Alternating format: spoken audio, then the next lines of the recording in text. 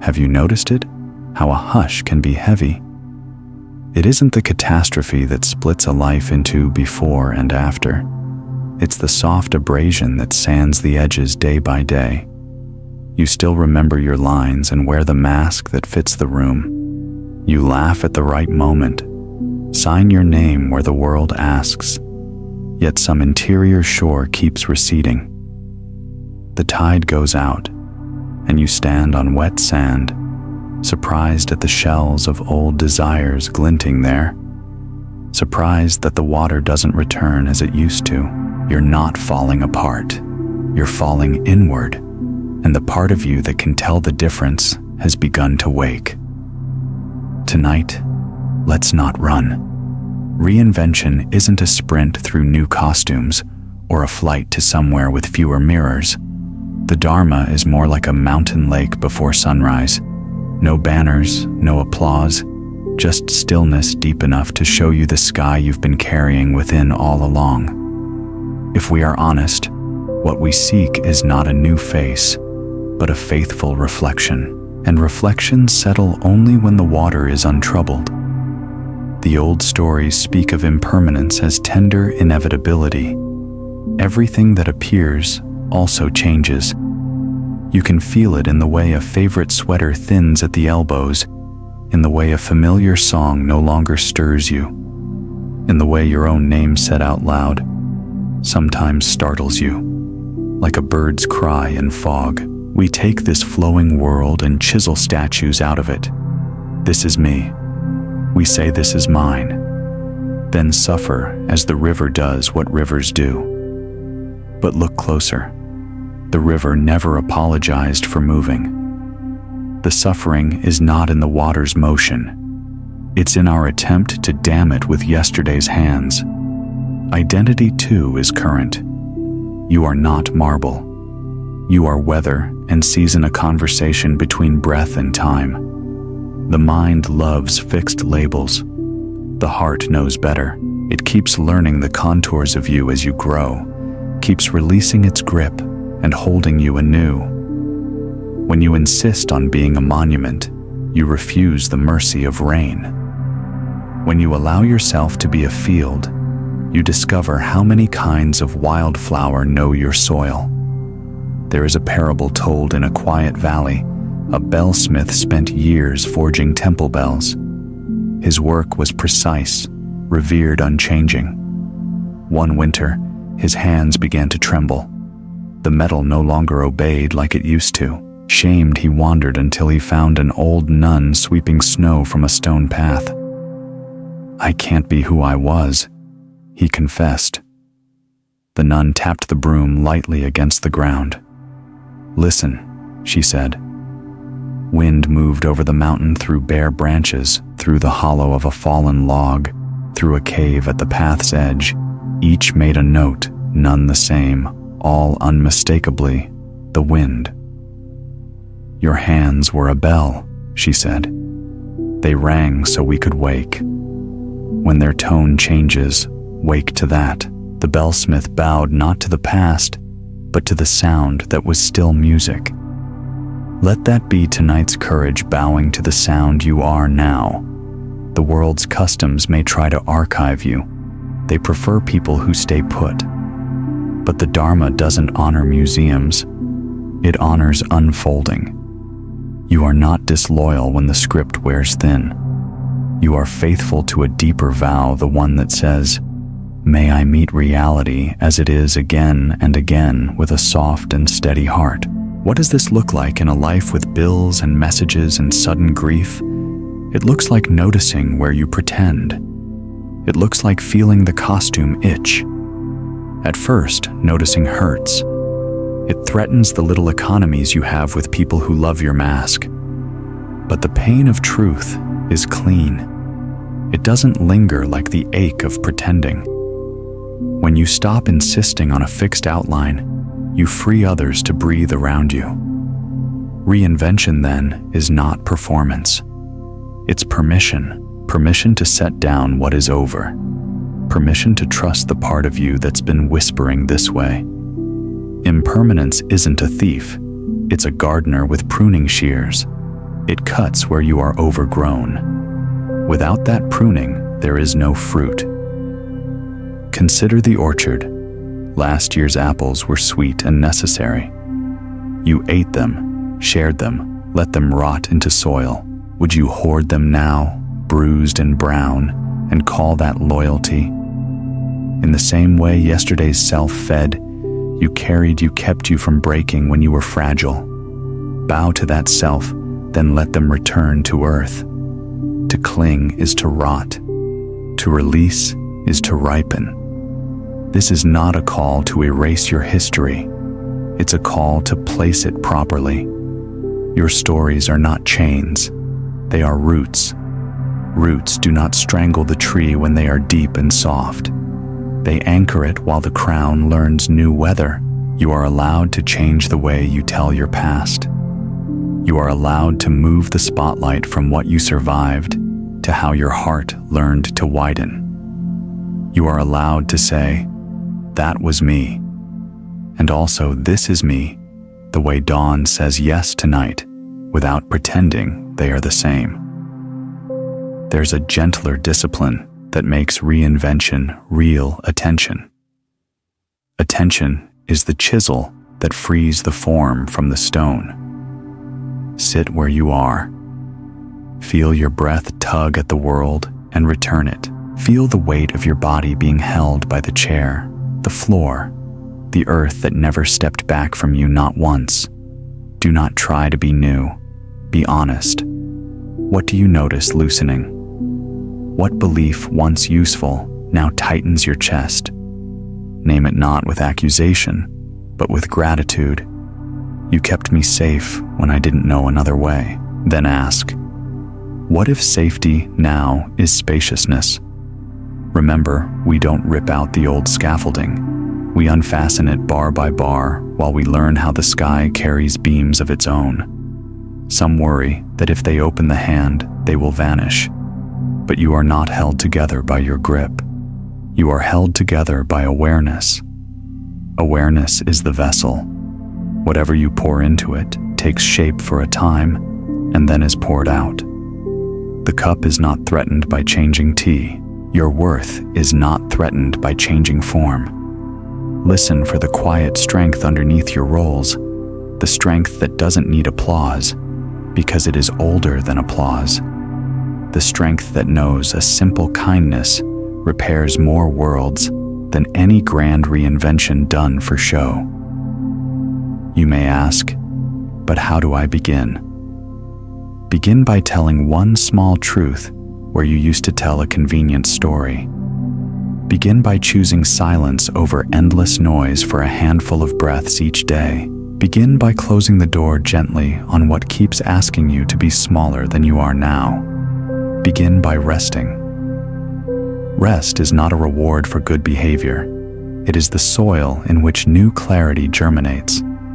When the mind sees clearly, it stops pushing the river and learns to swim with less splashing.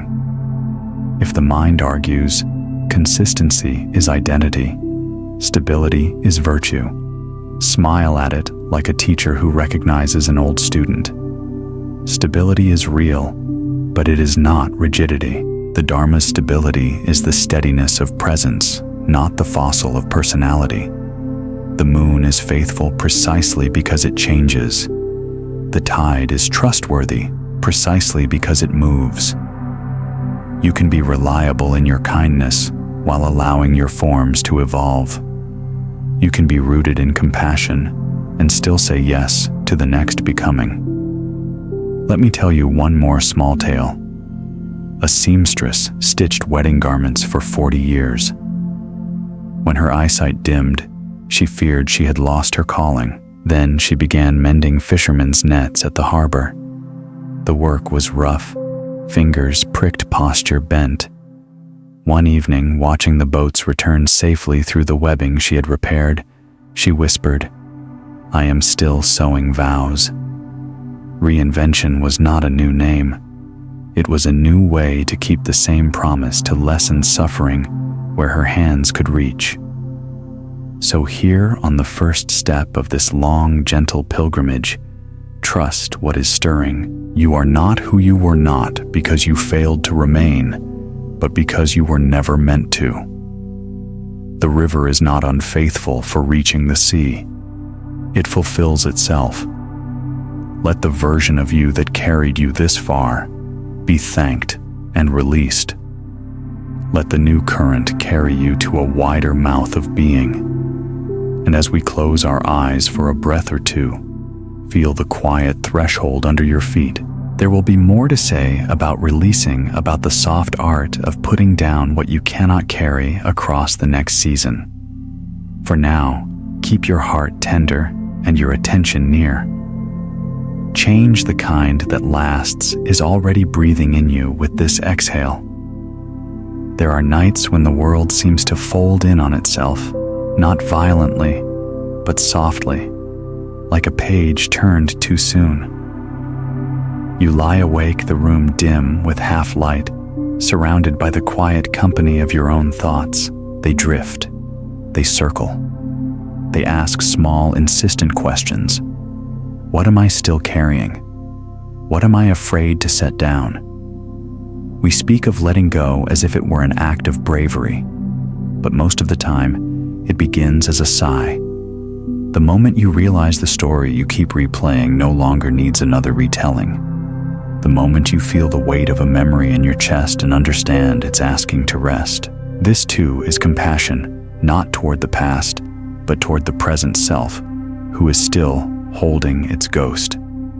In the language of the Dharma, release is not destruction. It's not forgetting, erasing, or pretending that pain never happened. It is a bow, a soft acknowledgement that says, "Thank you for what you gave me. You may go now." The Buddha compared it to a snake shedding its skin. The snake does not hate the skin, nor mourn it. It simply grows. Growth does not always look heroic. Sometimes it looks like emptiness, like standing with open hands unsure of what will fill them next. The mind, desperate for certainty, whispers, "Hold on to something, anything." But the heart, when it is ready, whispers back, "Hold on to nothing, and you will be held by everything." A teacher once told his students to meet the edge of clinging the way a diver meets water, not with tension, but with trust. The moment you loosen, he said, you remember you can float. How many of us sink, not because life is cruel, but because we refuse to unclench? There is a story from the old monasteries about a novice who carried a jar of water up a hill each morning. The jar cracked, leaking half its contents before reaching the top. Ashamed, he begged the abbot for a new one. The abbot smiled and pointed to the path where wildflowers had begun to bloom, fed by the spill. "Do not be so quick to fix what is already feeding life," he said. "Sometimes the crack is how the gift is given. Letting go, then, is not always tidy. It may leak, it may ache, but what flows out of you nourishes what comes next. The grief that feels endless is simply love learning to take a new shape. The silence after loss is not empty, it's fertile. It's the field before the first rain. Still, the practice is not easy. The mind builds its rafts from the materials of fear. If I let go of this identity, who will I be? If I stop guarding my wounds, who will protect me? Yet every raft, no matter how finely built, is meant for crossing, not carrying. The Buddha's parable remains a mirror. Once you reach the far bank, you bow to the raft and leave it behind. Gratitude, not grasping, is the gesture that keeps you free. Tonight, notice what you've strapped to your back. Perhaps it's a promise that no longer fits the person you've become. Perhaps it's anger disguised as duty, or guilt masquerading as love. You need not drop it all at once. Just loosen one knot. Feel the air return to your shoulders. Even the smallest unburdening is sacred. Release does not mean indifference. You can love and still let go. A mother bird pushes her fledgling from the nest not because she stops caring, but because flight requires space. Love that clings suffocates.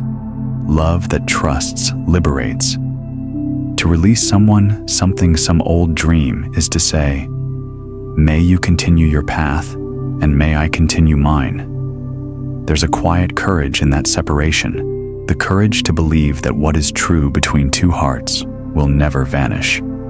It will only change form. The river that leaves the mountain is still mountain water. It simply moves toward the sea. So when you feel the ache of release, bow to it. That ache is the hinge on which transformation turns. It's the sound of the old self unlatching. You are not losing ground. You are making space. You are not disappearing. You are becoming transparent enough for light to pass through.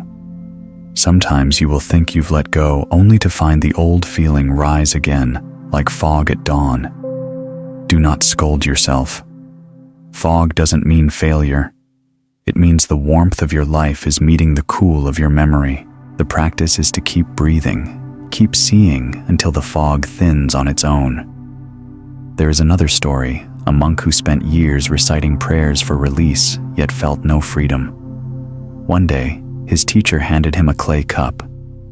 "Break it," the teacher said. The monk hesitated, afraid of disrespect. "Break it," the teacher repeated. When the monk finally struck it, the cup shattered, and for the first time, he laughed. Now the teacher said, "Look at your hands. They are empty, and still you exist." This is the essence of release, to find that emptiness is not annihilation, but peace. To discover that life continues, not because you grip it, but because it flows. As you rest tonight, place a hand over your heart. Feel the pulse that has carried you through every version of yourself, the loyal drumbeat that never asked for perfection. Whisper to it, "Thank you for not letting go of me, even when I couldn't let go of anything else." Then, with the next breath, imagine the exhale as a tide leaving the shore. Let it take with it one small weight, no matter how trivial a thought, a worry, a name. Watch it recede. Watch how easily space appears in its absence. Into that space, something new will bloom. Not tomorrow, not on command, but naturally as every spring follows every winter. Because release is not an ending. It is a rhythm, a pulse, a return. When you learn to trust that rhythm, life begins to trust you back. Doors open without pushing. Paths appear without planning. And you find, to your quiet amazement, that you no longer need to chase freedom. It's been here all along, waiting for you to unclench your hands. Next, we will wander deeper into that soft terrain where pain becomes a teacher and the heart learns how to open again. For now, breathe. You are already lighter than you think. There are certain nights when silence feels alive, when you can hear your own heart whispering truths it has carried quietly for years. On such nights, pain often visits like an old companion, not to wound you, but to remind you that you are still capable of feeling deeply. Pain in the light of the Dharma is not a punishment. It is a lantern, its flame small, but unwavering, showing you what still asks to be seen, held, understood. The Buddha did not turn away from suffering. He sat beneath its weight until it revealed its nature. There is suffering, he said, not as lamentation, but as recognition. To name it is to begin to free it. Suffering loses much of its power when seen clearly without resistance or indulgence. Like a shadow exposed to sunlight, it thins. And yet how easily we run from it. We fill our days with sound, our nights with distraction, believing that stillness will magnify the ache. But silence does not create pain. It merely unmasks it.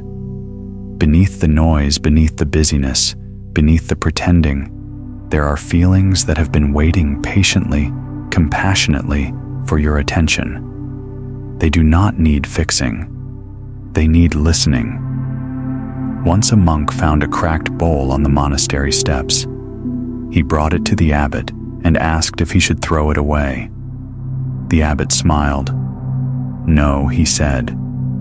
"That's where the light enters." In time, the monk began to use the bowl in his daily rituals. The crack, illuminated by sunlight, became a quiet reminder that wholeness is not the absence of imperfection. It is the ability to let light pass through your fractures. So it is with us. The places where we have been broken are not proof of our weakness. They are openings through which wisdom enters.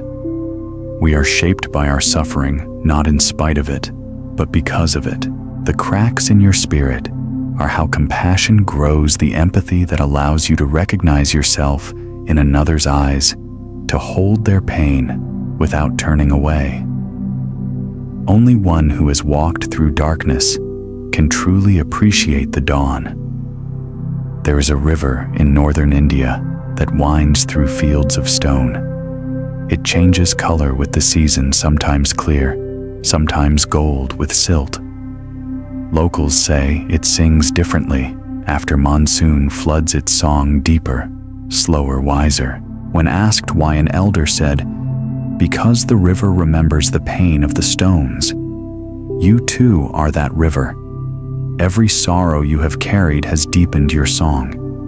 If you are hurting tonight, if the ache feels like a weight that won't lift, know that pain is not the end of your path. It is the beginning of understanding.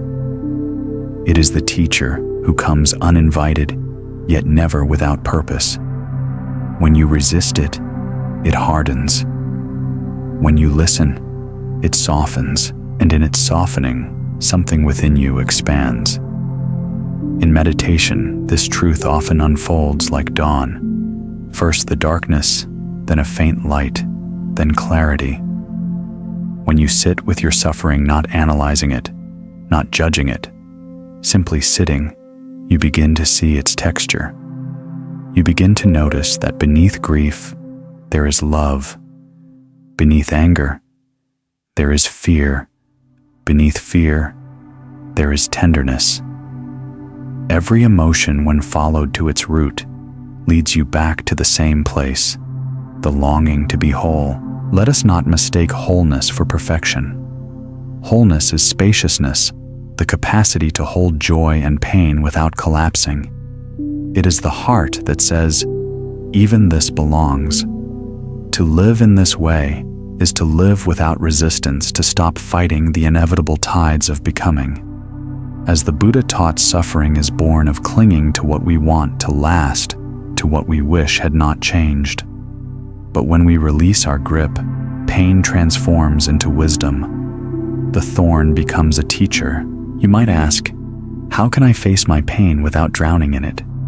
Begin as the monks do, with the breath. The breath is a bridge. When pain rises, do not flee from it. Breathe through it. Imagine each inhale as a soft invitation, "I see you." Imagine each exhale as a letting go. You may rest now. In time, you'll notice that pain has its own rhythm. It visits it, teaches, it leaves. It is the coming and going of waves, not the ocean itself. If you wish, picture your pain as a small child, frightened and trembling at the edge of your awareness. Would you scold that child? Would you tell them to be quiet, to disappear? Or would you kneel, open your arms, and say, "I'm here"? The same kindness you would offer another offer now to yourself. Pain softens not through denial, but through tenderness. A teacher once told her students, "When you can cradle your suffering the way a mother cradles her child, the child will stop crying." This is the essence of compassion, not to eradicate pain, but to hold it so gently that it transforms into love. You may find that your deepest wounds become doorways. The heartbreak that once shattered you may open into a capacity for love you didn't know you had. The failure that humiliated you may lead to humility, and humility to grace. The loneliness that once seemed unbearable may awaken in you a profound connection to all beings who have ever felt alone. This is the quiet alchemy of pain. It refines the heart. The lotus does not bloom in clear water. It blooms from mud. Its roots drink the darkness. Its petals drink the light. It does not curse the mire for existing. It rises through it because of it. You are that lotus. The mud you have feared is not your enemy. It is your nourishment. Without it, the bloom could never unfold. So tonight, if you find yourself trembling beneath the weight of your story, remember, you are not your pain. You are the awareness that holds it. You are the sky in which clouds come and go. The storm is not a sign of failure. It is weather passing through the vastness of your being. Sit quietly, breathe and whisper to yourself, even this is part of my becoming.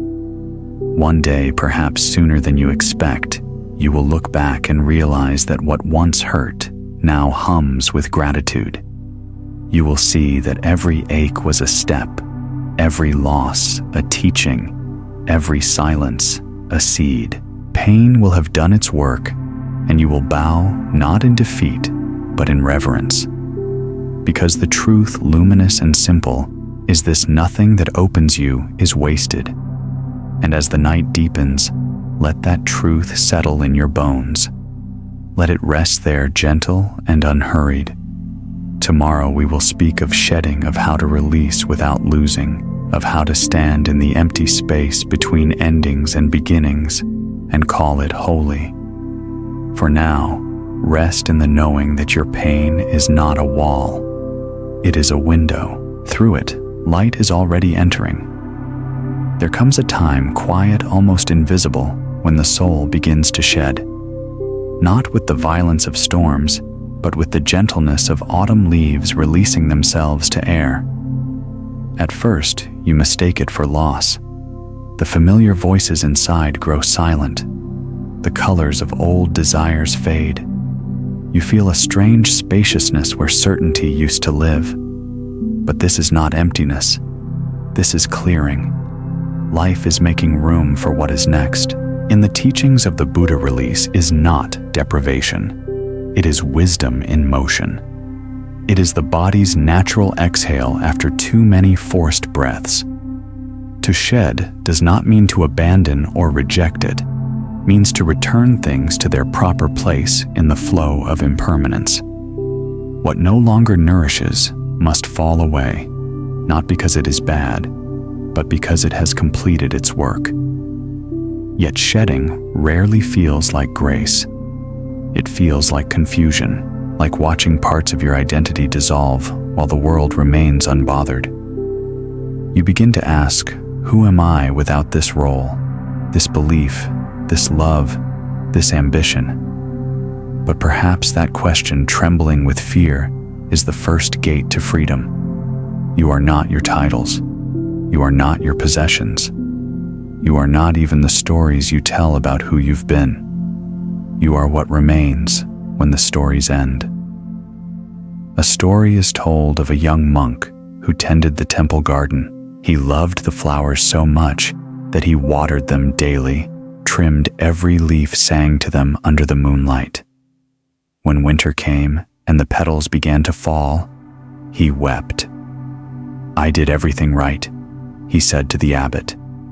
The abbot knelt, scooped a handful of fallen petals, and let them scatter through his fingers. "And they did everything right," he replied. "They let go." The petals fall is not the plant's failure. It is its fulfillment. To bloom, to fade, to nourish the soil again, that is the circle. What if the things you're losing now are simply completing their bloom? What if the fading is part of your flowering? To shed is to trust that what is real in you will remain. Look to nature. It repeats this truth in every season. Trees do not panic when their leaves change color. They know green will return when the time is kind again. The snake does not grieve its skin. The ocean does not cling to a single wave. Life in all its wisdom knows when to release. Only we humans with our clever minds and tender egos resist the rhythm that sustains us. In your own life, shedding may look mundane. You stop replying to conversations that drain you. You feel less urgency to explain yourself. You notice that what once defined you now feels like clothing a size too small. And in that noticing, something miraculous happens. The self grows lighter, not lesser. You begin to understand that simplicity is not emptiness, it is spaciousness. The world teaches accumulation. Collect knowledge, accolades, possessions, followers. The Dharma teaches subtraction. Peel away what conceals your clarity. Beneath all striving, there is already enoughness. The Buddha called this the middle way, a path that is neither indulgence nor denial, but balance, a life uncluttered by excess, unburdened by attachment. Shedding is not retreat, it is refinement. Think of the sculptor. They do not create the figure by adding clay, but by removing what is not essential. Each stroke of the chisel is an act of faith that the form hidden inside is worth revealing. The same is true of you. Every loss, every release, every surrender is carving you closer to your truest shape. There is a parable from the Zen tradition about a man who visited a teacher, boasting of all he had learned. I have read the sutras, memorized the chants, sat in meditation for 10,000 hours. The teacher served him tea. When the student's cup was full, the teacher kept pouring until it overflowed. "Stop," the student cried. "Can't you see the cup is full?" The teacher smiled. "And how can I show you truth?" he said, "if your mind is already full." Sometimes shedding is as simple and as difficult as emptying the cup. Making space. Letting the old liquid spill so something fresh can be poured. We cannot receive insight when our hands are gripping the past. There will be moments when the shedding feels like death. But death in Buddhism is never final. It is transformation. The caterpillar cannot imagine the freedom of wings until it dissolves within the cocoon. The seed must split before it sprouts. The sun must sink for the stars to rise. These dissolutions are not endings, they are openings. Letting go may also mean letting go of the idea that you must always be certain. The mind seeks permanence like a frightened child reaches for a parent's hand. But permanence is an illusion. Certainty is a story we tell to soothe ourselves against change. Real peace does not come from clinging to what is known. It comes from learning to trust what is alive, even when it is shifting. So when you feel yourself shedding, do not rush to fill the space. Sit in the emptiness until you notice it's not empty at all.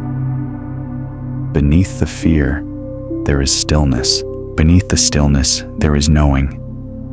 The Dharma calls this sunyata, the luminous void, the fertile emptiness from which all things arise. It is the silence before music, the blank canvas before the first stroke, the breath before the word. From this space, new life always begins. But do not grasp for the new too quickly. Shedding takes time. The skin must dry before it peels. The soil must rest before it sprouts again. Your soul knows its own rhythm. Trust it. Do not confuse stillness with stagnation. What feels like nothing happening is often everything happening beneath the surface. If you find yourself mourning what has fallen away, bow to it. Gratitude is the bridge between endings and beginnings. Thank the people who once taught you love, even if their chapter has closed. Thank the dreams that once lit your way, even if they no longer fit the horizon. Thank the version of yourself that worked so hard to survive, even if it can no longer carry you forward. Gratitude sanctifies the release. It turns loss into offering. Remember, shedding is not losing. You lose only what was never truly yours to keep. You remain the witness, the awareness that watches everything come and go. Beneath all change, there is something unchanging, your capacity for presence, your capacity for compassion. That is your true home. Tonight, let yourself exhale completely. Feel how the breath leaves and returns. That is the rhythm of life itself, coming and going, holding and releasing again and again. Each breath is a teacher. Each letting go prepares the ground for another becoming. In the next stillness, we will speak of what lies beyond shedding, how even when the world feels unmoving and you feel trapped in place, life within you continues to unfold. You are never stuck only between blossoms. For now, breathe, watch what falls away, and bless it for leaving. The space it leaves behind is the shape of your next freedom. There are moments when life feels suspended, as though everything you knew has paused mid-breath. Days repeat themselves like a single note stretched too long. You wake, you move, you speak, but something inside remains unmoved. The mind begins its quiet litany. Maybe it's too late. Maybe the path has already closed. Maybe this is all there is.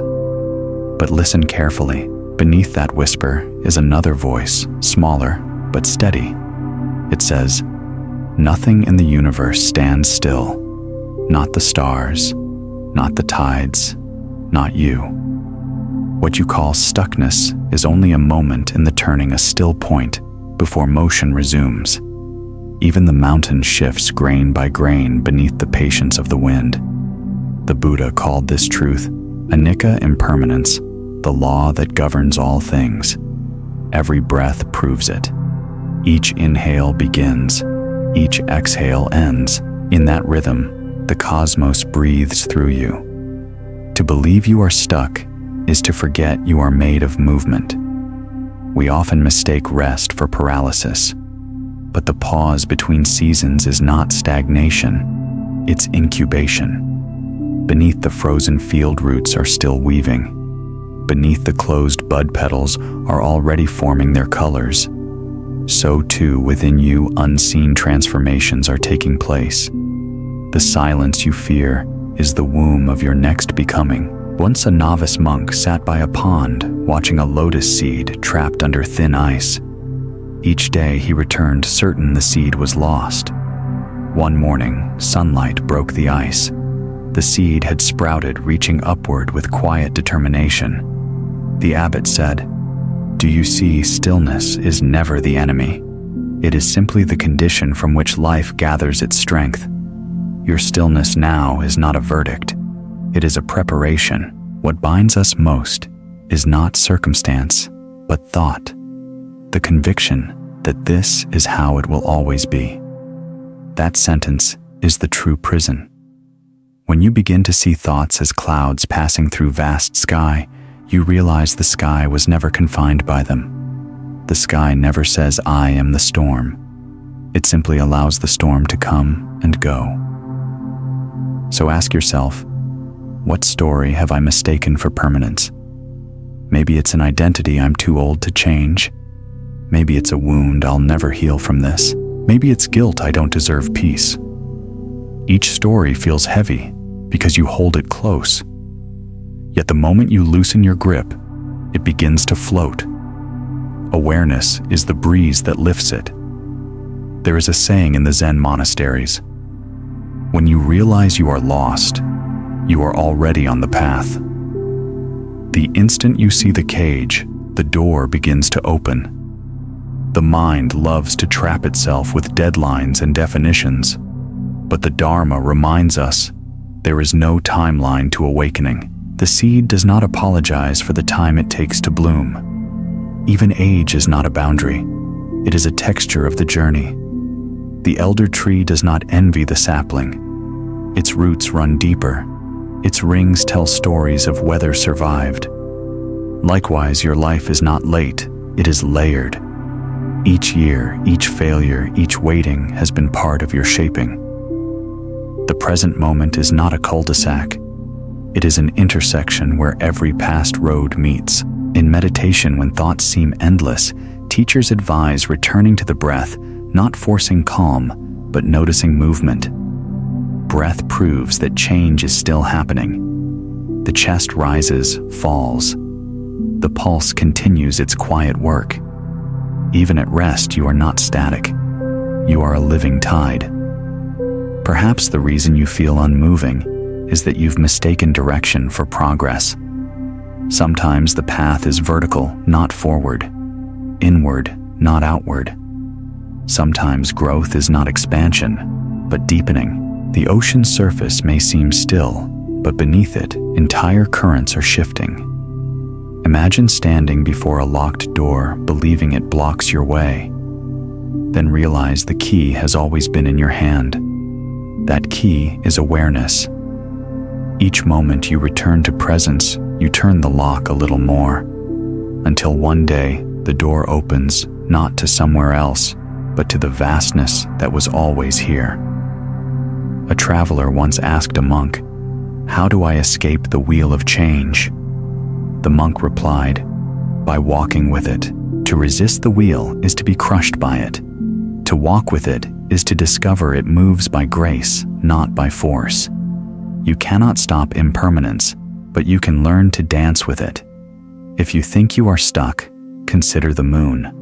Night after night, it appears to fade, yet it never loses itself. What you see as absence is simply another phase of its return. The same is true for your light. Even when unseen, it remains intact. So tonight, loosen the armor of should have been. Rest in the quiet truth that transformation often hides within monotony. When the time is ripe, movement will happen naturally, like snow melting like rivers finding the sea. You need not push the river. You need only stop building dams of doubt. Take a slow breath in. Feel how it enters freely. Exhale. Feel how it leaves without resistance. This is the teaching of the body. Nothing is truly stuck. Everything flows when you let it. Tomorrow, we will walk into another truth, that the self you seek through all this motion has never been absent. It has only been covered by the dust of striving. For now, rest in this: you are not behind. You are unfolding in perfect rhythm with the turning of the world. There comes a time when the search itself begins to ache, when the endless chase for improvement feels less like a path and more like a loop. You have read the books, made the lists, whispered affirmations to the mirror, yet beneath the rituals of becoming a deeper voice begins to murmur, "What if I was never lost? What if all this time I was simply looking away from what has always been here?" The world tells you to keep striving to climb higher, do better, fix more. But every summit only reveals another peak. Every victory fades into the next hunger. Eventually, exhaustion teaches what ambition could not, that peace is not found by reaching farther, but by returning inward. The Buddha's awakening beneath the Bodhi tree was not a sudden transformation into something new. It was a remembering. He saw that what he had been seeking, the end of suffering, the stillness beneath all waves, had never been apart from him. It was only veiled by ignorance, by illusion, by the restless habit of searching outside what can only be found within. We are much the same. We build our identities like towers, brick upon brick of expectation. We chase validation, believing that recognition will confirm our worth. But worth cannot be earned. It is the foundation we build upon, not the structure itself. The more layers we add, the more distance we create from the ground of our own being. There's a story of a traveler who wandered for years in search of a sacred jewel said to grant clarity and peace. When he finally met an old monk, the monk laughed softly and pointed to the traveler's worn satchel. "You've been carrying it all along," he said. The traveler opened the bag and found the jewel shining faintly among crumbs of bread. "But why didn't I see it?" he asked. The monk replied, "Because you were looking everywhere else. So it is with the self we seek. Beneath the noise of our striving lies a vast stillness, unchanging, unbroken, already whole. You cannot discover it by force. You can only notice it when you stop demanding that life be different." In Zen practice, a teacher sometimes pours tea for the student until the cup overflows. The student protests, "It's full." The teacher smiles, "Then how can I pour anything new?" The lesson is simple until we empty ourselves of conclusions about who we are, what we deserve. What should have been, we cannot taste truth. The mind must become spacious as sky to a passing cloud. We confuse self-improvement with self-acceptance. The first says, "I must change to be worthy." The second says, "I am worthy, therefore change can unfold naturally." True growth begins not with rejection, but with reverence. When you stop treating yourself as a problem to solve, you become a field where insight can bloom. In Buddhist teachings, the self is like a mirror. Its nature is to reflect clearly. But over time, dust collects. We mistake the dust for the mirror itself. Our task is not to build a better reflection. It is to gently wipe away what obscures the light. Anger, fear, shame, pride. These are the layers that dull our clarity. Mindfulness is the cloth that clears them stroke by patient stroke. Imagine sitting beside a quiet lake at dawn. The surface is rippled from wind, the reflection distorted. You wait. Slowly the breeze subsides and the water begins to still. Then without effort, the sky reappears in its entirety. The lake did not have to earn reflection. It had to allow stillness. Your mind is that lake. Peace is not created, it is revealed. In the rush of modern life, we've mistaken doing for being. But awakening has never been about performance. It is about presence. When you eat, eat. When you walk, walk. When you breathe, breathe. In that simplicity lies profound liberation. Every moment holds a doorway back to yourself, if only you enter it fully. Often people ask, "How do I find my purpose?" The Dharma replies gently, "You are the purpose. Existence itself is the miracle. You are not a mistake waiting to be corrected. You are consciousness experiencing itself through this form, this story, this breath." To see that clearly is to end the war within. Yet the mind resists simplicity. It prefers complexity, because complexity gives it something to control. But freedom is not found in control. It's found in surrender. Not a passive surrender, but a wise one. The letting go of illusion, of the constant need to become someone other than who you are in this very moment. A woman once asked a monk, "What should I do to find enlightenment?" The monk replied, "Nothing." She frowned. "But doing nothing feels lazy." The monk said, "Then rest with diligence." He smiled. To rest fully without guilt is the highest form of discipline. This is the paradox of awakening. Effort brought you to the threshold, but effort cannot take you through it. What carries you across is grace, the grace of awareness itself. The harder you chase stillness, the further it runs. Sit quietly. Let the breath breathe itself. Let the heart soften. In that softening, you will discover the one you have been searching for has been sitting here all along, waiting for your gaze to return. There is no distance between you and truth, only distraction. only the endless commentary of a mind that cannot bear silence. But silence is not your enemy, it is your homecoming. In silence, the self reveals itself as vast, luminous, free. The more you trust it, the less you need to perform for the world. One day, you will look in the mirror and recognize a face that has grown gentler, not because it has achieved perfection, but because it no longer hides.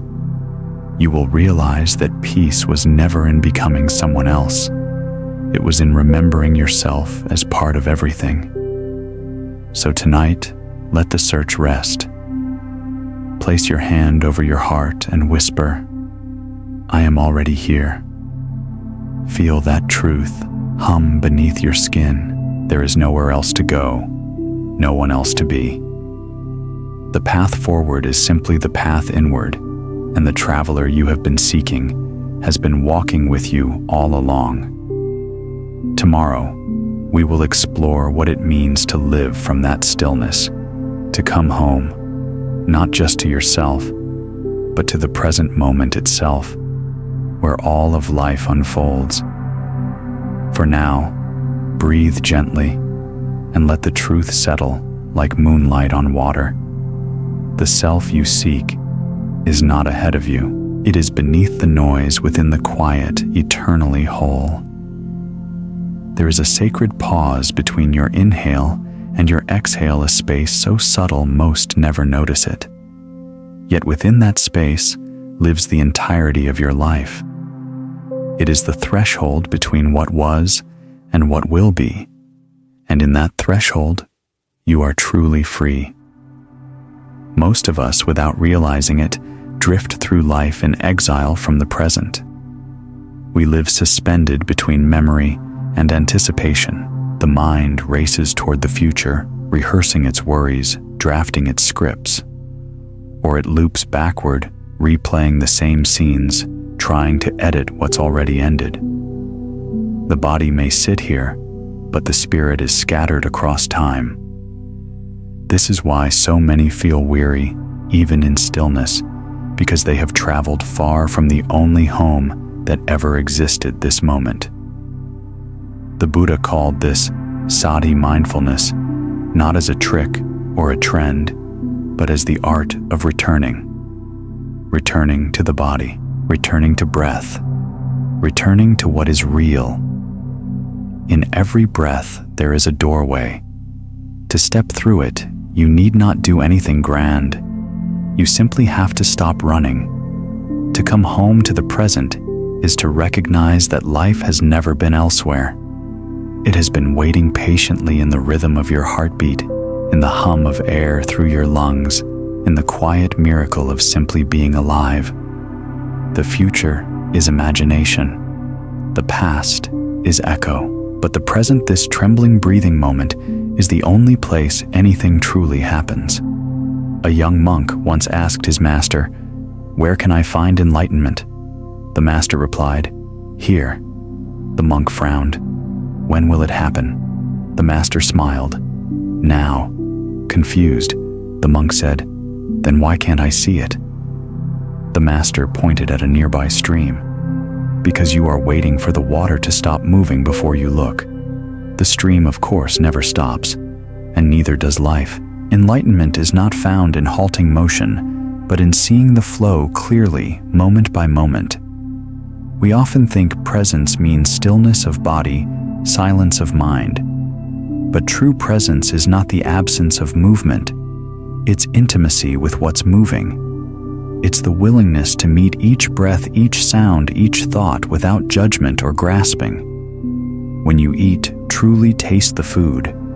When you walk, feel the weight of your feet upon the earth. When you listen, let yourself hear completely without the armor of reply. Life becomes luminous when you stop watching it through the veil of anticipation. The Zen masters say, "When walking, walk. When eating, eat." Simple words, yet they hold an entire universe. When you inhabit each moment fully, even washing a dish becomes a kind of prayer. The sunlight on the water, the warmth of the bowl, the the soft rhythm of your breath. These are not background noise. They are the miracle itself, but being here requires courage. To stay present means facing what the moment contains, including the discomfort we try to avoid. Mindfulness is not about chasing serenity. It's about allowing everything to belong. Anger, sadness, confusion, joy, all of it is the tapestry of now. When we say, "This shouldn't be here," we leave home again. But when we whisper, "Even this," we return. Presence is the great equalizer. In it, there is no past to regret, no future to fear, only the unfolding truth of this breath, this heartbeat, this flicker of consciousness. To live here is to live free, not because pain vanishes, but because you no longer abandon yourself when it arrives. There is a story of an old teacher who meditated by a busy road. One day, a traveler asked, "Master, how can you find peace with all this noise?" The teacher opened his eyes and said, "The noise is not outside. It is the sound of life passing by. I do not ask it to be silent. I simply listen. That is presence, not escape, but embrace." Many people imagine that to live mindfully means to slow everything down, to speak in whispers, to walk like saints through fog. But mindfulness is not a performance of calm. It is an intimacy with reality. Some days that reality is loud and chaotic. Even then, you can be awake. The practice is not to control the moment, but to belong to it. Try this now. Close your eyes for a breath. Feel the rise and fall of your chest. Notice the slight pause between. In that pause, there is no past or future, only awareness. That awareness is not something you create. It is what you are. It's been there since your first breath and will remain until your last. Everything else, thoughts, memories, fears, passes through it like birds across the sky. When you dwell in that awareness, time softens. The edges of hurry blur. The ordinary becomes sacred again. You may find yourself marveling at small things, the curl of steam from your tea, the way light moves across the wall, the sound of rain, as if the world were whispering lullabies. This is the wonder that children live in naturally, and adults forget the world was never dull, only our attention dulled. And in this attentive presence, healing happens quietly. You do not have to solve yourself. You only need to see yourself clearly, moment by moment. The breath becomes a friend. The body, once ignored, becomes a teacher. You learn that peace is not a destination to reach after chaos. It is what arises when you stop resisting chaos. Presence does not demand perfection. You will wander. The mind will leave home again and again. That's okay. Each time you notice it and return, you strengthen the muscle of awareness. The return itself is awakening. No one ever stays perfectly mindful. Even the Buddha wandered and returned breath by breath. So tonight, as you sit in the soft hum of the world, do not ask for silence.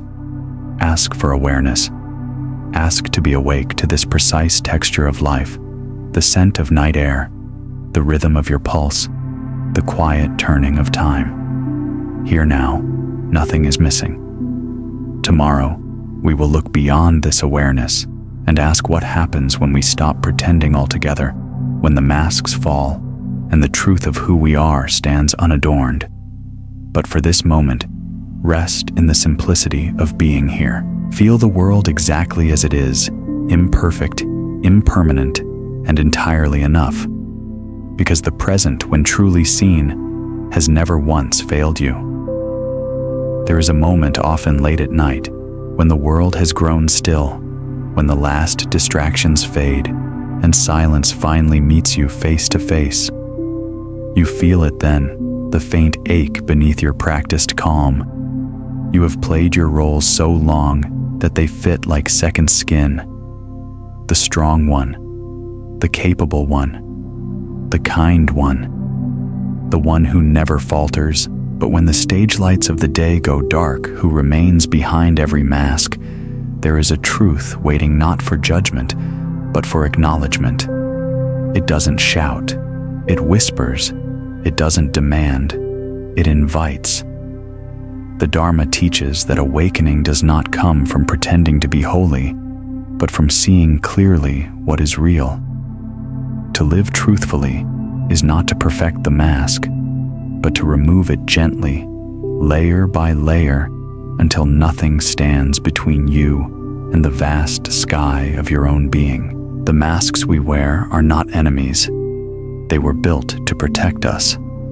Once perhaps they saved us from rejection, from pain, from a world too sharp.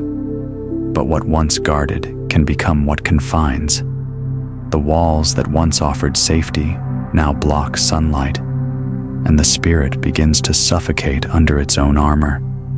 The Buddha called this attachment the clinging to what has outlived its usefulness. One evening, a novice monk came to his teacher, eyes brimming with confusion. "Master," he said, "I do everything as you've taught. I chant, I bow, I meditate, I am disciplined, but still I feel like I'm pretending to be someone I'm not." The teacher smiled. "Good," he said. "Now at last your practice has begun." The monk frowned. "I don't understand." "When you see the mask," the teacher replied, "you've already started removing it. We cannot awaken from illusions we do not see. To realize you are pretending is not failure. It is the first breath of freedom. Awareness is the flame that melts the disguise.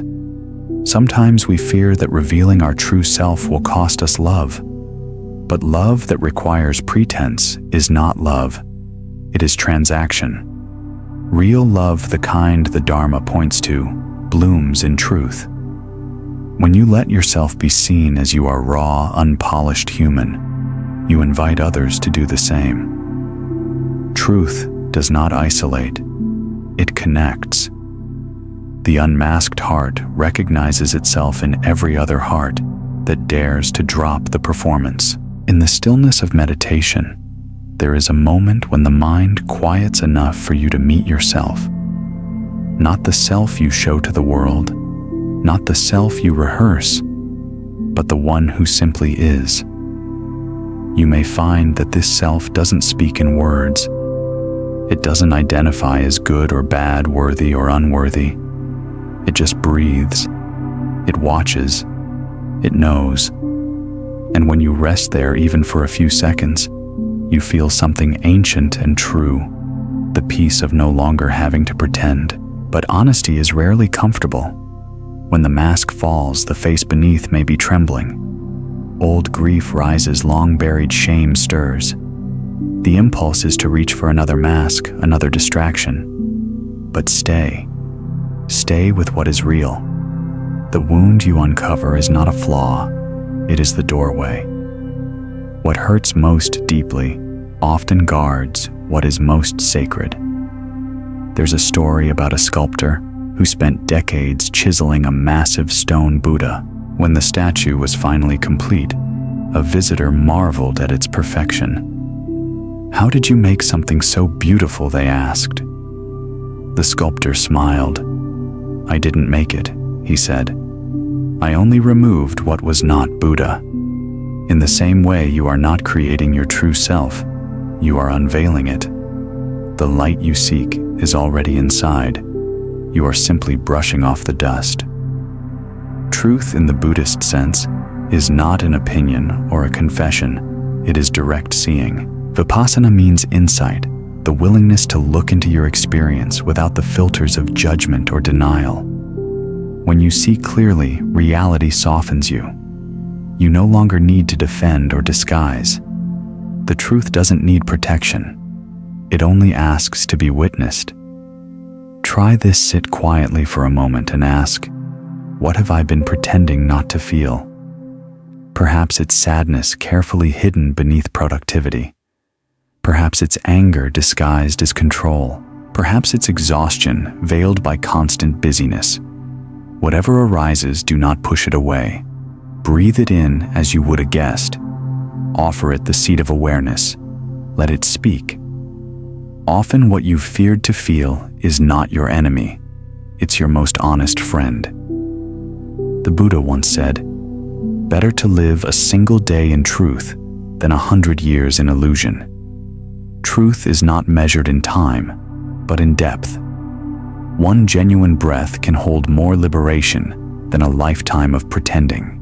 When you live behind masks, the world feels far away. But when you begin to live in truth, everything becomes intimate again. The sound of the wind through leaves, the laughter of strangers, even sorrow itself all feel connected because you are no longer separate from them. You are part of the great breathing organism called life. And yes, sometimes truth will cost you certain comforts.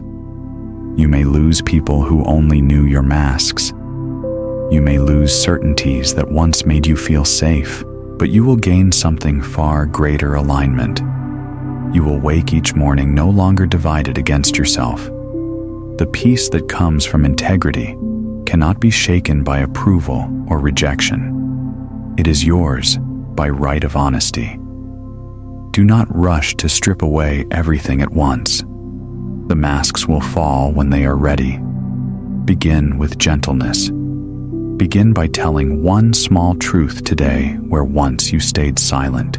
Begin by letting your eyes soften when you speak, by letting your body rest when it's tired, by saying no when you mean no.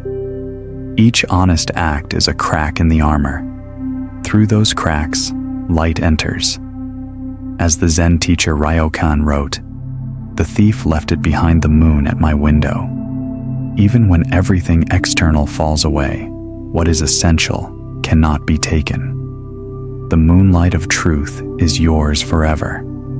So tonight, let the performance end. Sit quietly in the aftermath. Feel how silence holds you without demand. In that stillness, ask nothing of yourself, only listen. Beneath the noise of identity, beneath the weight of roles, something timeless is breathing. That is you, the you that has never needed to impress or improve, only to awaken. Tomorrow, we will step beyond the boundaries of self altogether, into the space where your becoming ripples outward, touching lives you may never meet. Because truth once remembered does not stop at you. It becomes the world's quiet gift. For now, let the mask rest. You have nothing to prove. The moon at your window is enough. There's a myth we've quietly carried, that healing is self-centered, that turning inward is a withdrawal from the world. We fear that to tend our own spirit is to abandon others to grow alone. But in the still light of Buddhist wisdom, this illusion dissolves. Because here, we remember nothing exists alone. Every breath you take is borrowed from trees. Every kindness you offer yourself echoes in someone else's heart. When one being awakens, the world tilts slightly toward light. You are not an island of becoming. You are a wave in the great ocean of consciousness. The Buddha called this interbeing. It means that your peace is not yours alone. It belongs to the web of all life.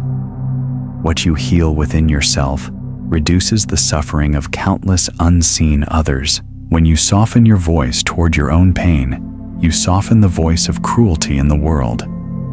When you forgive, the collective breath of humanity eases, even if only a little. Every small act of awakening ripples outward. It is easy to forget this.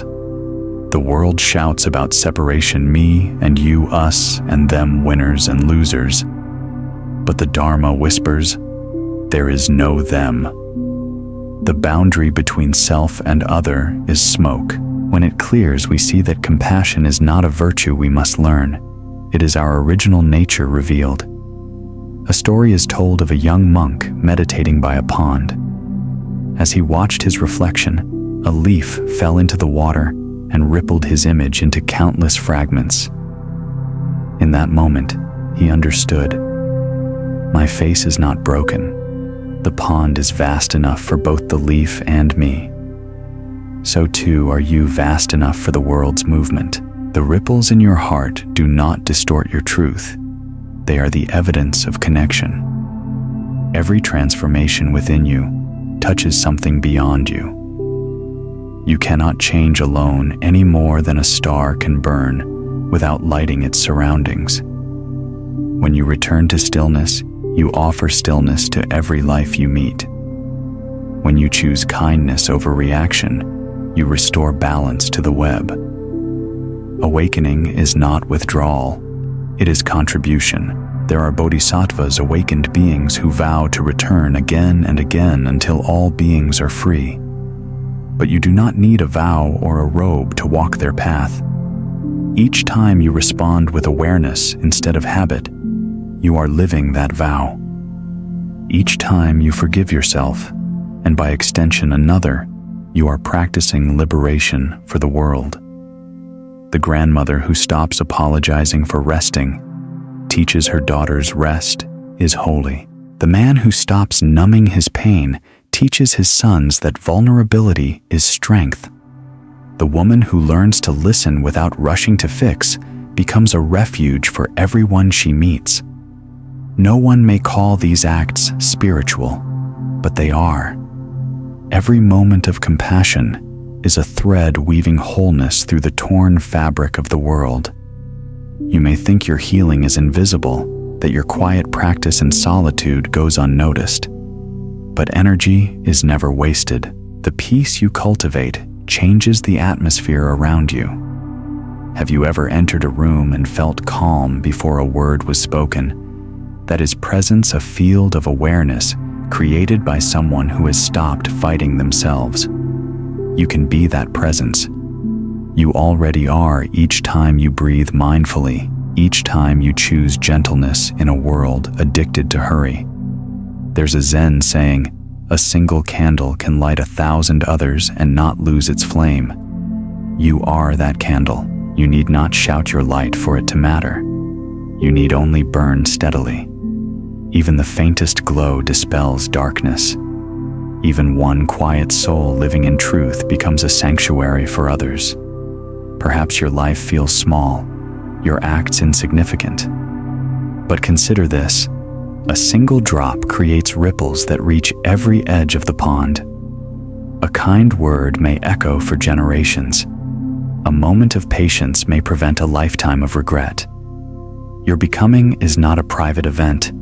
It is a quiet revolution. When you heal an old wound, you stop its transmission. The chain of suffering, what was passed to you through silence, anger, neglect, ends in your hands. This is how karma transforms, not through grand gestures, but through awareness. You are rewriting the story of humanity in your smallest moments.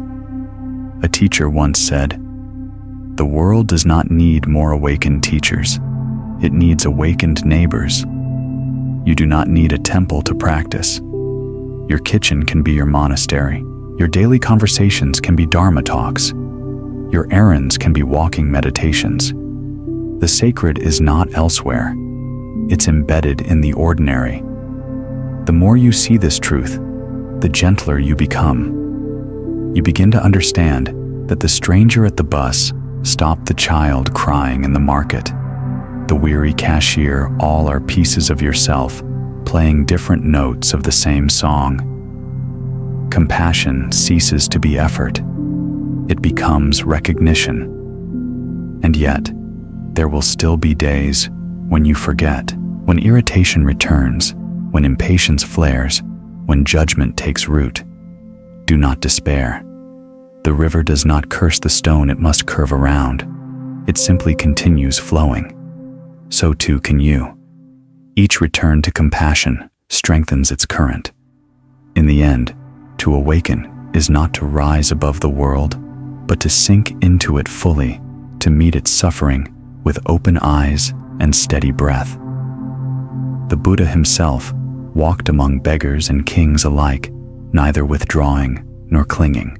He knew that enlightenment untouched by compassion is not enlightenment at all. It is escape. So ask yourself now quietly, if my peace could ease even one heart, would I still hide it? If my healing could remind another of their own, would I dare to share it, not in words, but in presence? The truth is, you already are sharing it. Every time you forgive, every time you listen, every time you breathe, instead of blame, the world becomes lighter. The ripple is already moving outward. Tonight, as you rest, imagine that ripple spreading a circle of quiet light, expanding across the surface of existence. Somewhere, someone will feel it without knowing why. That is how awakening works, silently, naturally together. Tomorrow, we will step into the heart of compassion, the courage to begin again, not just for yourself, but for all beings still learning how to come home. For now, rest in this knowing your healing matters. Your peace is not private. Your becoming is a gift. Not every new beginning arrives with celebration. Some begin quietly through tears that no one sees, through a breath that trembles but still continues. Others begin in silence after loss, after exhaustion, after you have set everything down and realize you are still here. Beneath the rubble of endings, compassion waits soft, patient, unassuming. It is the pulse that reminds you begin again, even now. In Buddhist teaching, compassion, karuna, is not sentimental kindness. It is courage in motion. It is the willingness to keep the heart open in a world that has given you every reason to close it. True compassion is fierce. It does not turn away from suffering. It leans closer even when the eyes sting from what they see. It whispers, "Even this pain belongs to life." When the Buddha sat beneath the Bodhi tree, awakening was not an escape from humanity, but a deep embrace of it. His first impulse upon realizing truth was not to withdraw into stillness forever, but to share it.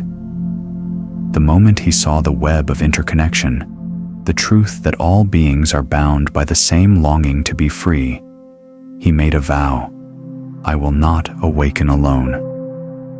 This is the heart of the Bodhisattva path, to walk for yourself and for all beings at once. You need not take a sacred vow to live this way. Every act of compassion, no matter how small, is a ripple of awakening. When you tend to your own suffering with gentleness, you make it easier for others to tend to theirs. When you choose patience over resentment, you make it easier for another to breathe. Compassion does not always look holy. Sometimes it looks like listening, like forgiveness, like silence instead of judgment. There's a story told of an old monk who had spent decades in solitude. One day he emerged from his mountain hut and began sweeping the village path. A traveler asked, "Why have you come down from your retreat?" The monk smiled. "I have been sweeping my mind all these years," he said. "Now I sweep the world." Compassion is like that. It begins as an inward act. Then without force, it extends outward until it touches everything. You may think compassion means always being kind to others, even at your own expense. But the Dharma teaches balance. Compassion without wisdom burns out. Wisdom without compassion freezes over. To begin again with compassion means to honor both the self and the whole. Sometimes that means saying no with gentleness. Sometimes it means resting rather than rushing to fix. Compassion is not the exhaustion of self-sacrifice. It is the generosity that springs from wholeness. If you are walking through grief, loneliness, or regret, remember compassion starts there, with yourself. The Buddha said, "You can search the whole world and not find anyone more deserving of your love than yourself." Yet we forget this. We call ourselves names we would never say to a child. We hold our failures closer than our blessings. We confuse humility with self-denial. But self-compassion is not indulgence, it is alignment with truth. You too are part of the great web of life. Your peace nourishes the world. A woman once told her teacher, "I feel guilty for needing rest when others suffer." The teacher replied, "Then rest more deeply for the sake of those who cannot." When you fill your own cup with gentleness, you have something real to offer others. Otherwise, your giving becomes another disguise for avoidance. Compassion that excludes the self cannot last. It collapses under the weight of its own contradiction. To begin again with compassion is to see yourself and others as reflections in the same mirror. The hurt you cause another returns to you. The kindness you offer another steadies your own heart. We rise together or not at all. This is why every awakening is communal, every healing shared. Think of a forest. When one tree falls, sunlight reaches the earth, making space for new growth. When one tree thrives, its roots nourish the soil for others.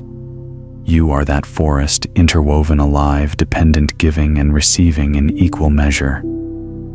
The more compassion flows through you, the more the world itself begins to breathe again. Yet compassion is not always soft. Sometimes it roars. Sometimes it demands truth. To love someone may mean refusing to enable their delusion. To love yourself may mean walking away from what no longer honors your soul. Compassion does not ask you to accept harm. It asks you to see the suffering beneath it and choose freedom for both sides. It is clarity wearing tenderness as its cloak. You might wonder, what does it mean to begin again? It means refusing to let the weight of your past decide your next step. It means forgiving the parts of you that knew less, loved clumsily, tried and failed. Compassion is the hand that helps you rise after falling, not because you must, but because you can. Every breath is an invitation to start anew. The universe in its mercy offers infinite restarts. In Zen tradition, monks begin each morning by bowing to the day, not because it demands reverence, but because gratitude clears the lens through which we see. Try this when you wake before reaching for your phone. Place your hand over your heart and whisper, "Thank you for another chance." It doesn't matter what yesterday held.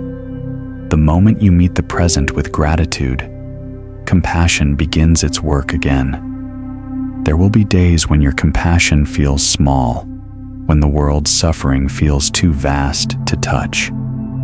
On those days, remember this: you are not asked to fix everything. You are only asked to keep your heart open. Even a single act of love shifts the balance of the cosmos. A smile, a kind word, a quiet prayer, they ripple further than you will ever know. The Japanese poet Issa once wrote, "This world of do, yes and yet. Yes, everything passes, and yet we love anyway. Yes, life hurts, and yet we stay tender. Yes, we falter, and yet we begin again." That, and yet, is the essence of compassion. It is the bridge between despair and hope, between endings and new beginnings. So tonight, as you breathe beneath the weight of the world, ask softly, "If my healing could lighten even one soul's suffering, would I allow myself to begin again?" Let the question settle in your chest. Let it open the locked doors within you. Because compassion is not something you summon, it's what remains when the armor finally falls away. Tomorrow, we will walk into the truth that even our stumbles, our most imperfect moments, are sacred. For compassion does not demand perfection. It only asks that we keep showing up breath by breath. Rest now, dear one. The world needs the softness you are growing. There is a quiet myth the world loves to tell that healing should look graceful, that awakening must feel steady, that wisdom once found never falters. But the Dharma smiles gently at such stories, because even the Buddha stumbled, even the saints doubted, even the most devoted practitioners lose their way sometimes. The path, after all, is not a straight line. It is a winding river, a rhythm of falling and rising, of forgetting and remembering. To stumble does not mean you have failed. It means you are alive. It means you are walking. You cannot fall unless you have already taken a step. When you trip on this journey, when the heart aches, when clarity fades, when old habits return, like ghosts in the dark, the mind rushes to shame. I should be past this by now, but awakening does not follow time. It follows tenderness. What matters is not how many times you fall, but how kindly you return. There is a story of a young monk who grew discouraged because his thoughts wandered constantly in meditation. "Master," he said, "I have failed. Every time I try to focus, my mind drifts away." The master asked, "How many times has your mind wandered?" "1,000, the monk replied. Then said the master, "You have brought it back 1,001 times. That is the practice." The stumbles are not distractions from the path. They are the path. Each time you fall and return, compassion grows stronger. Like muscles built through resistance, spiritual strength is forged through imperfection. Without failure, how would we ever learn humility? Without doubt, how would faith become real? The Buddha taught the middle way. Neither indulgence nor denial, neither pride nor despair. To walk the middle way means to walk with balance, and balance is learned only through wobbling. The child does not curse themselves for falling while learning to walk. They laugh, they rise, they try again. Somewhere along the way, we forget that laughter. We begin to believe that grace means never stumbling. But grace is what lifts you when you do. In Zen they say, "Fall down 7 times, get up 8. Not because the 8th rise is perfect, but because the act of rising transforms you.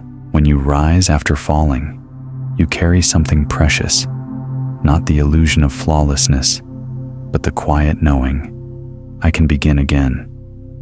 You may look back at your life and see choices that make your heart ache, words spoken in haste, kindness, withheld paths abandoned too soon. But the Dharma teaches that remorse is not punishment, it is awakening. When awareness meets error, growth begins. Guilt binds you to the past, but compassion frees you from it. You can bow to the lessons without chaining yourself to them. The Zen poet Ryokan once wrote, "The thief left it behind the moon at my window. You may have lost your peace 100 times, but what is essential cannot be stolen. Beneath the noise of regret, your awareness still shines, quiet, steady, forgiving. There is no shame in stumbling. There is only shame in pretending you never do." The teachers who have walked before us, the monks, mystics, sages, all learned through failure. The Buddha himself spent years seeking truth in ways that led nowhere. Extreme asceticism, self-denial, endless striving. Only when he surrendered those illusions did he awaken beneath the Bodhi tree. His enlightenment was not the absence of mistakes. It was the wisdom born from seeing them clearly. So when you falter, do not hide.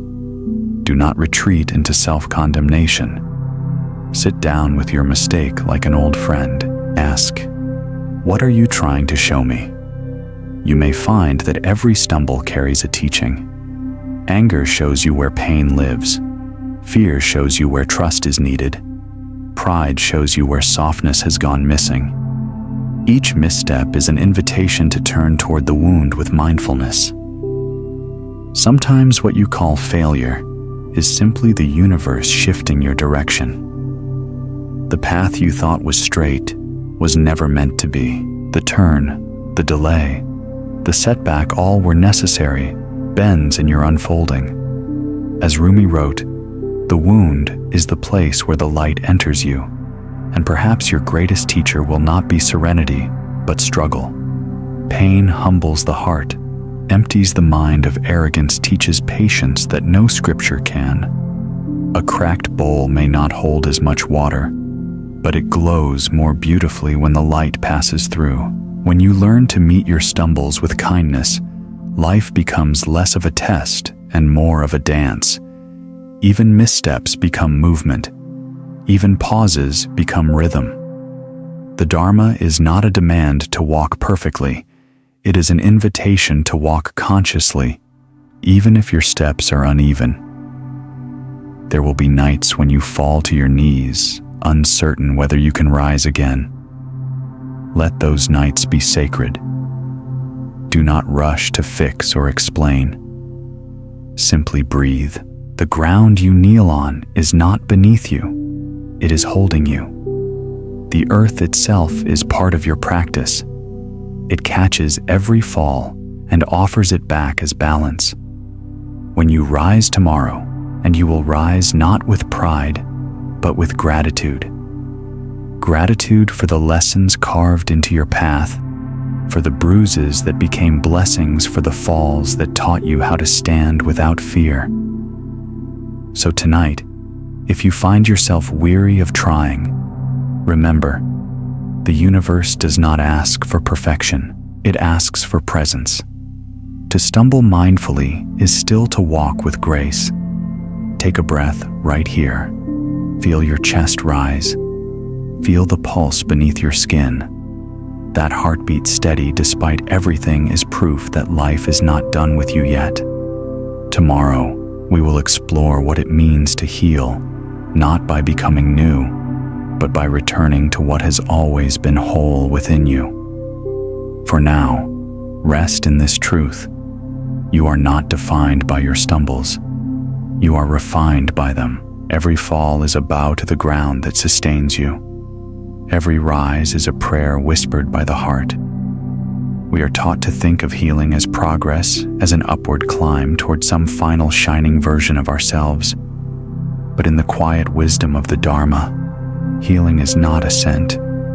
It is return, a remembering, a gentle coming home to what has never been broken. You were whole long before you learned the language of wounds. Beneath every scar, beneath every story of not enough, the pulse of completeness has never ceased. The work of healing is not to create wholeness, it is to recognize it again. The world sells us the myth of transformation as improvement. Be better, be stronger, be new. But the Buddha's teaching points in another direction, inward, toward the place where no perfection is required, where peace already waits quiet and constant. The lotus does not bloom because it tries harder than the mud. It blooms because it trusts the light will reach it even through the darkness. The first noble truth tells us there is suffering, but that truth is not a curse. It is the doorway. When you stop denying your pain, you begin to listen to what it is asking for. Every ache, every sorrow, every longing carries a message. Remember me. I am part of you too. When you turn toward the wound instead of away, healing begins, not because you fix it, but because you stop abandoning it. Imagine the heart as a great temple neglected for years. Dust gathers, vines creep across the stone, silence fills its halls. Healing is not demolition. It is walking back inside with a lamp. One by one, you open the windows, sweep the floors, light the candles. You do not rebuild, you reclaim. The temple was always there. You simply forgot how to enter. In meditation, when old memories rise, grief, anger, shame, the mind wants to run. But mindfulness invites you to stay. This too belongs, it says. Every feeling, every sensation, Even the uncomfortable ones are threads in the tapestry of your humanity. Nothing is wasted. Nothing is wrong. The moment you allow what is here to be here, integration happens naturally. You become less divided against yourself. There is a Zen story of a student who brought a cracked bowl to his teacher, asking if it should be thrown away. The master said, "Keep it. Now it holds light." The cracks in you are not flaws, they are where compassion shines through. Without them, you would know sympathy only in theory. Your tenderness, your depth, your empathy, all grew from what once hurt. The wound was never the end of the story. It was the root of your flowering. In the West, we often speak of recovery as if we are returning to something lost. But in truth, there is no going back.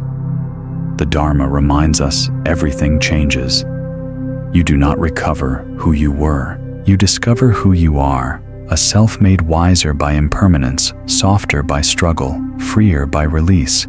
Healing is not a rewind, it is a reweaving. The mind may protest, but I am not healed yet. Ask instead, what if healing is already happening in ways I cannot see?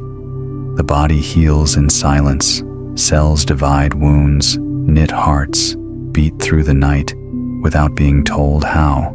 The soul heals the same way in the unseen stillness, between moments in the quiet choices to be kind, to forgive, to breathe again after grief. You do not have to supervise it. You only have to allow it. Sometimes healing means doing less.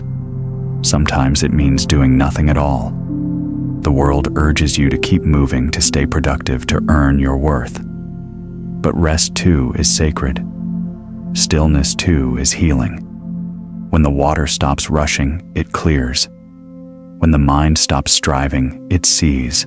There is no arrival more profound than the one that happens when you finally stop running.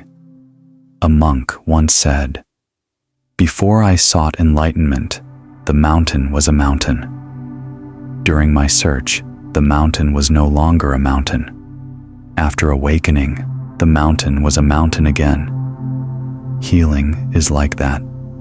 At first, life feels whole. Then something breaks, and you spend years trying to fix it. Eventually, you realize the mountain never changed. Only your seeing did. The Buddha called this tathata suchness, the reality of things as they are unadorned and perfect in their imperfection. When you stop demanding life be other than it is, suffering loses its grip. You begin to taste freedom not as escape, but as acceptance. You learn to trust what is even the parts that ache, because they too are expressions of truth. If you listen closely, you will notice that healing is not loud. It arrives like dawn, slow, tender, inevitable. The light does not argue with the dark. It simply appears, and the shadows rearrange themselves. You do not need to fight for healing. You only need to keep the window open. So much of your pain has come from the belief that you are unfinished. But the Dharma says otherwise. You are not a problem to be solved. You are a mystery to be witnessed. When you release the need to perfect yourself, you return to the gentle reality of being alive, flawed, luminous, fleeting, complete. Place a hand on your heart. Feel its rhythm. It beats not because you will it to, but because life itself wills it. That is the pulse of wholeness, steady beneath every storm. Let the mind soften. Let the heart exhale. There is nothing missing in you. There is only forgetting and remembering. And in this moment, by reading, breathing, being, you are remembering again. Tomorrow, we will step into the quiet courage that sustains this remembrance, the strength to rest in truth, to let compassion hold you, even when certainty fades. For now, trust this healing is not about becoming more. It is about returning to what you already are, vast, complete, and beautifully human. There is a silence that does not come from absence. but from understanding a quiet that hums beneath the noise of striving, the stillness that remains when you stop running from yourself. It is not the silence of defeat or emptiness, but the peace that follows honesty. To rest in truth is to finally lay down the armor of pretense and meet yourself without resistance. The Buddha called this sammasaka, right truth, not as doctrine or opinion, but as direct seeing. It is the moment when illusion crumbles and you no longer need to pretend that you are okay, that you are strong, that you have it all figured out. To rest in truth is to sit down with your imperfection and say, yes, this is me right now, not as confession, as liberation. We have been taught to chase improvement like a horizon, always ahead, always out of reach. We call it discipline, growth, ambition. But beneath that chase often hides fear, the fear of simply being as we are. We think that if we stop striving, we will collapse into mediocrity. Yet the Dharma teaches the opposite.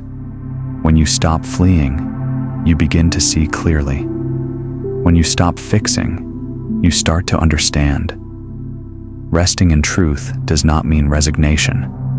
It means compassion. It means meeting your pain without adding another layer of judgment.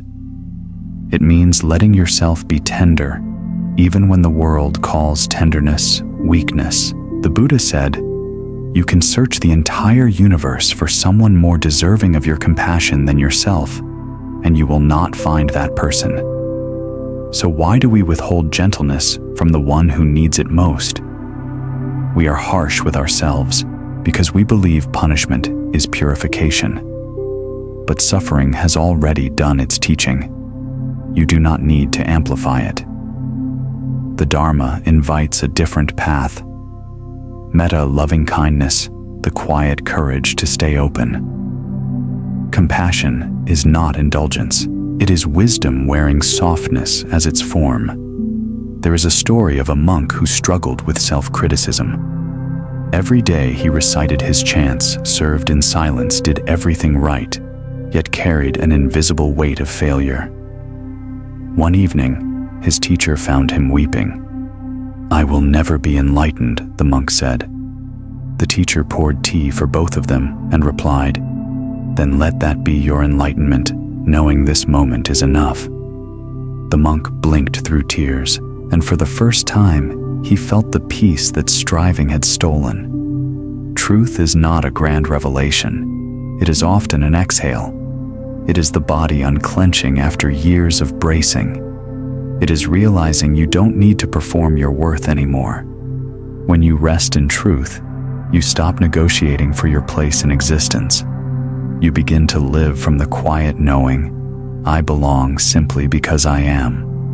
You may think, but if I stop improving, won't I stop growing? The Dharma answers, no, you will start growing naturally.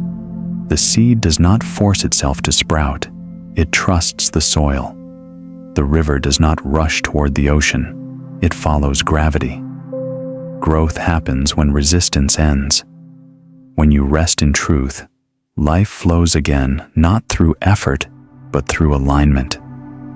To rest in truth takes courage because it asks you to face what you've avoided: grief, regret, confusion, longing.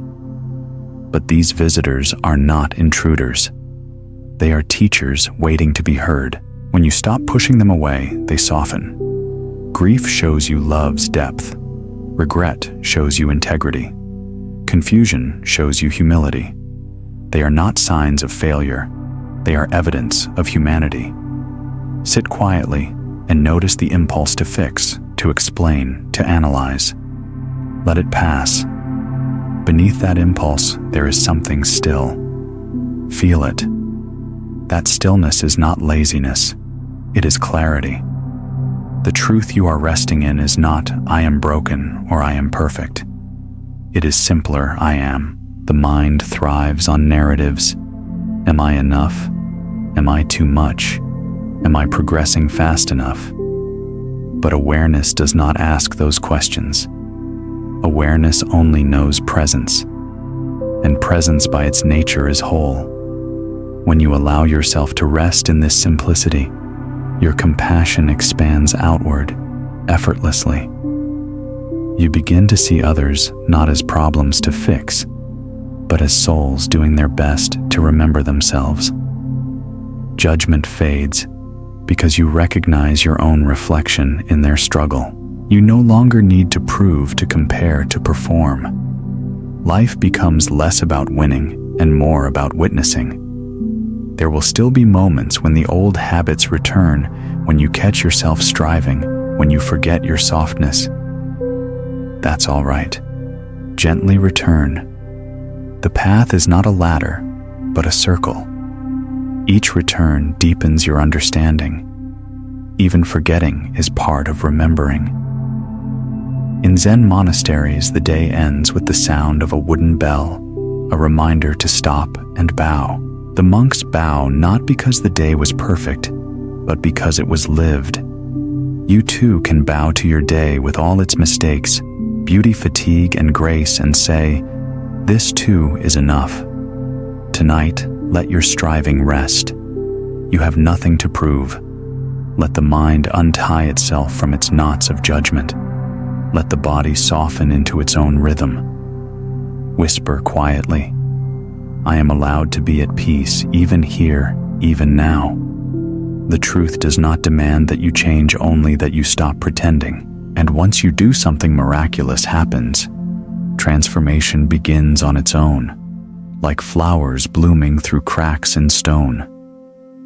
Tomorrow we will explore the gentleness of pace, how to walk your path without racing, how to live as if each step were already the destination. But for this moment, stay. Stay with what is real. Stay in the quiet courage of being. You do not have to strive for truth. You only have to rest in it. There is an ache that hides behind so many hearts, the quiet anxiety of not being there yet. We measure our worth in milestones, compare our rhythm to others, chase peace as though it were a finish line we must cross before time runs out. But the Dharma, gentle as moonlight, reminds us, the path has no race. The moment you rush toward enlightenment, you've already stepped away from it. The Buddha never taught urgency. He taught presence. The Eightfold Path was not meant to be climbed like a ladder, rung by rung, toward some final summit of perfection. It was meant to be walked one mindful step, one conscious breath, one returning moment at a time. Enlightenment is not a destination somewhere ahead.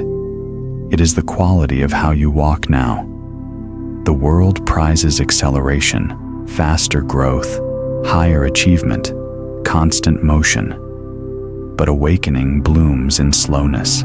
Think of the way dawn unfolds. It does not tear the night apart. It softens it.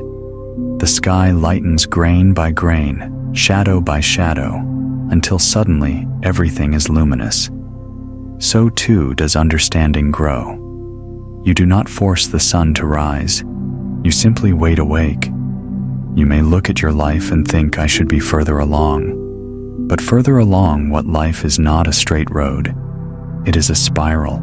We circle through lessons again and again, each time seeing from a higher vantage, each time with a little more compassion. Returning to the same pain does not mean you have failed. It means the universe trusts you to understand it more deeply this time. A young monk once asked his teacher, "How long until I am free?" The teacher smiled and replied, "Until you stop counting." Freedom has no calendar. The moment you release the measurement of progress, you taste it. Time itself bows to awareness. The present does not rush, it simply is. Before enlightenment, chop wood, carry water. After enlightenment, chop wood, carry water. The tasks remain, but the heart changes. When you stop chasing after, the ordinary becomes holy. Folding clothes, washing dishes, sweeping the floor, each is a step on the path if walked with mindfulness. The race was never real. It was the mind's invention to keep itself busy. Sometimes you will move fast. Sometimes you will pause for what feels like an eternity. Both are sacred. The forest does not bloom all year. The river does not flow at one speed. Even the heart rests between beats. Slowness is not stagnation. It is balance. The Dharma lives in that rhythm. In this culture of be more, do more, know more, patience has become radical. Yet patience is one of the highest forms of wisdom. The Buddha said, "Endurance is the greatest practice, not endurance as struggle, but as trust, the quiet faith that life unfolds perfectly, even when we do not understand it." You are never behind. You are exactly where the lesson needs you to be. There's a story of two travelers crossing a vast desert. One walked quickly, desperate to reach the other side. The other walked slowly, noticing the wind, the changing sand, the songs of birds at dawn. When they both arrived, the first was exhausted and empty. The second arrived rested, grateful, alive. Both reached the same destination, but only one truly experienced the journey. Ask yourself, what if enlightenment is not at the end of the road, but in the dust under my feet right now? What if peace is not a future reward, but a present practice? In meditation, thoughts often rush like wild horses. The instinct is to chase them or to fight them. But the Master says, sit still, let them run. Eventually they tire and return to you. So it is with life. When you stop chasing things, find their natural rhythm again. The river does not compete with itself. The moon does not envy the sun. The seed does not rush to bloom. Everything in nature trusts its timing. You are nature too. Your pace is divine. To demand that your unfolding match another's is to uproot yourself from wisdom. Even suffering has its sacred tempo, one that cannot be hurried without tearing the lesson apart. You might ask, how do I know if I'm on the right path? The answer: if your steps bring more peace than pressure, more gentleness than guilt, you are walking the way. Progress is not measured by how much you achieve, but by how deeply you can rest within the step you're taking. Some of the most profound transformations happen when nothing seems to be happening at all. The seed does its greatest work in darkness. The cocoon looks still from the outside. You may feel paused, but life inside you is rearranging itself toward light. There will be moments when your ego demands speed, when it tells you that slowing down is falling behind, that rest is weakness. Smile at that voice. Bow to it, then let it go. The truth is that every step walked in mindfulness shortens the journey far more than 1,000 steps taken in distraction. When you release the race, time itself becomes kind. The present stretches open like a meadow after rain.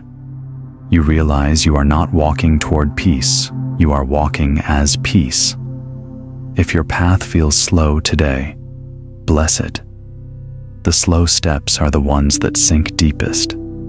The slow breaths are the ones that cleanse most fully. The slow mornings when nothing seems to move are often the ones where the heart realigns with its true pace. The Buddha did not run to awakening. He sat, he watched the breath. He waited until he could see the nature of all things without distortion. That is the invitation for us too, not to hurry to become, but to slow enough to see. So tonight, release the race. Let yourself walk barefoot on the path of now. Each breath, each heartbeat, each small awareness is enough. The way does not demand that you be faster. It only asks that you be here. Tomorrow, we will arrive at a deeper truth that this becoming you've been walking all along is not the prelude to awakening. It is awakening. Becoming is the path itself. For now, rest your weary striving. You have not fallen behind. You are exactly where awakening breathes. There comes a moment, subtle and unannounced, when you realize the old you has quietly dissolved. You look back and see that what once defined you, your fears, your goals, your roles, no longer fits. Yet the new you has not fully formed. You stand between what was and what is coming, in that in-between that feels both empty and alive. It can be frightening, this threshold, but it is also sacred, for this is the true nature of becoming. In the teachings of the Buddha, there is no final version of the self, no completed sculpture waiting for its last touch. The self is not a monument, it is a river. It flows, bends, evaporates, and returns as rain. It takes form only to change again. To cling to one version of yourself, however noble or wise, is to resist life itself. The Dharma whispers, "Let the river move." We long for arrival because we mistake stability for peace. We want the story to resolve the questions, to stop the heart, to rest in a single truth forever. But peace does not come from arrival.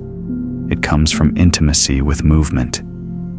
When you see that every moment is both birth and death, beginning and ending, you no longer need to hold on. You begin to dance with impermanence instead of fearing it.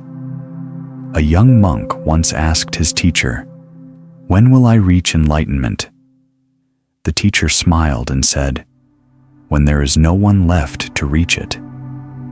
Enlightenment is not an event that happens to you. It is the gradual softening of the illusion that there is a you separate from life unfolding. To awaken is not to become something different. It is to realize that you are life itself, expressing through this ever-changing form. You may feel lost at times, suspended between identities, between chapters. But loss is not absence, it is spaciousness. In that space, something wondrous happens, possibility. The soil cannot sprout new growth until the old roots decay. The caterpillar cannot remain and fly at once. The space you fear as void is actually the field where transformation begins. We often say, "I am becoming myself," as if the self were a distant destination. But perhaps the truer statement is, "I am unbecoming everything that is not me." The shedding of pretense, the surrender of masks, the letting go of the stories that kept you small, this is becoming. You are not building something new. You are allowing what is authentic to breathe again. Zen Master Dogen wrote, "To study the self is to forget the self. To forget the self is to be enlightened by all things." This is the paradox of awakening. The closer you come to truth, the less solid you become. You begin to sense that awareness is vast and impersonal, yet tenderly intimate. The waves of emotion, the tides of thought all arise and fall within that sea of consciousness. You are not separate from it. You are its expression. Sometimes this realization brings peace. Sometimes it brings disorientation. The ego resists dissolution. It wants edges, certainty, a clear reflection. But awareness has no edges. When you begin to live from this place, you see that everything, your joy, your sorrow, your confusion, is the path itself. Nothing is wasted. Every season has its teaching. Becoming does not mean discarding the past. It means allowing it to compost into wisdom. The grief that once felt unbearable becomes the soil of compassion. The mistakes that once burned with shame become the lessons that soften your judgment of others. The loneliness that once hollowed you out becomes the vessel through which you can hold others gently. This is how the soul ripens through the alchemy of experience. You are not behind. You are not broken. You are in motion, like the earth turning beneath unseen stars. Becoming does not follow your schedule. It follows the rhythm of existence. Every breath reshapes you in ways the mind cannot perceive. Even when nothing seems to be happening, you are evolving in silence, just as the moon waxes and wanes unseen during the day. When you understand this, the pressure lifts. You stop asking, "When will I arrive?" and begin to wonder, "What is this moment showing me?" You stop rushing to complete yourself and start noticing how complete each step already is. Each smile, each tear, each breath is an act of becoming a brushstroke on the ever unfinished painting of your being. Imagine walking through a forest. The path curves and vanishes, reappears and disappears again. Sometimes it climbs, sometimes it descends. But there is never a final clearing that says, "Here the journey ends." The forest is the journey. The beauty is not in arriving, it's in walking through light and shadow, through scent and silence, through the ever-changing landscape of your own unfolding. The Buddha did not promise a destination free of pain. He offered a way to meet pain with awareness. He did not promise permanence. He taught us to love in full knowledge of change. The Dharma is not about reaching perfection. It is about finding freedom within the imperfection that was always part of being alive. So if today you feel uncertain, half-formed in between, bless that space. It means the river is moving. It means the old shell is cracking.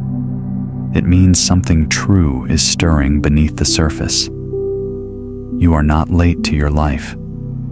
You are arriving in every breath. Becoming is not a means to enlightenment. Becoming is enlightenment. Because to become is to participate in impermanence consciously, to live awake within the flow instead of being swept away by it. When you can love even the changing of yourself, you have already touched eternity. As this first great movement of your journey comes to rest, pause and look inward.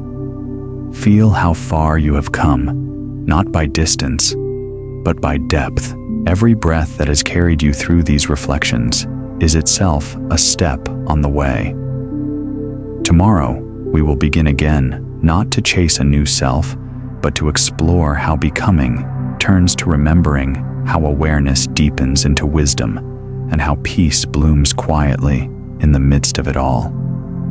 For now, breathe. Let the river carry you. Let this moment be enough.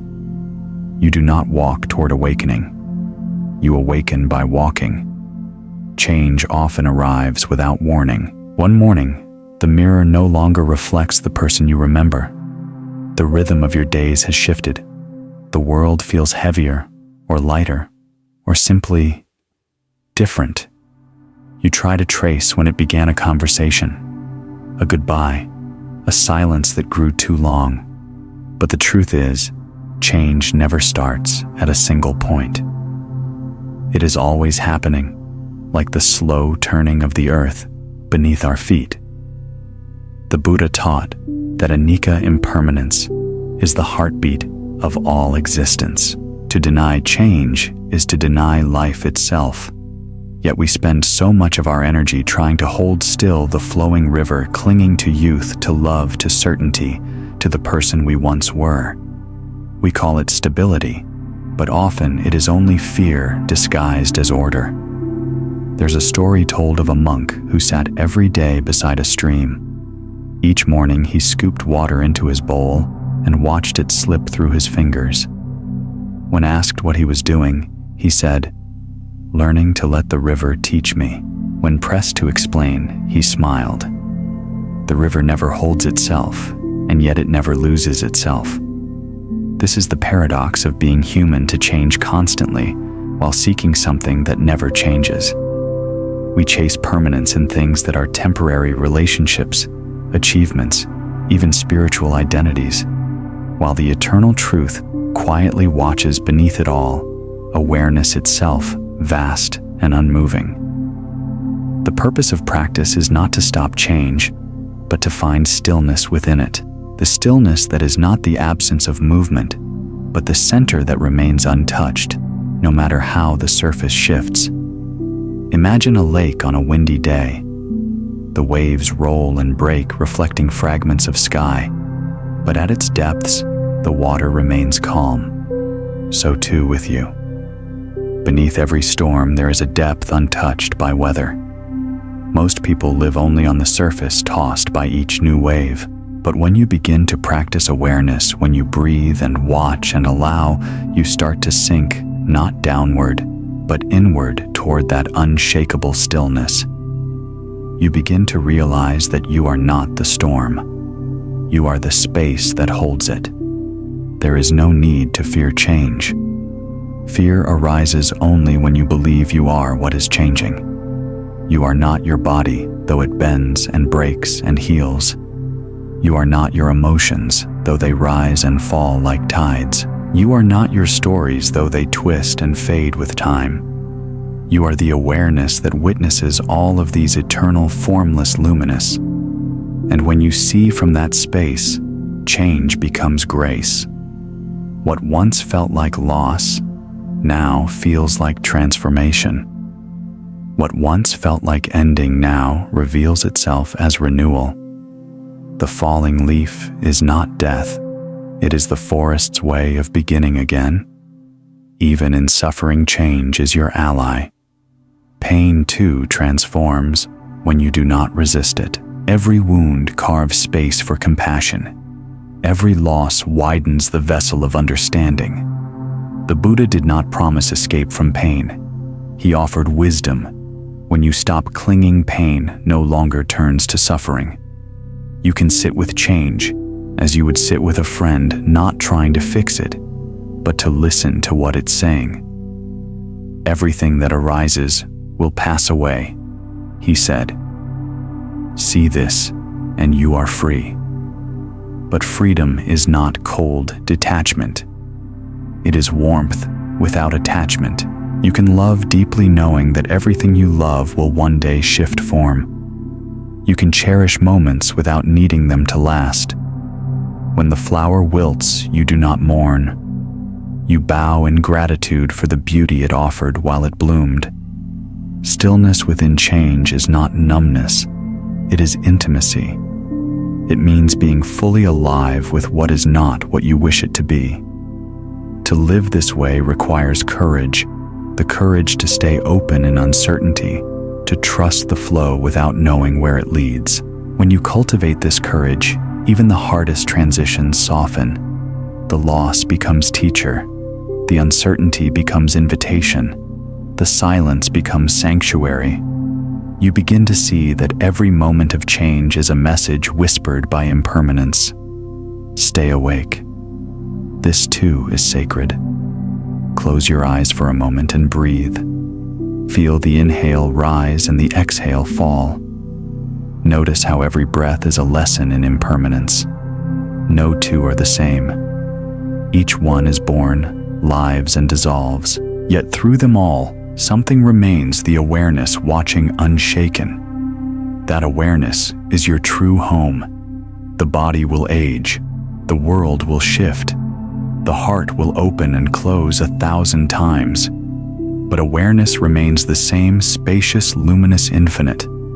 When you rest in that knowing, change no longer threatens you. It becomes the rhythm of your own expansion. In stillness, you see that life is not happening to you.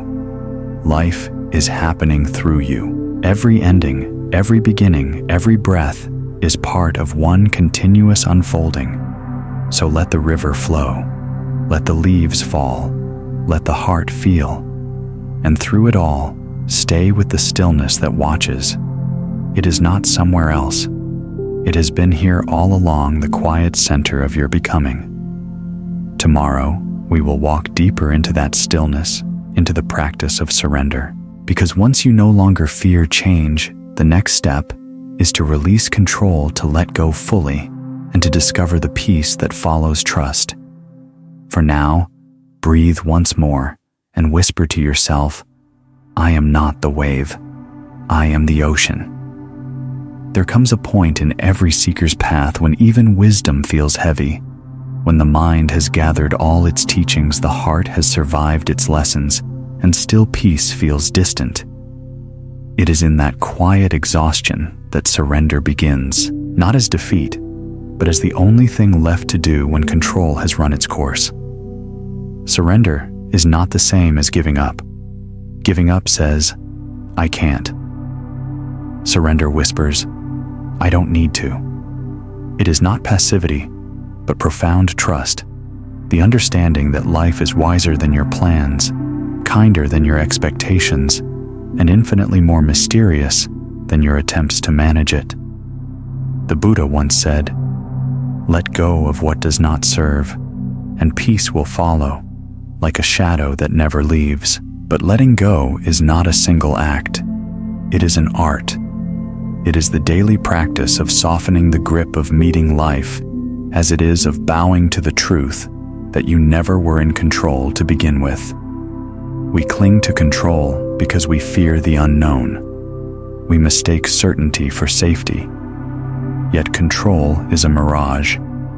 It gives us a sense of power while keeping us trapped in anxiety. The river doesn't ask where it will end. It simply flows. The bird does not consult a map before it migrates. It moves with the wind. Nature trusts its own rhythm. So can you. The great Zen master Ryokan once lost everything: his hut, his few belongings, even his robes were stolen. When asked if he was angry, he said, "The thief left me the moonlight." That is surrender, the refusal to define yourself by loss. The ability to see that even in emptiness, something remains untouched: beauty, awareness, light. To surrender is to stop demanding that life fit your picture of how it should be. It is to bow to suchness, things as they are, without trying to edit reality. When you can do that, even suffering transforms. Pain without resistance becomes tenderness. Disappointment without bitterness becomes wisdom.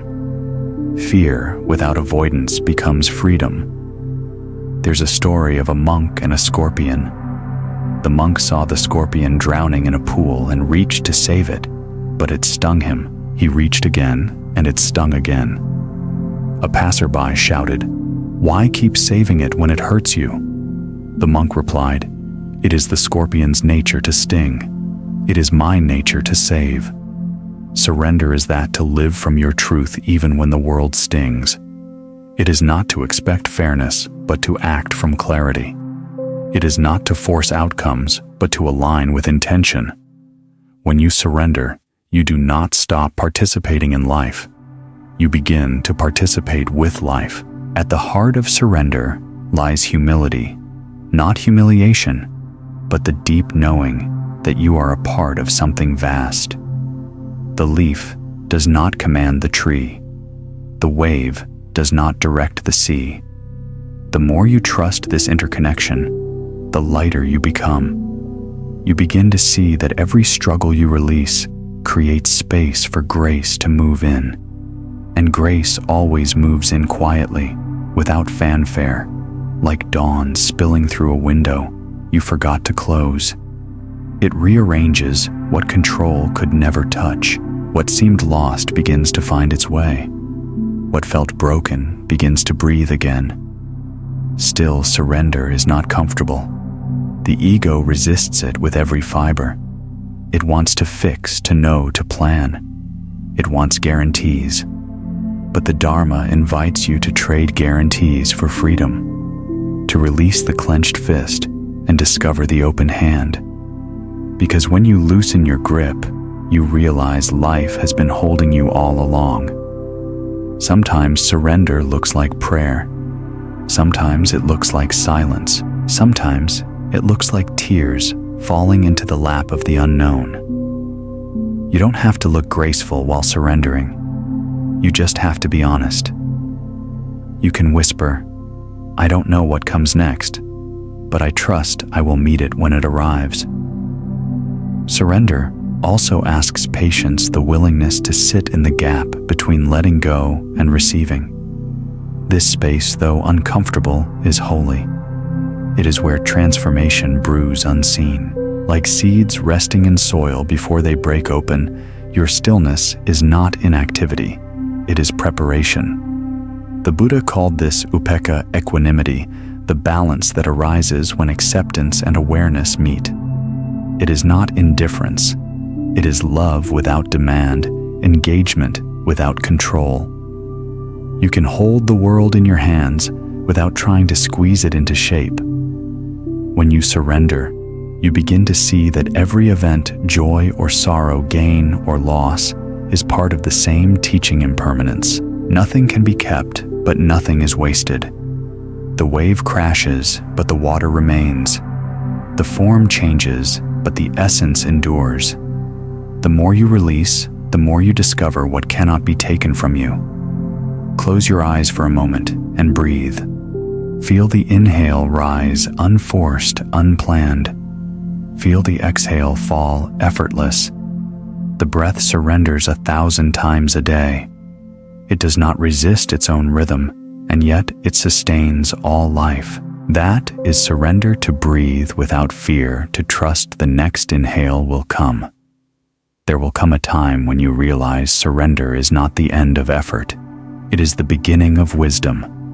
It is not a collapse, but an opening. You stop asking, "Why is this happening to me?" and start asking, "What is this teaching me?" You stop fighting the current and begin to float. Not because you've given up, but because you've learned.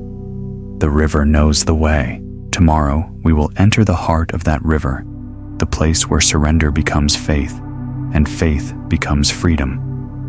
We will explore how trust, born of impermanence, becomes the bridge between awareness and peace. But for now, rest. Let what wants to fall, fall. Let what wants to stay, stay. Let life carry you where it must. You are not adrift. You are being guided. There is a moment often quiet and easily missed when surrender deepens into something softer, trust. You no longer struggle to control the tide. You begin to believe that the tide itself is benevolent. This is not blind optimism. It is not faith built on denial. It is the deep embodied knowing that life, even in its most uncertain moments, carries its own wisdom. Trust is not given. It is grown. It blossoms in the soil of surrender. When you stop resisting life, you start to feel its pulse, the subtle intelligence moving beneath all things. The Buddha called this Dhammaniyamata, the natural order of the Dharma. Just as rivers find the sea, every moment finds its place in the great unfolding. Trust is remembering that you are part of that unfolding, not separate from it. We lose trust when we confuse uncertainty with danger. The mind shaped by fear tells us that the unknown is something to be avoided. But the unknown is not our enemy. It is our greatest teacher. It is the space where growth happens, where we meet life without the armor of expectation. Fear asks, "What if I fall?" Trust answers, "Then I will learn to fly differently." There's a Zen saying, "Let go or be dragged." When we cling, we suffer, not because life is cruel, but because life refuses to stop moving for us. Trust allows us to move with it. It transforms resistance into rhythm. It turns what once felt like chaos into choreography. Suddenly, even the pain that once seemed meaningless begins to shimmer with hidden purpose. But trust does not mean passivity. It does not mean sitting idly waiting for miracles to arrive. It means acting from alignment, not anxiety. When you trust the current, you still paddle, but with grace, not with panic. You make choices, not from fear of what might happen, but from faith in your ability to meet whatever comes. There is a story told of a monk and his young disciple walking through a forest. As they approached a swollen river, The disciple hesitated.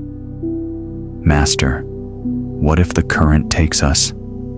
The monk smiled, stepped into the water and said, "Then let it teach us how to swim." That is trust, the willingness to step into what you cannot predict, because you understand that fear cannot exist where curiosity lives. In Buddhist psychology, trust is saddha, often translated as faith, but not in the sense of blind belief. It is confidence born of experience, the kind that grows when you've seen yourself survive what once terrified you. Each time you meet change and do not collapse, trust strengthens. Each time you sit with uncertainty and still find breath, trust deepens. Trust is not built by being fearless. It is built by being afraid and moving anyway. If surrender is the opening of the hand, trust is the placing of that open hand into life's current. It is the quiet vow, I will stop gripping, and I will let the flow show me the way. Yet this practice demands tenderness. The mind conditioned by past pain may whisper, "But I trusted before and was hurt."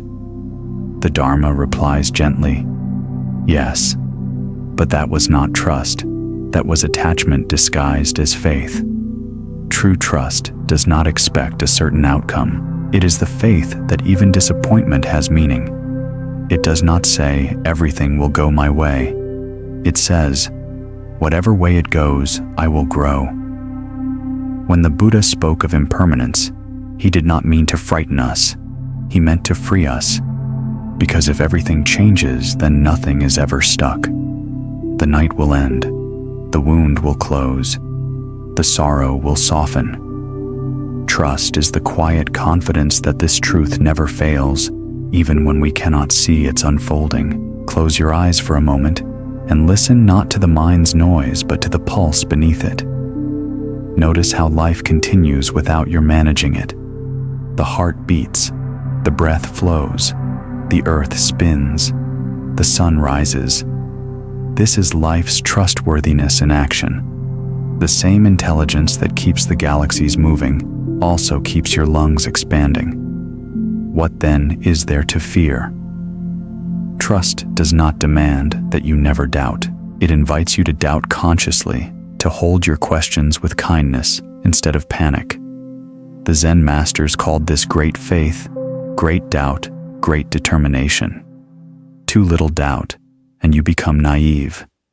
Too little faith, and you become cynical. True wisdom lives in the balance, a heart open enough to believe, and a mind humble enough to keep learning.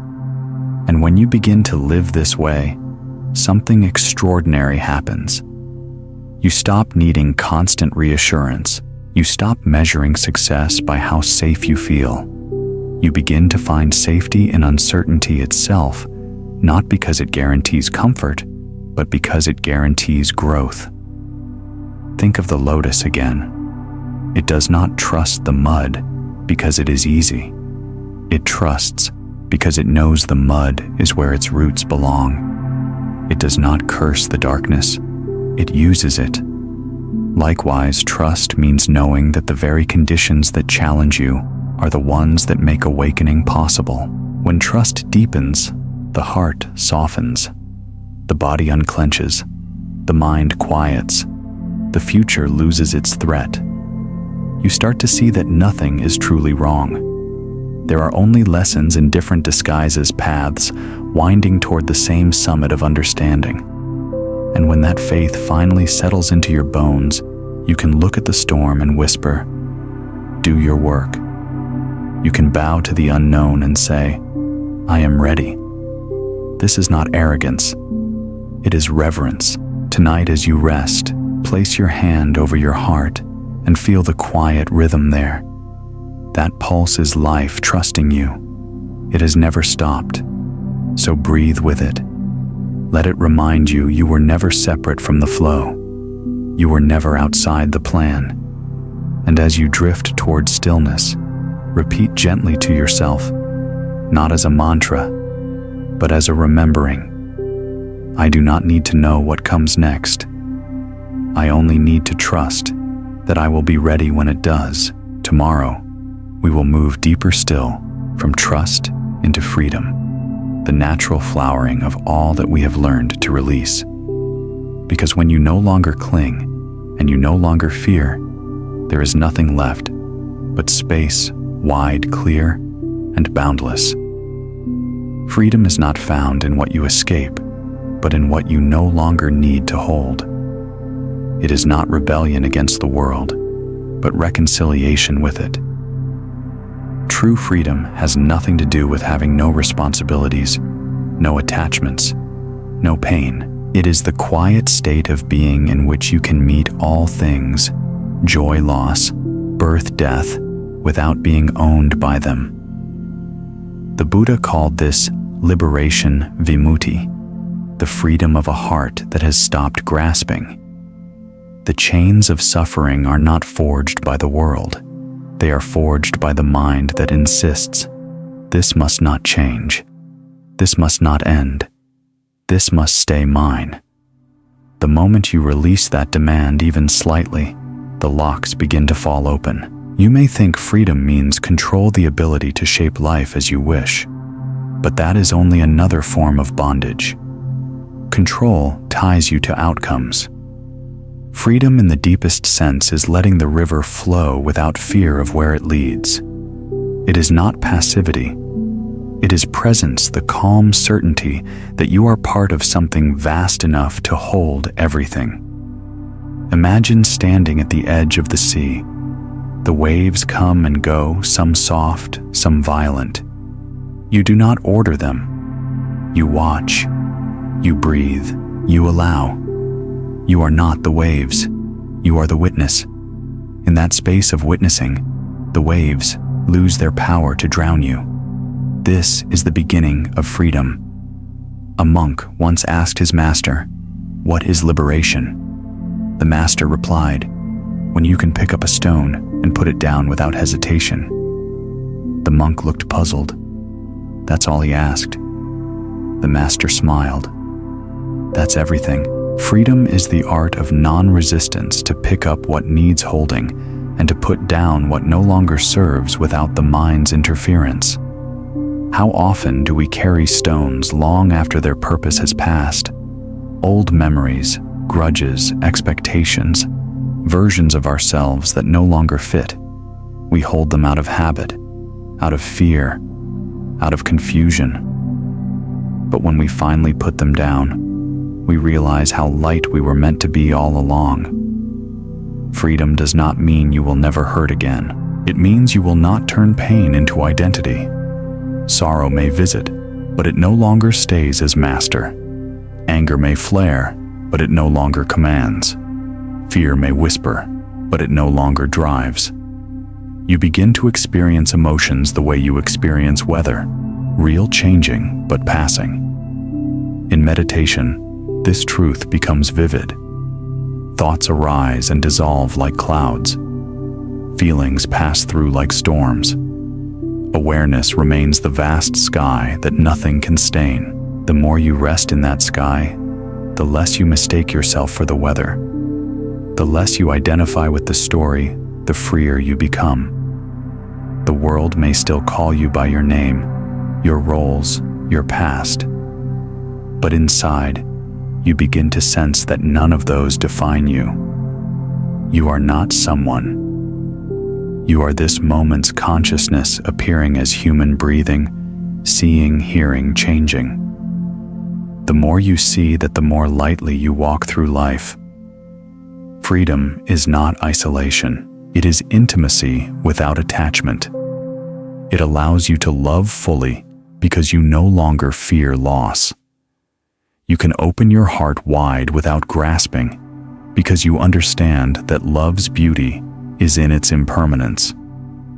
You stop trying to capture people, experiences, or outcomes. You let them flow through you, like wind through trees, grateful for every touch. To live freely is to live fearlessly, not because you are without fear, but because you are no longer ruled by it. Fear still whispers, "What if?" and freedom answers, "Then I will meet that too." In Zen, they say, enlightenment is the sound of one hand clapping the silence after all resistance has ended. Freedom feels like that silence, not empty, but full of possibility. When the mind stops insisting that life be otherwise, every moment becomes whole, complete enough. The Buddha's final words to his disciples were simple. All conditioned things are impermanent. Strive with diligence. He was not urging them to strive for perfection, but to live awake, to see impermanence clearly, and in that seeing, to be liberated. Freedom, then, is not the end of effort, but the end of illusion. It is the clear awareness that there is nothing to cling to, and therefore nothing to fear. You are free because you were never truly bound, only dreaming you were. Think of the sky again. The clouds move, the seasons change, the stars rise and fade, yet the sky itself is untouched. You are that sky. The body, the thoughts, the emotions, these are your clouds. The experiences of life, these are your weather. The freedom you seek has never left. It has only been covered by identification. When the heart awakens to this, even suffering becomes sacred. You begin to thank the storms for clearing the air, the losses for revealing what cannot be lost. You see that every event was a teacher dressed in disguise. Tonight, perhaps sit with this. What if you were already free? What if every barrier you feel exists only in your belief that freedom must be earned? Place your hand over your chest. Feel that quiet rhythm. It beats without permission, without command. Life has never needed your control, only your participation. Freedom is not an achievement, it is a realization. It is not found in movement, but in stillness, not in becoming more, but in letting go of what you are not. When you taste even a moment of this freedom, everything changes. The body feels lighter. The world feels kinder. Even the simplest breath feels sacred. Tomorrow, we will explore the next unfolding, how this freedom becomes compassion, how the liberated heart naturally turns outward, not to escape the world, but to serve it. Because freedom that ends with the self is not yet freedom. For now, rest. Let the world turn without your grasp. Let life be what it is. You were never meant to control the tide, only to dance with it. When the heart becomes free, it does not close itself off from the world. It blooms. True freedom is not escape. It is the blossoming of compassion. The moment you stop clinging to yourself, you begin to feel the quiet pulse of all living things. The boundaries between me and you dissolve, and what remains is tenderness. The Buddha once said, "As a mother protects her only child with her life, so should one cultivate a boundless heart toward all beings." This boundless heart metta is compassion. It arises naturally when you are no longer trapped in the small circle of self. When your suffering has taught you its lessons, when your heart has learned to let go, what fills the empty space is love, not sentimental, not selective, but vast and steady, like the sea. Compassion is not pity. Pity looks down. Compassion kneels. It does not come from superiority, but from understanding. It says, "I too have known pain. I too have longed for peace. May you find what I have found." It is easy to love those who are kind, who mirror our goodness. But the true test of compassion is how gently we can hold those who do not, the ones who wound, who misunderstand, who are still lost in their own storms. Compassion sees the ignorance beneath cruelty and the fear beneath anger. It does not excuse harm, but it refuses to dehumanize the one who harms. It knows that suffering untransformed is what makes people hurt each other. There's a story of a monk who was insulted daily by a man in his village. One day, the man grew ill, and the monk came to visit. "Why have you come?" the man spat weakly. "To mock me now that I am dying." The monk smiled softly. "No, you have been my greatest teacher. You showed me where my patience ended, where my pride began. I came to thank you. That is compassion, the wisdom that sees beyond the surface, the courage to love where love seems undeserved. Compassion does not mean allowing harm or tolerating injustice. It means responding with clarity instead of hatred. It is fierce when needed, gentle when possible. It is not weakness, but strength, refined by understanding. The bodhisattva who vows to awaken not for himself alone, but for all beings, embodies this truth.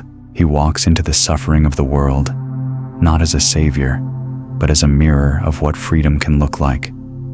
When the heart is still bound by self-concern, compassion feels like sacrifice. But when the heart is free, compassion becomes joy. It flows effortlessly, like fragrance from a flower, not because the flower tries, but because it cannot help but share its scent. In the Mahayana tradition, compassion karuna and wisdom prajna are like two wings of a bird. One cannot fly without the other. Wisdom without compassion becomes cold, detached, self-centered. Compassion without wisdom becomes sentimental, easily wounded. Together, they form the perfect balance: clarity with kindness, insight with warmth. To cultivate compassion, begin where you are.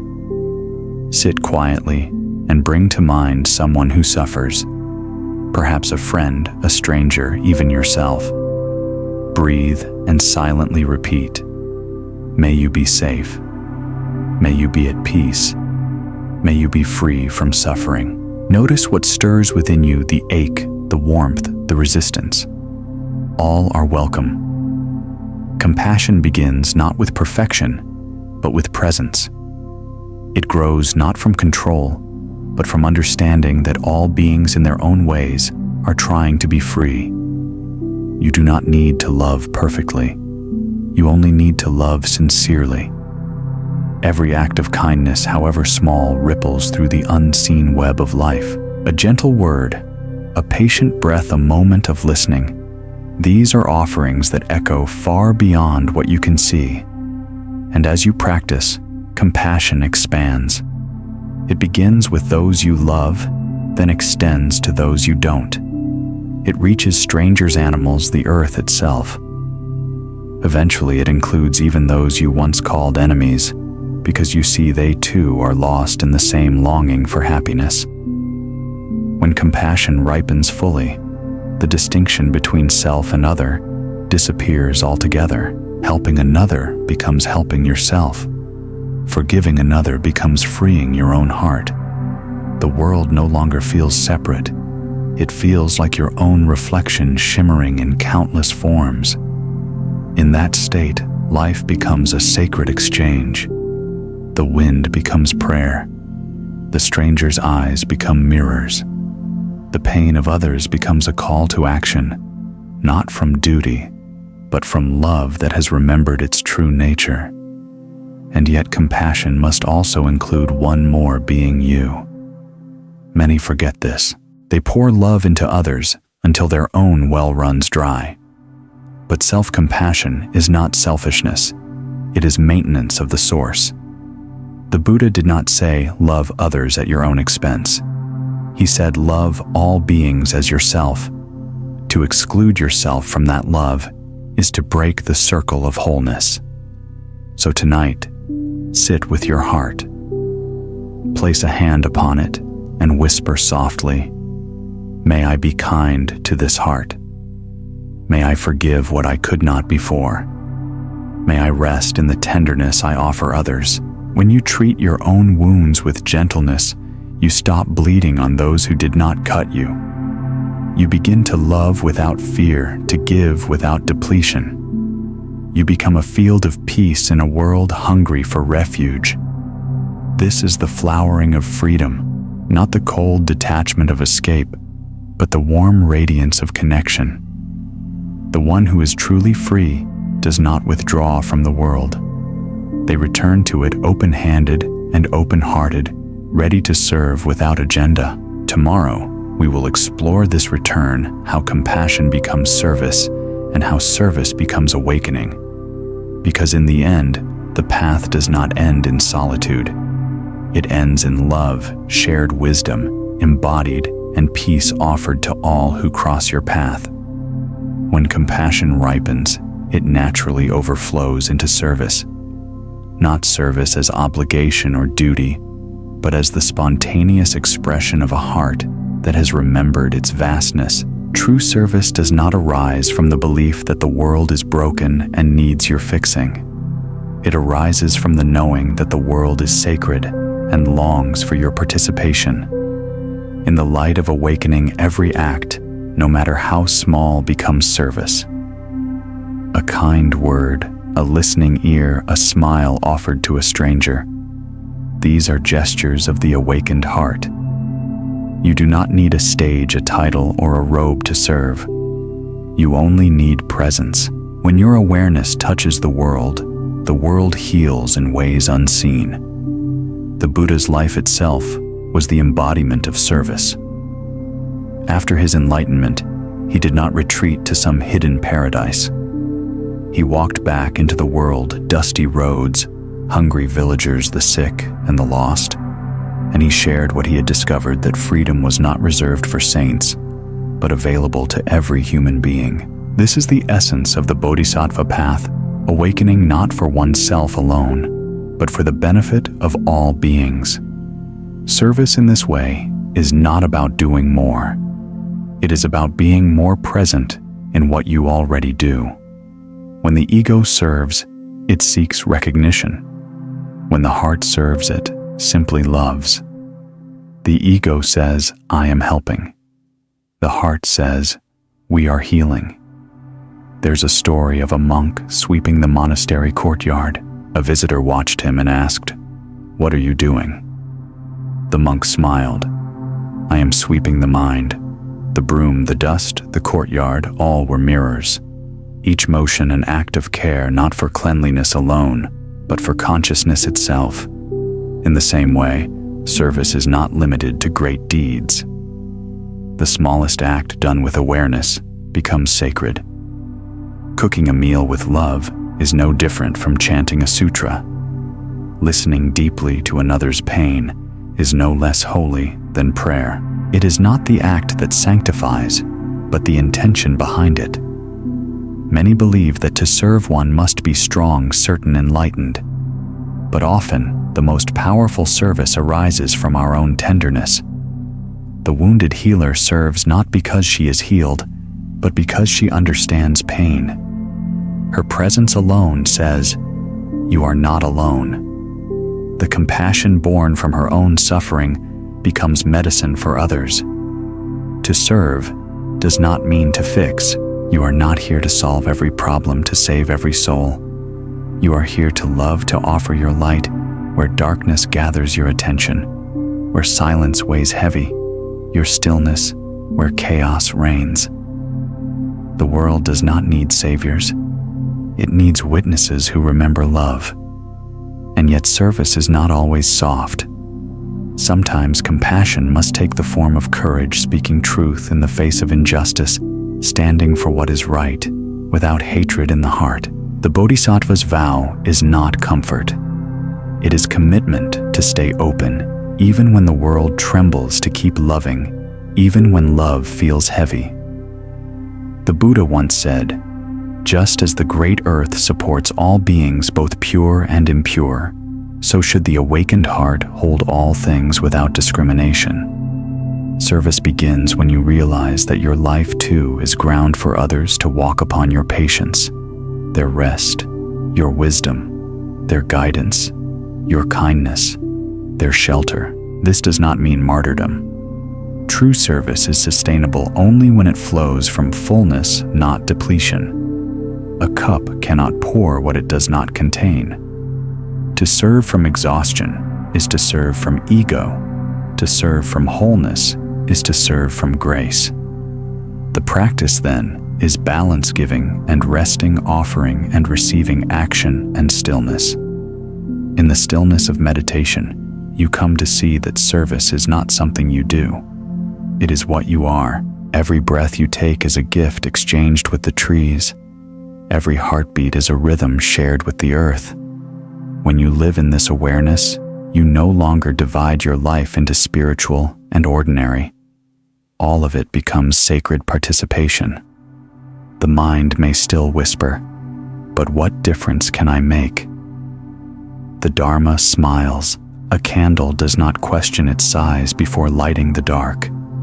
One small act of sincerity has more power than 1,000 words of intention. The ripple is never lost. You may never see the full circle of your kindness, but it moves through hearts, through generations, through time itself. Service at its deepest is surrender. Surrender of self-importance, of agenda, of the need for reward. When you serve without expecting, you enter into the rhythm of the universe. You realize that you are not the doer.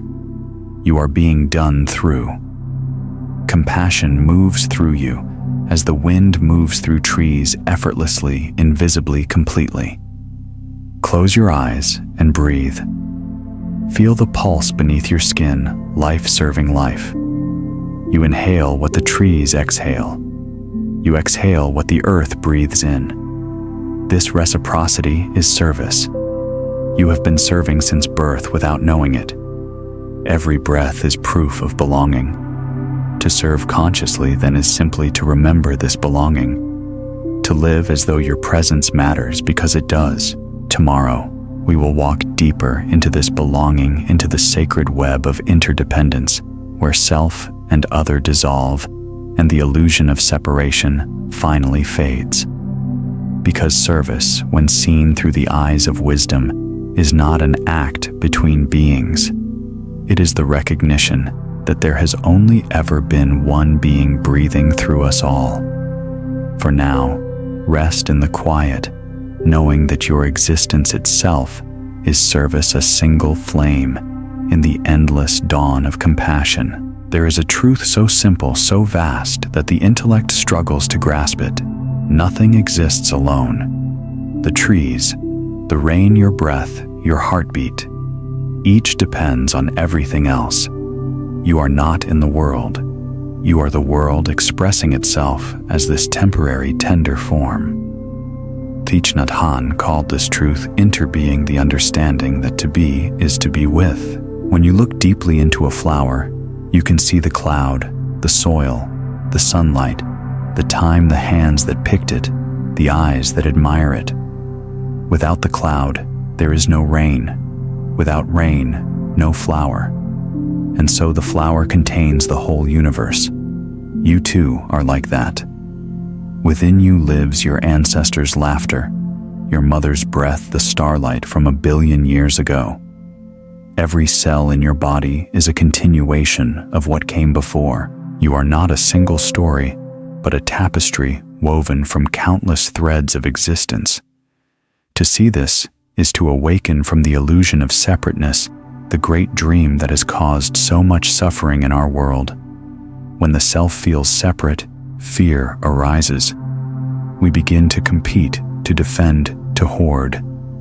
We forget that harming another is harming ourselves, that cruelty echoes back like sound in a canyon. The Buddha taught all beings tremble before violence. All fear death. See yourself in others. Then whom can you harm?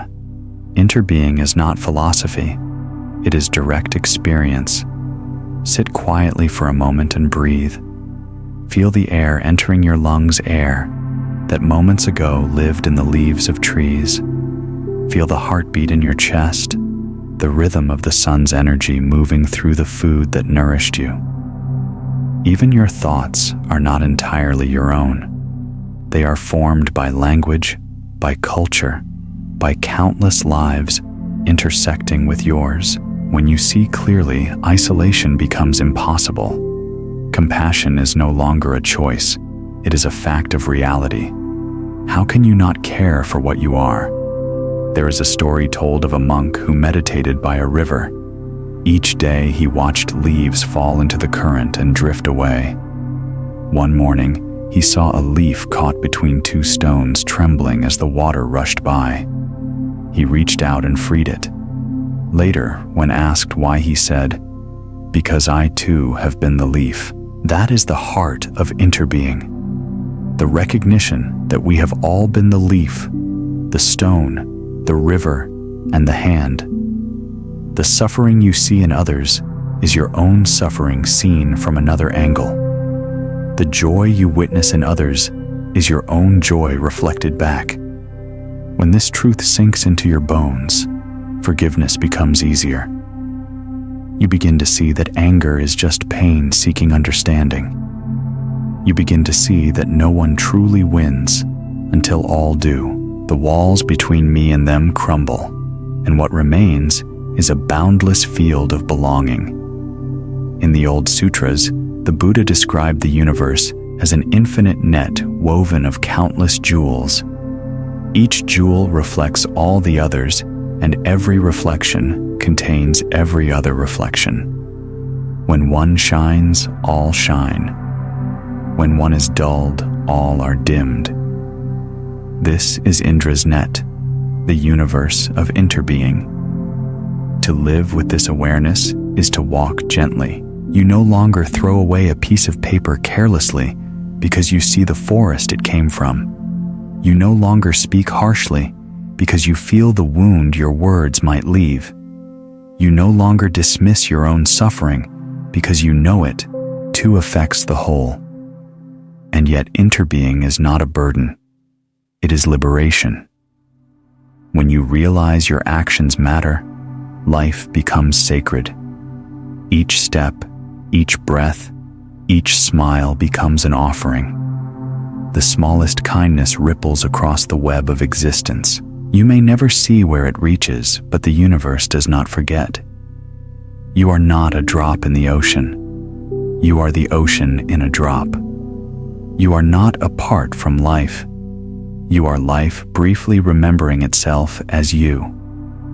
This remembrance is what we call awakening, the moment when the wave recognizes it has never been separate from the sea. To live in interbeing is to live in reverence. The morning sun is no longer ordinary. It is a blessing. The stranger's face is no longer unfamiliar. It is another reflection of the same light. Even pain becomes holy, because when one suffers, the call to love grows stronger. And when you understand this deeply, you begin to see how service and compassion are not moral virtues, but natural movements of the universe through you. The hands that comfort, the voice that soothes, the silence that holds these are not yours alone. They are life healing itself. Tonight, as you breathe, remember every breath is shared. The exhale you release may one day enter the lungs of a bird, a tree, a child not yet born. What you give, you keep. What you take, you return. There is no separate you, only the endless exchange of being. So let this knowing soften you. Let it guide your choices. Let it remind you that your presence is never small. Your kindness never lost your life, never in isolation. Tomorrow we will step deeper into this realization, exploring oneness, not as concept, but as living experience, the moment the heart dissolves into all things and all things dissolve into the heart. For now, whisper quietly to yourself as you breathe, I am not a part. I am a part. I am the river, the wind, the tree, the hand. I am the life that moves through all. There is a moment in every sincere seeker's journey when the walls of the world begin to thin. The mind grows quiet. The heart expands without reason. And in that stillness, you glimpse something unspeakable, a vastness in which you no longer end, and the rest of life no longer begins. This is not imagination. It is remembrance. You are touching what the Buddha called suchness, the direct experience of oneness. Oneness is not a thought. It cannot be described by philosophy, nor captured in poetry, though we try. It is the silence beneath every sound, the still point around which all motion turns. It is the space between your breaths, the awareness behind your eyes. When you encounter it, everything you have ever called mine falls away, and what remains is everything. For a long time, we live as though life were a series of separate things, I and you, joy and sorrow, beginning and end. We see differences, and we assume division. But slowly, through suffering and stillness, through love and loss, the illusion begins to soften. You begin to sense that even opposites are dancing partners, light shaping shadow grief, deepening joy, endings feeding beginnings. Everything arises together, sustained by the same silent source. The Zen masters say, before enlightenment, mountains are mountains and rivers are rivers. During enlightenment, mountains are no longer mountains and rivers are no longer rivers. After enlightenment, mountains are mountains again. At first, we see the world as separate. Then we see through the illusion of separation. Finally, we return, but with new eyes.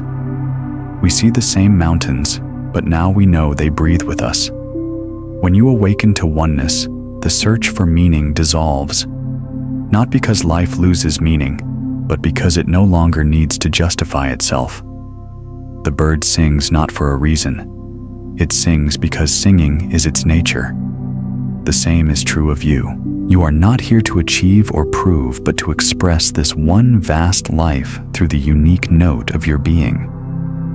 Oneness is not escape from individuality. It is the sanctification of it. Each wave is still distinct, but no longer forgets the sea. Each note is different, but the music flows through all. Your joy, your grief, your tenderness, your silence, all of it belongs. All of it is the universe experiencing itself through you. There is an old parable of a man who spent his life searching for God. He climbed mountains, crossed deserts, fasted and prayed. Finally exhausted, he sat beside a lake. Gazing into the water, he saw his own reflection ripple in the wind. In that instant, he laughed and wept, realizing he had been looking everywhere for what had never left him. To experience oneness is to realize that the seeker and the sought were never two. Every path, every effort, every question was a way of remembering that you were never lost. You were simply dreaming of distance. This realization does not make you float above life. It roots you deeper in it. When you see all things as one, you stop running from the hard parts. Pain is no longer punishment. It is participation. Joy is no longer reward. It is revelation. The sacred and the ordinary become indistinguishable. Washing dishes becomes meditation. Holding a hand becomes prayer. The world once fragmented becomes whole again. But here lies the paradox: you cannot force oneness. The harder you try to grasp it, the further it slips away. The wave cannot capture the sea. The mind cannot hold what it is. Oneness reveals itself when striving stops. When you sit still long enough for all doing to fall away, the truth that was always there begins to shine, quiet, simple, self-evident. Imagine for a moment the sky at dawn. The stars fade, but they are not gone. They are simply absorbed into the greater light. In the same way, the small self fades into the awareness that contains it. Nothing is lost. The personal dissolves, but the essence remains luminous, eternal. This is why the Buddha called awakening the unborn and the undying. It cannot be destroyed because it was never created. You cannot become one because you never cease to be. The practice is only to remember. How do we live from this remembrance gently? With reverence. When you walk, feel the earth rise to meet your feet. When you speak, let your words be blessings. When you eat, give thanks to the countless beings who made your nourishment possible. The rain, the soil, the sun, the hands that harvested. Living from oneness means nothing is taken for granted, because everything is seen as yourself in another form. The greatest illusion of all is that awakening happens once. In truth, it happens in every breath you take consciously, in every act done with love, in every moment you pause to remember the wholeness behind the noise. In the still point of oneness, fear dissolves. You cannot fear what you are. Death loses its edge because life and death are seen as one continuous breath, the exhale of form, the inhale of the formless. Even grief becomes sacred, for in grieving love reveals its depth. Tonight, as you breathe, imagine dissolving into that vastness. Feel the edges of your identity soften, the name, the story, the striving all gently fading into the silence from which they arose. You are not disappearing, you are returning. And when you open your eyes again, the world will not have changed, yet everything will feel different. The trees will not just be trees, they will be the breath of your own being. The faces you meet will not be strangers. They will be your own reflection, wearing countless expressions of the same infinite life. Tomorrow we will explore how this realization of oneness transforms the final illusion, the fear of death, and reveals that what you truly are has never been born and therefore can never die. But for now, rest in the great stillness. There is nowhere to go, nothing to become. You are home. There comes a moment on every sincere path when the heart must face its oldest fear, the fear of ending. It hides beneath so many of our desires, the wish to be remembered, to matter, to leave behind something that will not fade.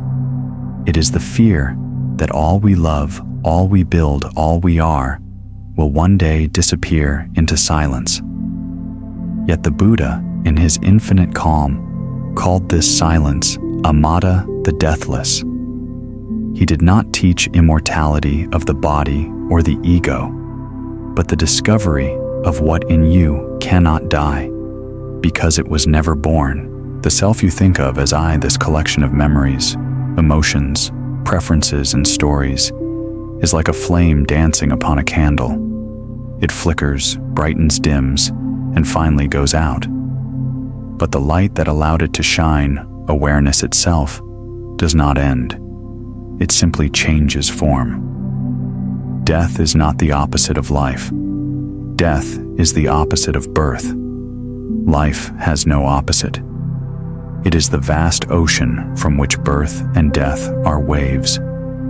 You have never been separate from it, not for a single breath. Imagine a drop of rain falling toward the sea. For a moment, it has shape identity movement. Then it touches the surface and in an instant becomes the ocean it always was. Did it die, or did it return? This is what the awakened ones see, that what we call death is simply reunion.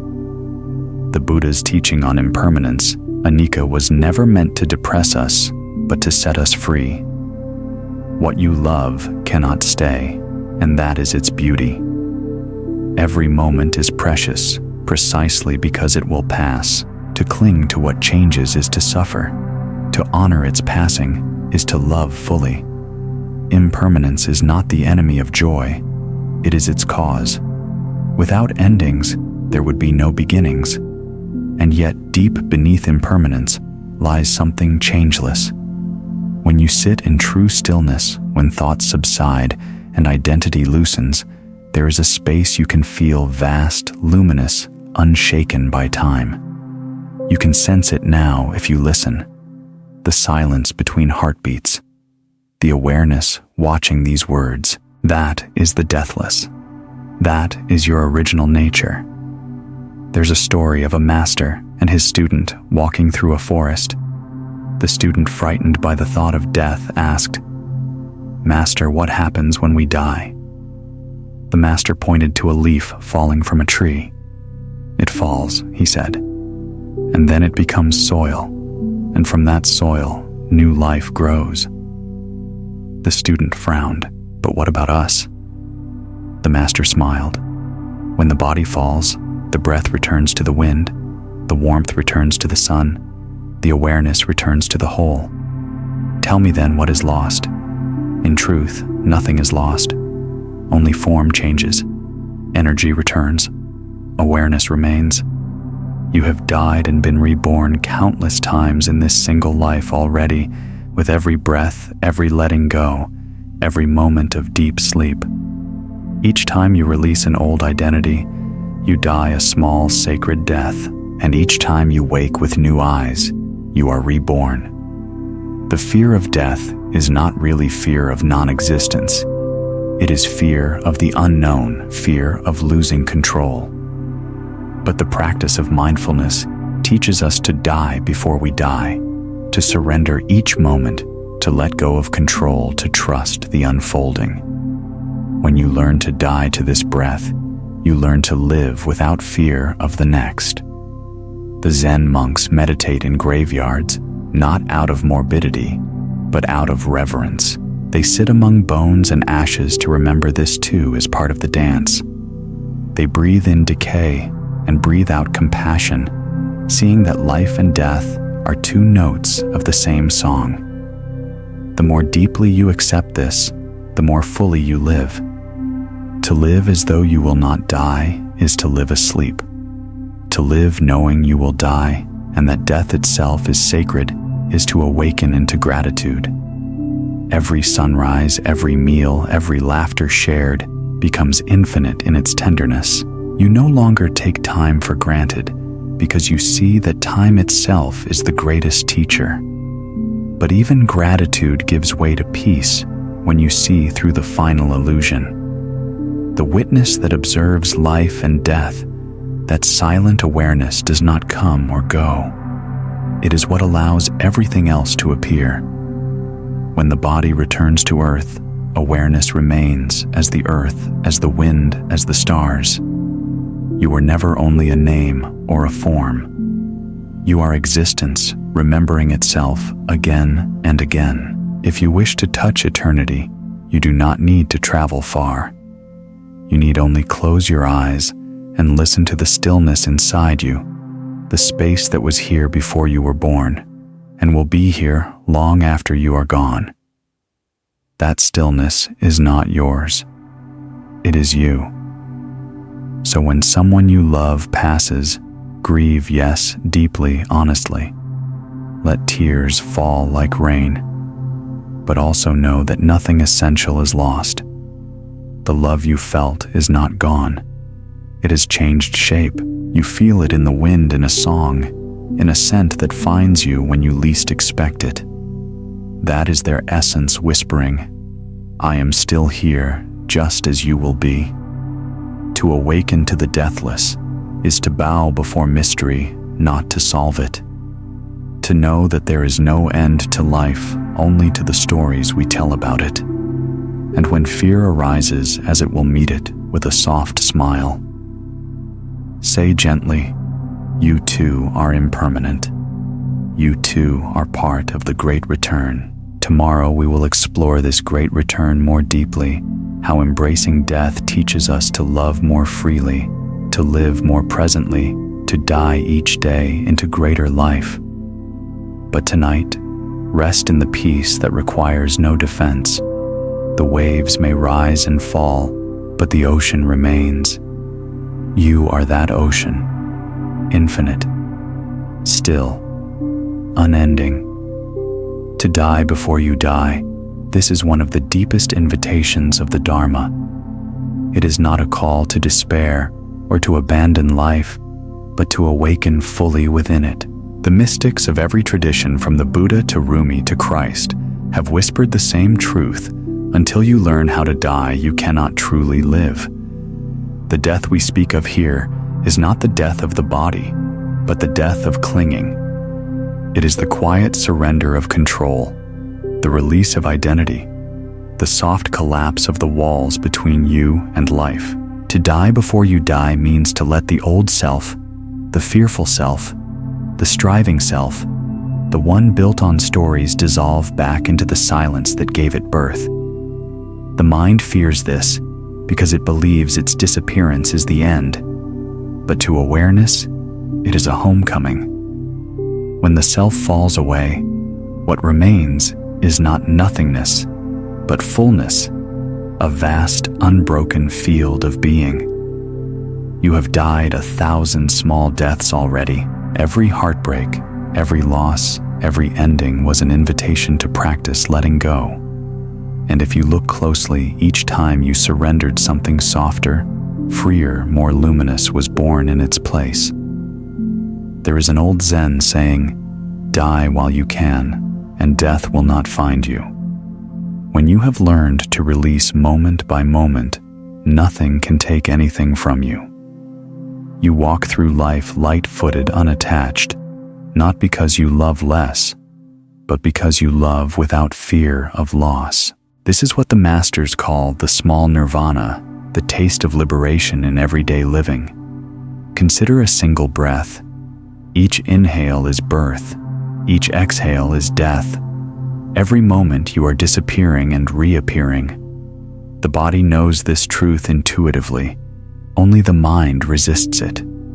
We cling to the inhale, to youth, to achievement, to people, to the image of who we think we are.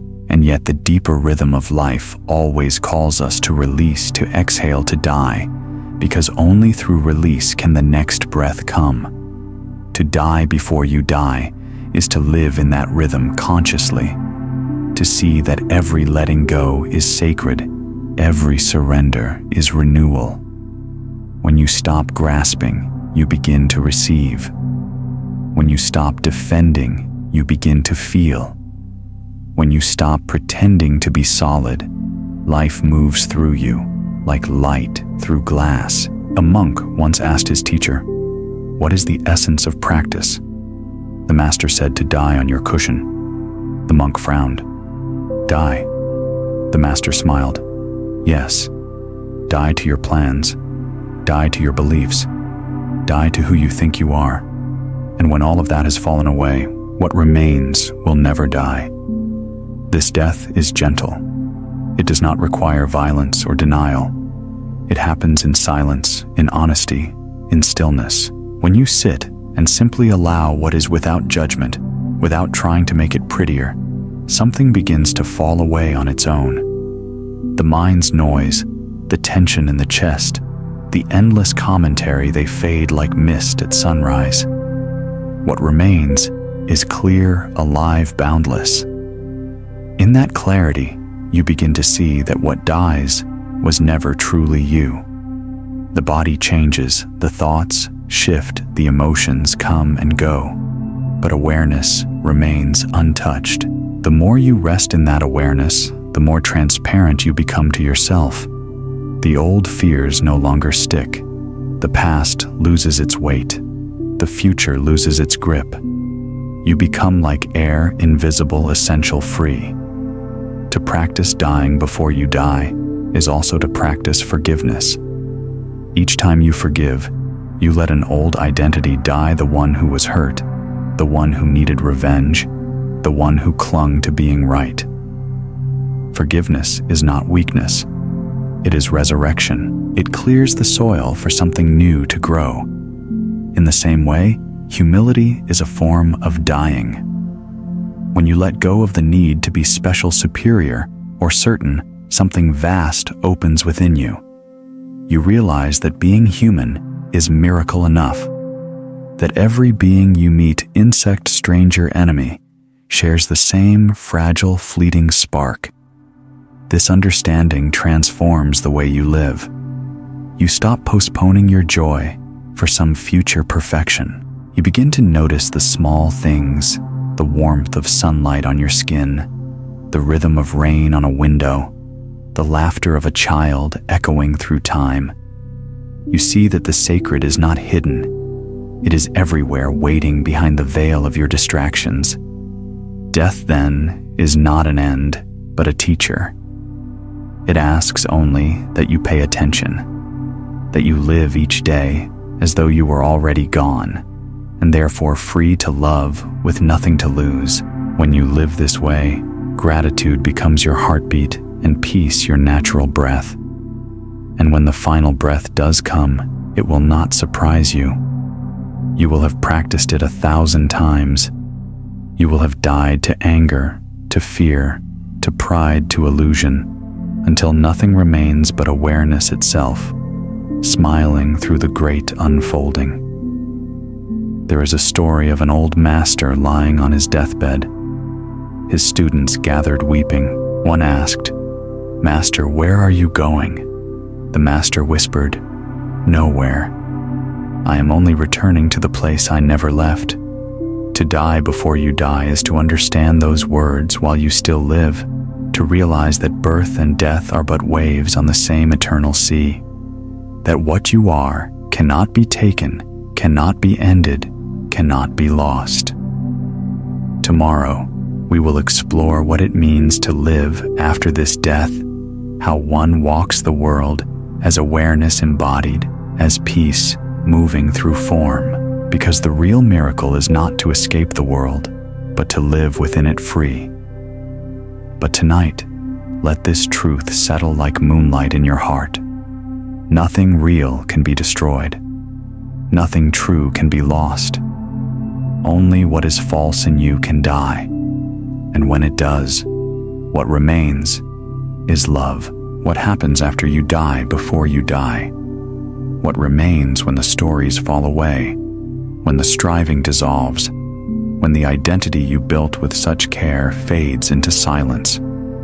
What remains is life itself, not your life, not my life, but the living, breathing awareness that gives birth to all things. It does not belong to you. You belong to it.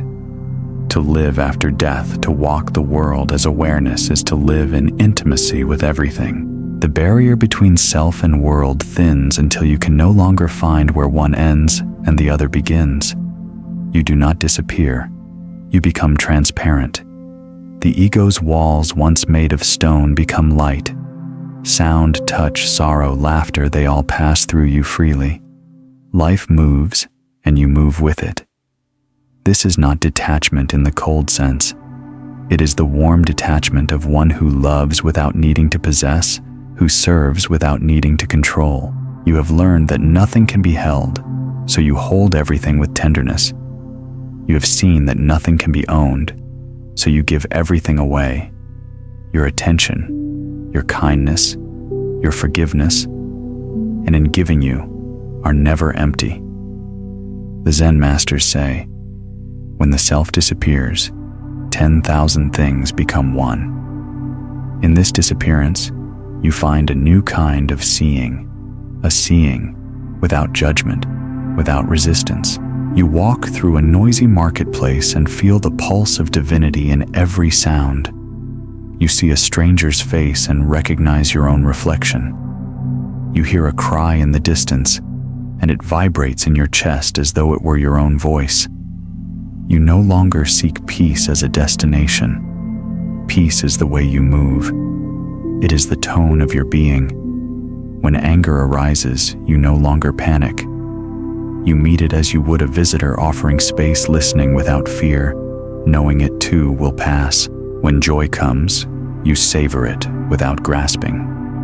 You understand now that both are waves on the same sea. To live as awareness means to live responsively, not reactively. The world no longer dictates your peace. You do not hide from its storms.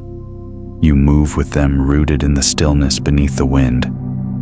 The enlightened ones are not untouched by pain. They are touched by everything, but they suffer less because they do not add resistance to the inevitable.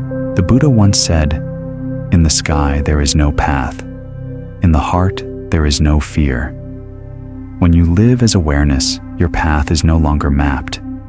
You walk as life walks. You speak as silence speaks. You rest as the earth rests. You are guided not by plans, but by presence, the quiet intelligence of the moment itself. You may still appear ordinary.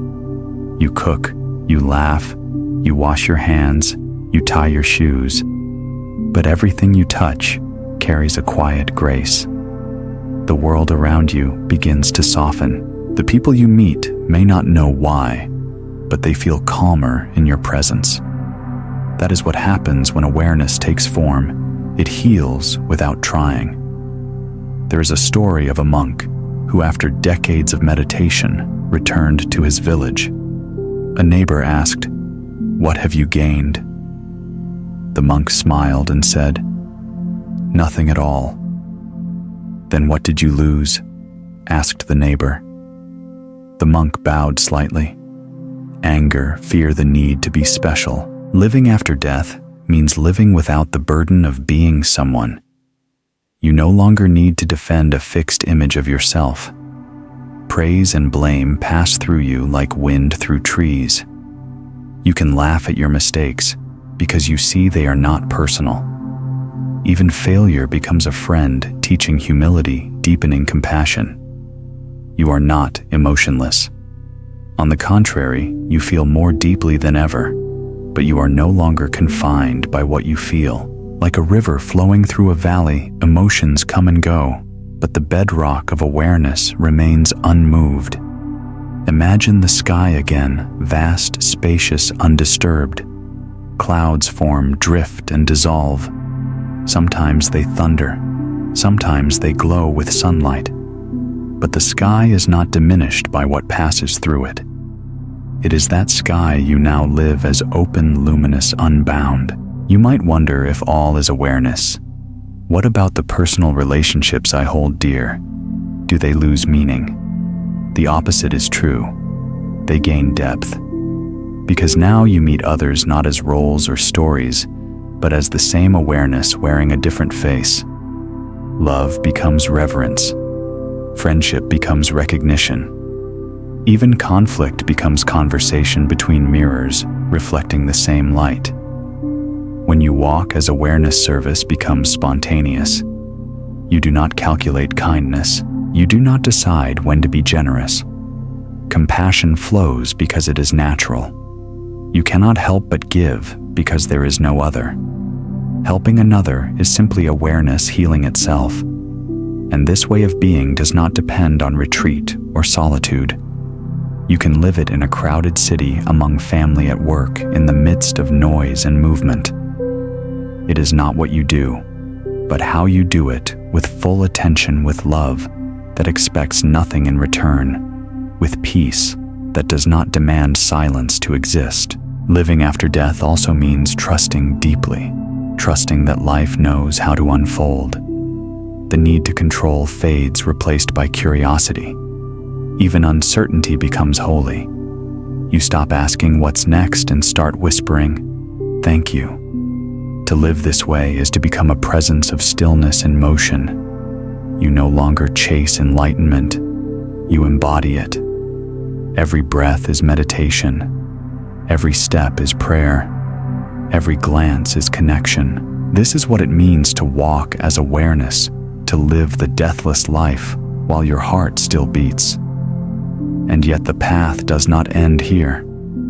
For the awakened heart must still return to the world of form, of laughter and loss, of service and imperfection. To live as awareness is to be both vast and intimate, infinite and human. Tomorrow we will explore this return, how enlightenment is not escape from life, but full participation in it. How awakening finds its final fulfillment, not in solitude, but in love expressed. For now, let this truth rest softly within you. You are not in awareness. You are awareness. and awareness never dies. After awakening, there is no dramatic fanfare, no thunderous voice announcing enlightenment. There is simply the sound of life, continuing wind through the trees, footsteps on stone, laughter in a distant street. The world does not change, your seeing of it does. What was once ordinary is now radiant. What once seemed mundane glows with quiet divinity. And in that recognition, a new journey begins, the return. The sages call this returning to the marketplace with open hands. It means coming back into the world, not as one who escapes it, but as one who serves it. Enlightenment in its truest form is not an exit. It is a homecoming. You have gone to the depths of silence, touched the eternal, and now you are called to bring that silence into sound, that stillness into movement, that wisdom into love. You walk again among people, but now you see differently. You see the hurried faces in a crowd and feel tenderness, not judgment. You hear anger in someone's voice and recognize fear beneath it. You meet greed, envy, confusion, and you see only beings searching for peace in mistaken ways, just as you once did.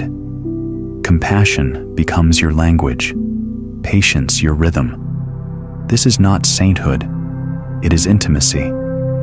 You no longer separate yourself from humanity in order to remain pure. You understand that to reject the world is to reject your own heart. The awakened one eats, laughs, weeps, and works. They love deeply, grieve honestly, and forgive freely. The difference lies not in what they do, but in how they do it with complete presence and without clinging. There is an ancient story of a monk who, after enlightenment, became a baker. His students were shocked. "Master, why waste your realization making bread?" He smiled before awakening. "I baked bread. After awakening, I bake bread. Only now I taste eternity in the grain." That is the secret of the return, the infinite revealed in the immediate. You no longer need temples or mountaintops to touch the sacred. You find it in the warmth of tea, in the murmur of rain, in the eyes of a stranger. The world becomes your monastery, your meditation cushion, your sutra. But this return is not without challenge. After touching boundless peace, the noise of the world can feel harsh. The suffering of others can pierce your heart more deeply than before. Awareness makes you sensitive, and sensitivity can ache, yet you no longer turn away from that ache. You understand now that the ache is love. The more awake you become, the more open your heart grows, until you can hold the entire world inside it. This openness transforms how you act.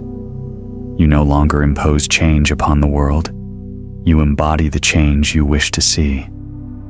The awakened heart influences not by force, but by presence. It moves like water, gentle yet unstoppable, carving valleys of kindness through the hardest rock. To live in this way requires humility. Awakening is not a trophy to display. The ego can easily disguise itself in spiritual robes, whispering, "I am enlightened." But true wisdom wears no title. It bows instead. It serves. It listens. It knows that awakening is not the end of learning, but the beginning of infinite understanding. In your return, you begin to see that everything and everyone is your teacher. The child's laughter reminds you of freedom. The old man's silence teaches you patience. Even the one who angers you reveals where tenderness has yet to bloom. Nothing is wasted. The awakened heart is porous, absorbing lessons everywhere it goes. And through this openness, joy arises, not the joy of excitement, but the quiet joy of being aligned with life itself. You realize you need nothing to complete you. You already belong. You already are. Every moment is enough, because every moment is life revealing itself anew. You begin to live what the Buddha called noble silence. A silence that does not avoid sound, but listens so deeply that sound itself becomes silence. Words spoken from that place carry healing. Actions arising from that place ripple peace. The awakened heart becomes a refuge for others. You may not intend to teach, yet your presence teaches effortlessly. You do not need to convince or convert. You simply be. And in your being, others remember what they are. It is said that when a bodhisattva awakens, even the stones rejoice. Perhaps this is because awakening is not a private event. It is the world itself remembering its own light through you. The trees breathe easier. The birds sing clearer. The earth feels your gentleness beneath your steps. This is the sacred reciprocity of existence. As you awaken, all things awaken with you. Still, humility remains the anchor. You do not see yourself as savior, but as servant. You serve not because you must, but because you cannot do otherwise. The same way the sun shines, the same way the river flows, your love moves through you without asking permission. To return to the world is to say yes, yes to imperfection, yes to humanity, yes to the endless unfolding of joy and sorrow, both sacred in their own way. You no longer seek escape from the dream. You choose to dream consciously, lovingly, for the benefit of all beings. Tomorrow we will journey deeper into this flowering how the awakened one lives, love not as emotion, but as state of being. How love becomes the final expression of wisdom. For now, rest in this truth. Awakening is not leaving the world. It is returning to it fully, humbly, beautifully awake. At the end of every spiritual path, when all questions fall silent and all doctrines dissolve, what remains is love, not the fragile love that depends on reciprocity or perfection, but the vast, unconditional love that arises when you see the truth of all things. It is not something you do. It is what you are when all barriers fall away. The Buddha called this boundless love metta, loving kindness. It is the natural fragrance of an awakened heart. When wisdom deepens, love expands. When illusion fades, compassion takes its place. Wisdom without love is dry and cold. Love without wisdom is blind and burning. Together, they are the wings that allow the spirit to fly. To live as love is to see through the eyes of unity. You look at another person and no longer see a stranger. You see yourself wearing another face, carrying another story, walking another path back toward the same home. Love says, "May you be free." Not because it benefits you, but because in truth, there is no you and them, only life wishing itself well. This love does not discriminate. It does not cling to those who please you or reject those who hurt you. It flows like sunlight shining on weeds and wildflowers alike. Even those who wound you become teachers, for they reveal where your heart still hesitates to open. When you can bless them too, your love has become whole. In this love, forgiveness is no longer an act of will, but a natural movement of understanding. You realize there was never truly anything to forgive, only misunderstanding, only fear acting out its confusion.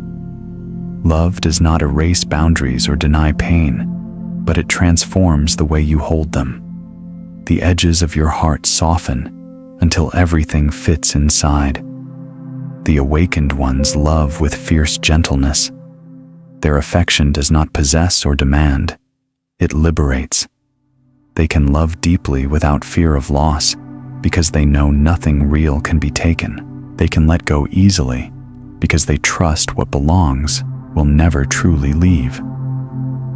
There is a story of a master who, when asked what enlightenment felt like, replied, "Like falling in love with the whole world and realizing it has always loved you back."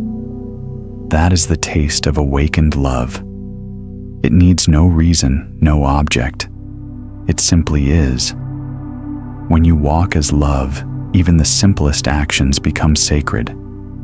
To pour tea, to speak kindly, to smile, these are prayers in motion. Your life becomes a continuous offering, a quiet vow to ease the world's suffering where you can, and to hold it tenderly where you cannot.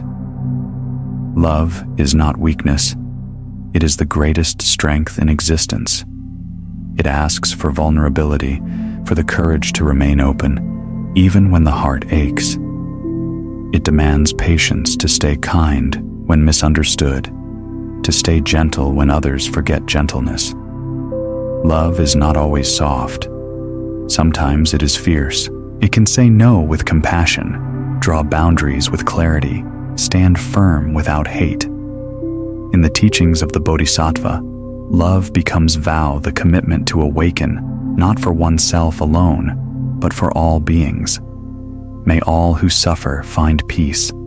May all hearts remember their light. This vow is not poetry. It is power. It shapes every step, every breath. It transforms even the smallest act into service. When love matures, it ceases to look for reward.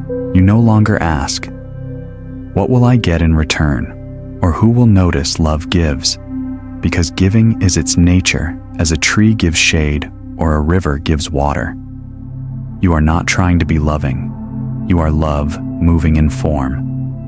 This kind of love heals not by fixing others, but by seeing them truly. When someone stands before you, broken, angry, afraid, you do not rush to change them. You listen. You see the pain behind their words, the longing beneath their anger, and in that seeing something shifts. They feel safe enough to soften. That is how love heals, through presence, not persuasion. The greatest act of love, however, remains loving yourself, not as ego, but as an expression of the same divine life you revere in others. You care for your body, your rest, your emotions, not out of vanity, but because they are the instruments through which love moves. You speak kindly to your own heart, because you have learned that cruelty toward yourself only breeds cruelty toward others. This self-love is not indulgent, it is devotional. It says, "I too am part of this sacred web. I too deserve compassion." And when you treat yourself this way, the world around you mirrors it back. Love becomes effortless, continuous, an ecosystem of care that sustains itself. In the stillness of meditation, love reveals its truest form, boundless awareness itself. You close your eyes, and suddenly, there are no borders, no names, only a field of gentle radiance expanding outward in every direction, touching everything, including you. This is universal metta, the love that asks for nothing, the love that simply blesses. When you live from this love, even suffering becomes holy. You look at pain, your own, others, the world's, and instead of recoiling, you bow. You see that it too is part of love's unfolding, that even in sorrow, the universe is learning to know itself through tenderness. Tomorrow, we will explore how this love, when fully embodied, becomes peace, not the absence of chaos, but the deep stillness that holds it all. But tonight, let love be your only practice. No mantras, no techniques, just this simple awareness. Every heartbeat, every breath is life saying, "I love you." And every exhale is your silent reply, "I love you too." There is a peace that does not depend on calm days or quiet rooms. It is not the fragile pause between storms, nor the fleeting comfort of control. It is deeper, the peace that holds both storm and silence in its embrace. The peace that does not come and go, because it was never born and will never die. This is the peace of the awakened heart, the peace that exists before thought and beneath emotion. The Buddha called it Santi, the stillness that remains, even as the world spins. When you touch this peace, you realize it has never been missing. It was simply covered by the noise of striving, by the endless commentary of the mind. Once the noise subsides, even for a breath, the peace reveals itself, vast, radiant, unmistakably alive. To live in this peace does not mean you will never feel anger, sadness, or fear. It means you no longer drown in them. They rise and fall within the great ocean of awareness, but the ocean remains. Waves of emotion may crash, yet you know yourself as the sea beneath them, unbroken, unmoved. Peace is not an achievement. It is a recognition. You do not earn it. You remember it. And remembrance begins the moment you stop chasing. The mind is like a pond stirred by wind. The more you struggle for stillness, the more you disturb the surface. Let go, and the ripples fade on their own. Sit quietly now, and you can feel it, that gentle hum beneath everything. The breath moving in and out, the heart pulsing faithfully, the sound of the world happening without your interference. Nothing missing, nothing extra. Just this. This is peace. But we forget easily. The world demands so much: deadlines, responsibilities, noise. We believe we must fight for rest, earn silence, deserve calm. Yet peace is not a luxury. It is our natural state. Even in the midst of chaos, it waits in the pause before words, in the space between thoughts, in the awareness that watches even your restlessness. There's a Zen story of a master asked to describe enlightenment. He poured tea into a cup until it overflowed. When the student protested, he said, "This is your mind. How can peace enter when it is already full?" To find peace, you must empty yourself of what is not real. The arguments you replay, the expectations you carry, the identities you defend. Empty and peace rushes in like air into a vacated space. Peace does not mean retreating from life. It means living so fully that nothing remains unaccepted. You stop resisting what is. You stop arguing with reality. You look at the moment, whether it is joyful or painful, and you bow to it, not in resignation, but in reverence. You understand that everything appearing before you is the universe unfolding in perfect timing. When you live this way, your actions arise from stillness, not reaction. Decisions become clear words, become gentle movement, becomes graceful. You no longer chase outcomes. You respond to life as it unfolds. The result is effortless harmony, not because the world changes, but because your seeing does. Even suffering can coexist with peace. The awakened heart can weep and still be at rest. Peace is not the absence of tears. It is the space in which tears fall freely. When a loved one dies, grief comes like the tide, heavy, unstoppable. But beneath it, something steady holds you. That is peace, the ground beneath the waves. When the Buddha attained enlightenment, it was said that the earth itself trembled not in destruction, but in relief. As if the world sighed, at last one remembers. This is the peace that touches not just you, but everything around you. Your calm presence becomes medicine. People breathe easier near you, not because you fix them, but because your stillness reminds them of their own. Peace radiates quietly. It does not need to announce itself. It moves like fragrance, subtle, unseen, yet deeply felt. You walk into a room, and without saying a word, others soften. You smile, and the space feels lighter. This is not mysticism. It is the natural influence of a heart at rest. To cultivate peace, you do not need to withdraw from life. You need only to return to this breath. Feel it. Let it anchor you in the now. The present moment is the gateway to peace, because it is the only place where life truly happens. The mind lives in past and future. Peace lives in presence. When you notice your mind racing, simply say inwardly, "Come back." Feel your feet. Listen to the sound around you. Allow the breath to guide you home. Over and over you return, and each return strengthens the muscle of serenity. There is a saying in the Dhammapada, "Better than 1,000 hollow words is one word that brings peace." That word unspoken is awareness. Awareness is peace.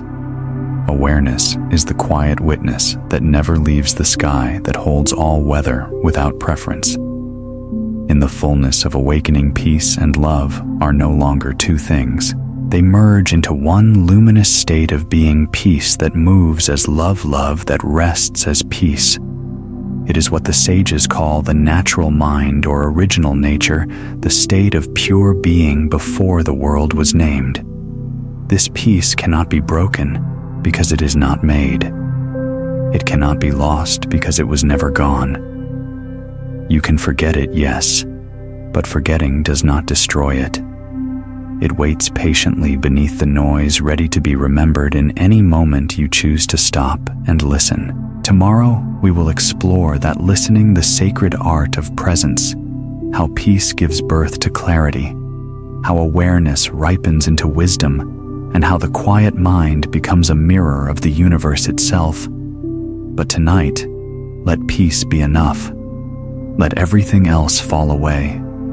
The world will spin, thoughts will pass, hearts will change, and beneath it all, you remain still, aware, eternal.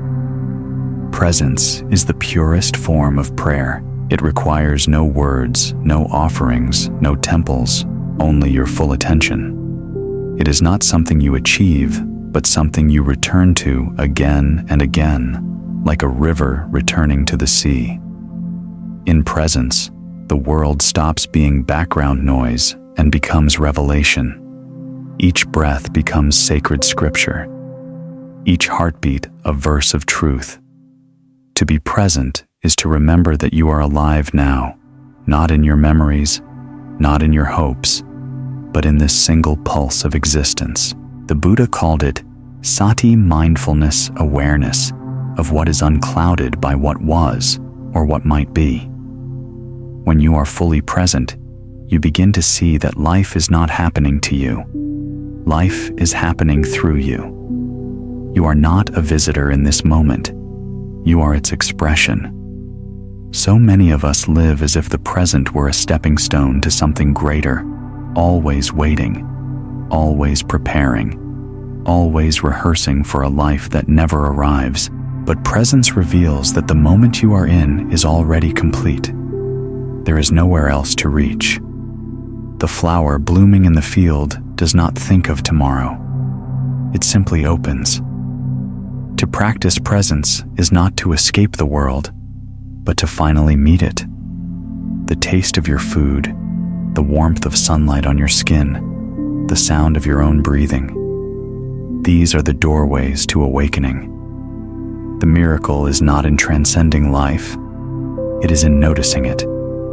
When you walk, just walk. When you eat, just eat. When you listen, just listen. This simplicity sounds almost absurd to a restless mind, yet it is the heart of liberation. Each act done with awareness dissolves illusion. Each mindful moment heals the split between you and existence. Presence is not about perfection. You will drift. The mind will wander. That is its nature. But each time you notice and return softly, kindly, that is awakening. Presence is not the absence of distraction. It is the willingness to return without judgment. There is a story from the Zen tradition about a monk who asked his master, "What is the essence of the path?" The master replied, "Attention." The monk bowed and said, "Is there more?" The master smiled. "Attention, attention, attention." The power of presence lies in its ordinariness. When you are truly present, you discover that you do not need to chase enlightenment. It is already here, woven into the fabric of every experience. Even washing dishes becomes meditation. Even folding laundry becomes devotion. What you do does not matter as much as how you do it. The mind resists this simplicity. It prefers stories, grand ambitions, complex explanations, endless problems to solve. It whispers, "Surely there must be more." But presence has no drama. It is subtle, quiet, unassuming. It doesn't shout for attention. It waits patiently for you to notice that it's been here all along. And when you finally rest in that noticing, everything softens. The past releases its grip. The future loses its urgency. Time itself feels less like a river rushing forward and more like a lake reflecting the sky. Still, infinite, whole. Presence is not passive. It does not mean ignoring the world's pain or retreating into apathy. On the contrary, true presence heightens compassion. When you are present with suffering your own or another's without resistance or denial, love naturally arises. You don't have to manufacture it. It blooms by itself. In presence, even discomfort becomes sacred. The ache in your chest, the sting of loss, the fatigue in your body, all are messengers asking only to be felt, not fixed. When you stop running from them, they unfold into wisdom. To cultivate presence, begin small. Feel your breath before speaking. Notice the warmth of your cup before drinking. Listen not to respond, but to truly hear. Walk as if the earth were alive beneath your feet, because it is. Each step, each sound, each sensation becomes a bow to the mystery of existence. The more you practice, the more you realize that presence is not something you do. It is what remains when you stop doing. When the mind grows quiet, presence shines naturally, like the sun revealed when clouds drift away. In the stillness of presence, wisdom ripens. You begin to see that life does not need your constant interference to unfold perfectly. The bird sings without instruction. The tide moves without effort. Even your heartbeat, the rhythm of your being, continues without your command. Life is trustworthy, and in that trust, peace deepens. You no longer rush to fill silence or fix every imperfection. You learn to rest in what is allowing life to reveal itself, moment by moment. This surrender is not weakness. It is faith in the intelligence of existence, in the sacred order that breathes through all things. Presence teaches you that awareness is not limited to your body or mind. It extends beyond you, touching everything. The trees, the clouds, the strangers you pass, all are movements of the same awareness. When you see this separation dissolves, you no longer say, "I am here." You say, "Here is all there is." In this knowing, life becomes simple again. You eat when hungry, sleep when tired, love when moved, forgive when you can, and rest when you must. No grand philosophy required, just presence, humble, luminous, eternal. Tomorrow we will walk deeper into this simplicity, how presence, when lived fully, transforms ordinary living into sacred service. How mindfulness, once rooted, blossoms into a life that blesses everything it touches. For now, breathe. Be where your feet are. The next moment can wait. This one, this single shimmering now, is everything. When presence ripens, it begins to overflow. It cannot stay contained within one body, one story, one name. It moves outward naturally, like fragrance escaping a flower, or light radiating from a flame. This is the quiet birth of service, not the service of duty or moral obligation, but the service that flows from awareness itself. You do not decide to serve, you become service. When the illusion of separation dissolves, the well-being of others feels as immediate as your own breath. Their pain stirs tenderness in you, not pity. Their joy becomes your joy. This is not sacrifice.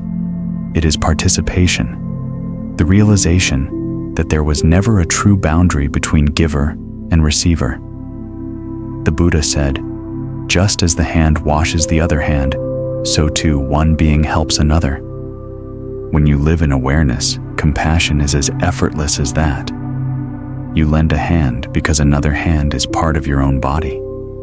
The impulse arises not from should, but from love that has recognized itself. Living as service does not mean renouncing ordinary life. It means transforming it. Your work, your conversations, your small daily acts become offerings. The way you listen, the way you speak, the way you smile, each becomes a thread of connection in the great tapestry of awakening. The awakened one does not wait for perfect conditions to serve. They see opportunity in every encounter. Service is not about changing the world to match your vision. It is about allowing love to move through you in whatever form is needed. Sometimes that means speaking truth. Sometimes it means staying silent. Sometimes it is as simple as making tea for a tired friend, or forgiving yourself for the 100th time. Service takes the shape of the moment. To live as service, you must surrender ownership of the result. You give and you let go. You do not plant seeds to measure how tall they grow. You plant because the soil is calling. You offer because love wants to move. In this surrender, your actions become pure, no longer tainted by ego's need for validation. When your heart opens in this way, even your presence becomes medicine.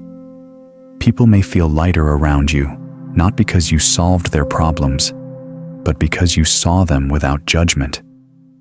You met them as they are, and being seen like that is healing in itself. There is a Zen parable of two monks walking along a muddy road.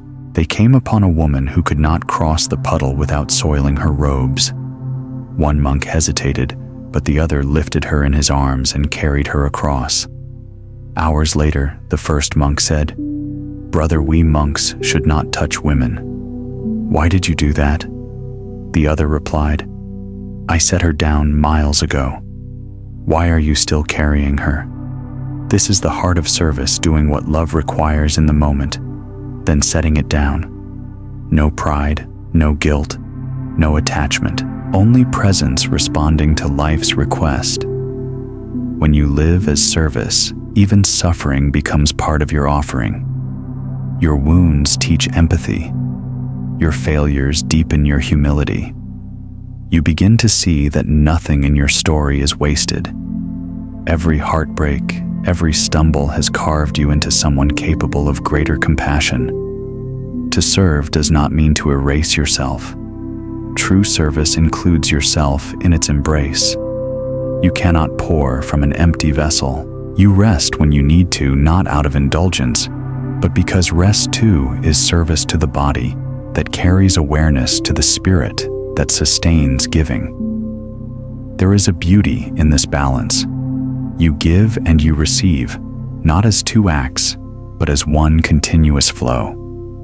When you breathe in, the world serves you. When you breathe out, you serve the world. In this rhythm, everything is harmony. The Bodhisattva, whose vow is to awaken for the sake of all beings, is not a mythic figure. The Bodhisattva is anyone who chooses love over fear moment by moment. When you comfort a stranger, when you listen deeply, when you forgive instead of retaliate, you are walking that same path. The robe may look different, but the heart is the same. The more you live this way, the more life supports you. Synchronicities appear. The right words find you when needed. The right people cross your path. You begin to see that service is not a burden, it is alignment. When you are aligned with love, the universe moves with you, not against you. And yet service requires humility. You will not always see the fruits of your actions. You may plant seeds whose flowers bloom long after you are gone. But that is the beauty of it. Service frees you from the smallness of personal legacy. You act not for remembrance, but for resonance, to leave the world a little more awake, even if no one knows your name. To live as service is to live as prayer. Each act, no matter how small, becomes a sacred gesture. Each moment of attention becomes a bow to the divine unfolding through all things. You begin to see that there is no separation between spiritual life and daily life. Washing a cup, speaking gently, tending a wound, these are all the same practice. Tomorrow, we will explore this unity, how to dissolve the divide between sacred and ordinary, between meditation and living, between inner peace and outer action, because in truth, there is no such divide. There is only life in all its forms, waiting to be met with love. For now, rest in this remembrance. You do not need to search for how to serve. Your very being is already the offering. Your breath is the prayer. Your presence is the gift. At some point on the spiritual path, a quiet realization dawns. There is no spiritual life separate from daily life. There is only life. The sacred is not confined to temples or meditation halls. It breathes through dishes being washed through laughter, shared over tea through the simple rhythm of footsteps on the earth. Enlightenment does not remove you from the ordinary. It reveals the ordinary as divine. This unity is the heart of the Dharma. The Buddha did not awaken in a palace or a cave, but under a tree, open to the world, grounded in the dirt, touched by sunlight and wind. His enlightenment was not an escape from existence. It was an intimate embrace of it. To follow his path is not to climb out of life, but to fall fully into it with awareness. The mind loves separation. It wants to label sacred or mundane success, or failure meditation, or work. But reality knows no such lines. The wind does not ask whether it is spiritual when it moves through the grass. The stars do not debate holiness as they burn. They simply are. The same is true for you. When you see this, every act becomes an act of worship. Sweeping the floor is a meditation on letting go. Cooking a meal becomes a ceremony of nourishment. Even folding laundry becomes a prayer, an offering of order and care to a world that so often forgets tenderness. The sacred is not what you do. It's how you do it. Presence is what sanctifies the act. When your awareness is full, even the simplest gestures are radiant. The way you touch the earth with your feet, the way you look at a stranger, the way you breathe, all become expressions of reverence. There's an old Zen saying, before enlightenment, chop wood, carry water. After enlightenment, chop wood, carry water. At first glance, it seems there's no difference, but the difference lies in perception. Before awakening, you chop wood to finish. After awakening, you chop wood to feel the rhythm of life flowing through you as you move. The separation between sacred and ordinary is an illusion born from forgetfulness. When you remember who you are, awareness itself, you see that nothing can be outside of truth. Even confusion, even suffering, even the smallest mundane task participates in the great dance of awakening. Imagine this moment right now. The rise and fall of your breath, the sound of distant life around you, the quiet beating of your heart. None of this is less holy than prayer. You are not waiting for enlightenment. You are swimming in it. This realization dissolves striving. You no longer need to escape the world to find peace. You no longer need to perform holiness to be spiritual. You understand that awareness does not require special circumstances. It only requires attention. When this understanding settles in, life becomes lighter. You laugh more easily. You worry less about getting everything right. The perfection you were chasing reveals itself in imperfection. A cracked cup, a messy room, a forgotten word, all are part of the symphony. The sacred does not need to be polished.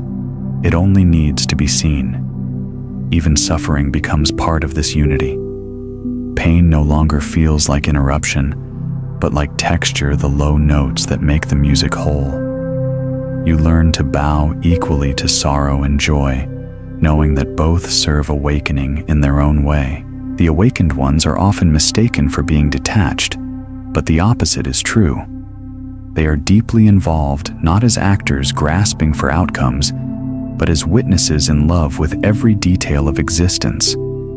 Their eyes see beauty where others see burden. Their hearts remain open even to what hurts. When sacredness saturates your life, gratitude becomes spontaneous. You begin to thank the morning light for arriving, the rain for falling, your own breath for continuing. Gratitude is not a practice anymore. It is your natural posture toward life. You stop waiting for miracles because you realize everything already is one. The illusion of duality, sacred and profane, good and bad, you and me, begins to fade. In its place, a vast tenderness rises. You see a beggar and a king with equal eyes. You recognize that what looks different on the surface is one essence in motion. In this unity, you no longer chase spiritual highs. You no longer crave the silence of monasteries or the prestige of wisdom. You find what you sought in the most ordinary things: the steam curling from your tea, the sound of your heartbeat, the laughter of a child nearby.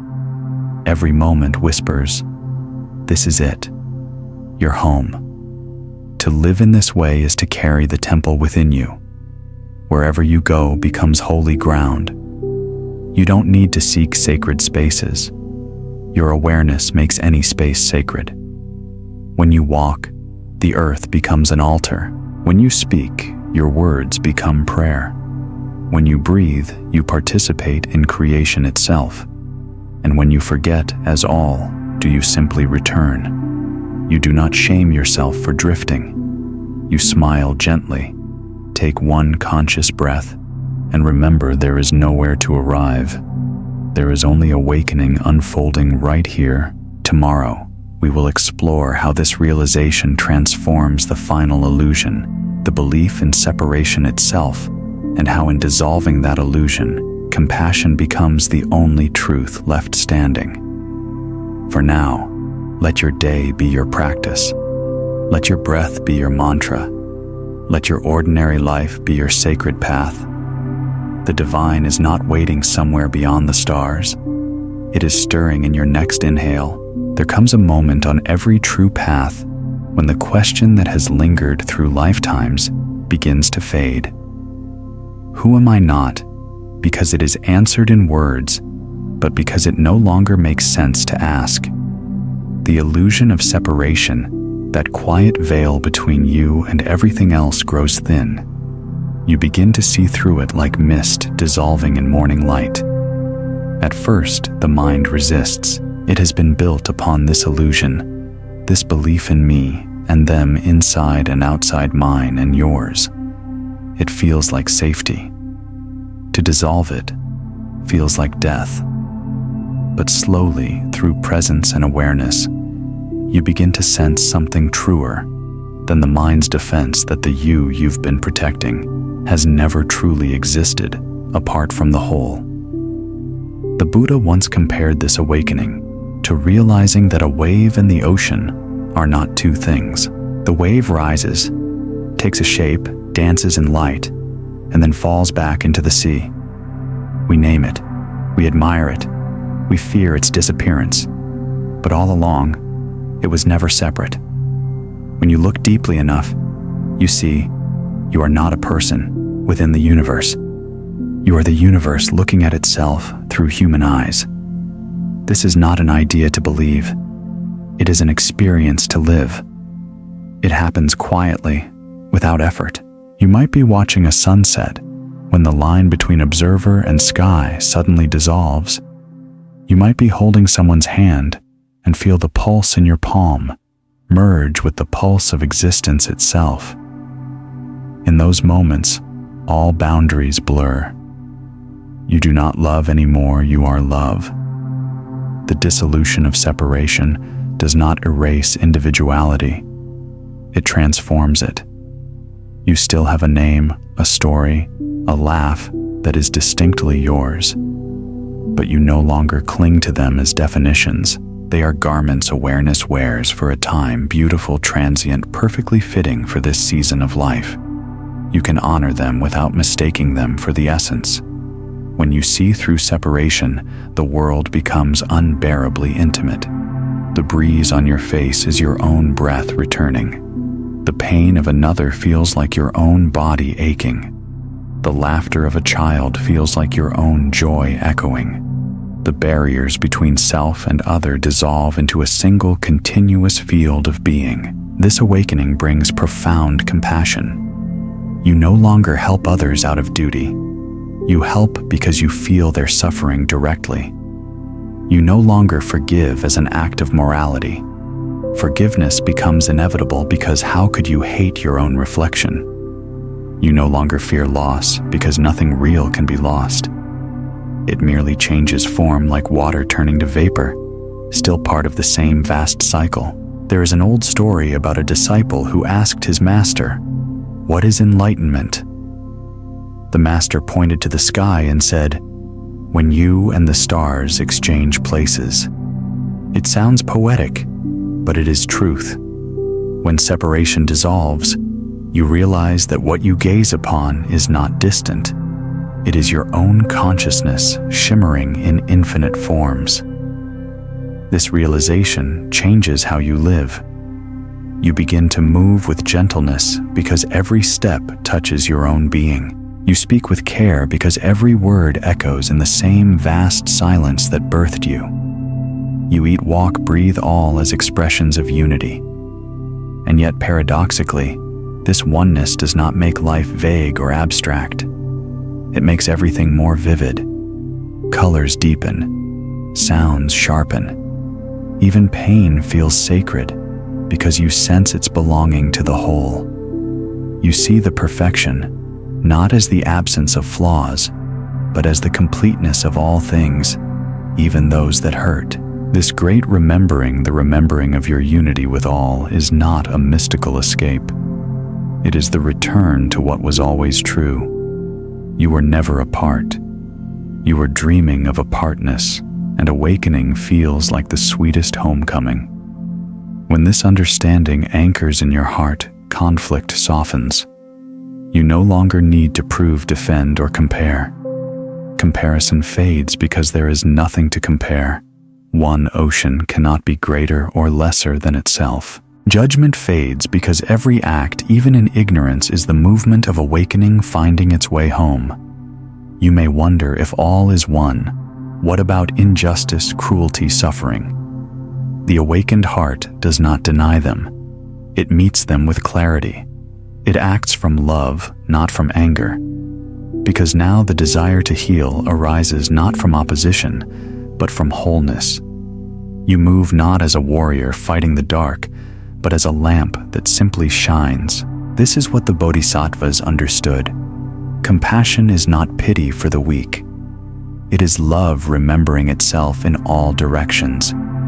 To comfort another is to soothe yourself.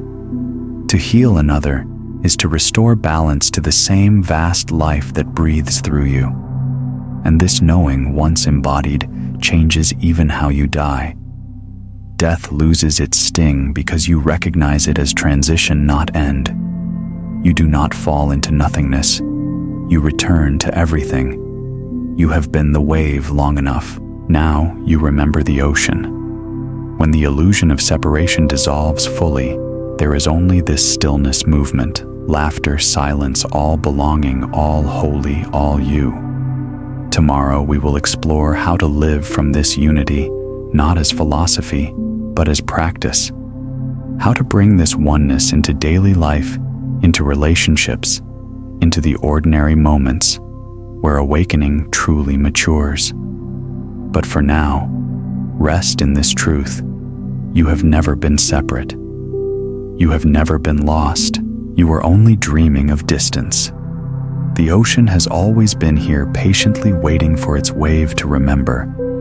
When the veil of separation has thinned, when you have glimpsed that everything moves within one great breath, the real practice begins, not on a mountaintop or within the hush of meditation, but in the marketplace of the world. The awakening is not complete until it can walk, speak, listen, and love in the ordinary rhythm of daily life. It is easy to touch unity in silence. The challenge is to carry that unity into sound, to move from stillness into conversation, from emptiness into engagement. The Buddha called this right livelihood and right action, not commandments, but invitations to live your understanding of oneness in each gesture. The awakened life does not withdraw from the world. It infuses the world with awareness. You wake in the morning, and the sunlight streaming through the window is no longer separate from your gaze. You rise, wash your face, prepare your meal. Each motion becomes sacred choreography. When you speak, you listen at the same time, aware that both the words and the hearing come from the same source. You are not acting. You are being acted through. This is not about perfection. The illusion of separation will return many times. The mind will claim, "This is me." That is you. The ego will reassert its small dominion. But now you know how to return. You remember that every moment of disconnection is simply another invitation to come home. Each irritation, each misunderstanding is a doorway to practice. To live the one life is to cultivate gentle vigilance. You do not fight the ego. You watch it with compassion. When anger arises, you breathe it in, seeing it not as enemy, but as energy returning to awareness. When jealousy or fear visit you, bow to them as teachers, each showing where your heart still forgets its vastness. Imagine the ocean again. The wave that momentarily forgets it is the sea does not become less water. It only needs to remember. Your humanity with its flaws and fluctuations is not a mistake. It is the texture through which divinity feels itself. Every stumble, every joy, every heartbreak is the ocean learning to know its own movement. The unity you discovered within meditation must now flow through your relationships. When you see someone struggling, you no longer feel separate from their pain. But awareness does not drown in it. It holds it tenderly, as you would cradle a crying child. When someone offends you, you pause and see beyond their words, sensing the fear or confusion beneath. This does not make you passive. It makes you precise. You respond, but without poison. You act, but without hatred. Living the one life also transforms how you work. Whatever your occupation, artist, teacher, builder, healer, you begin to sense that the purpose is not the product, but the presence you bring to it.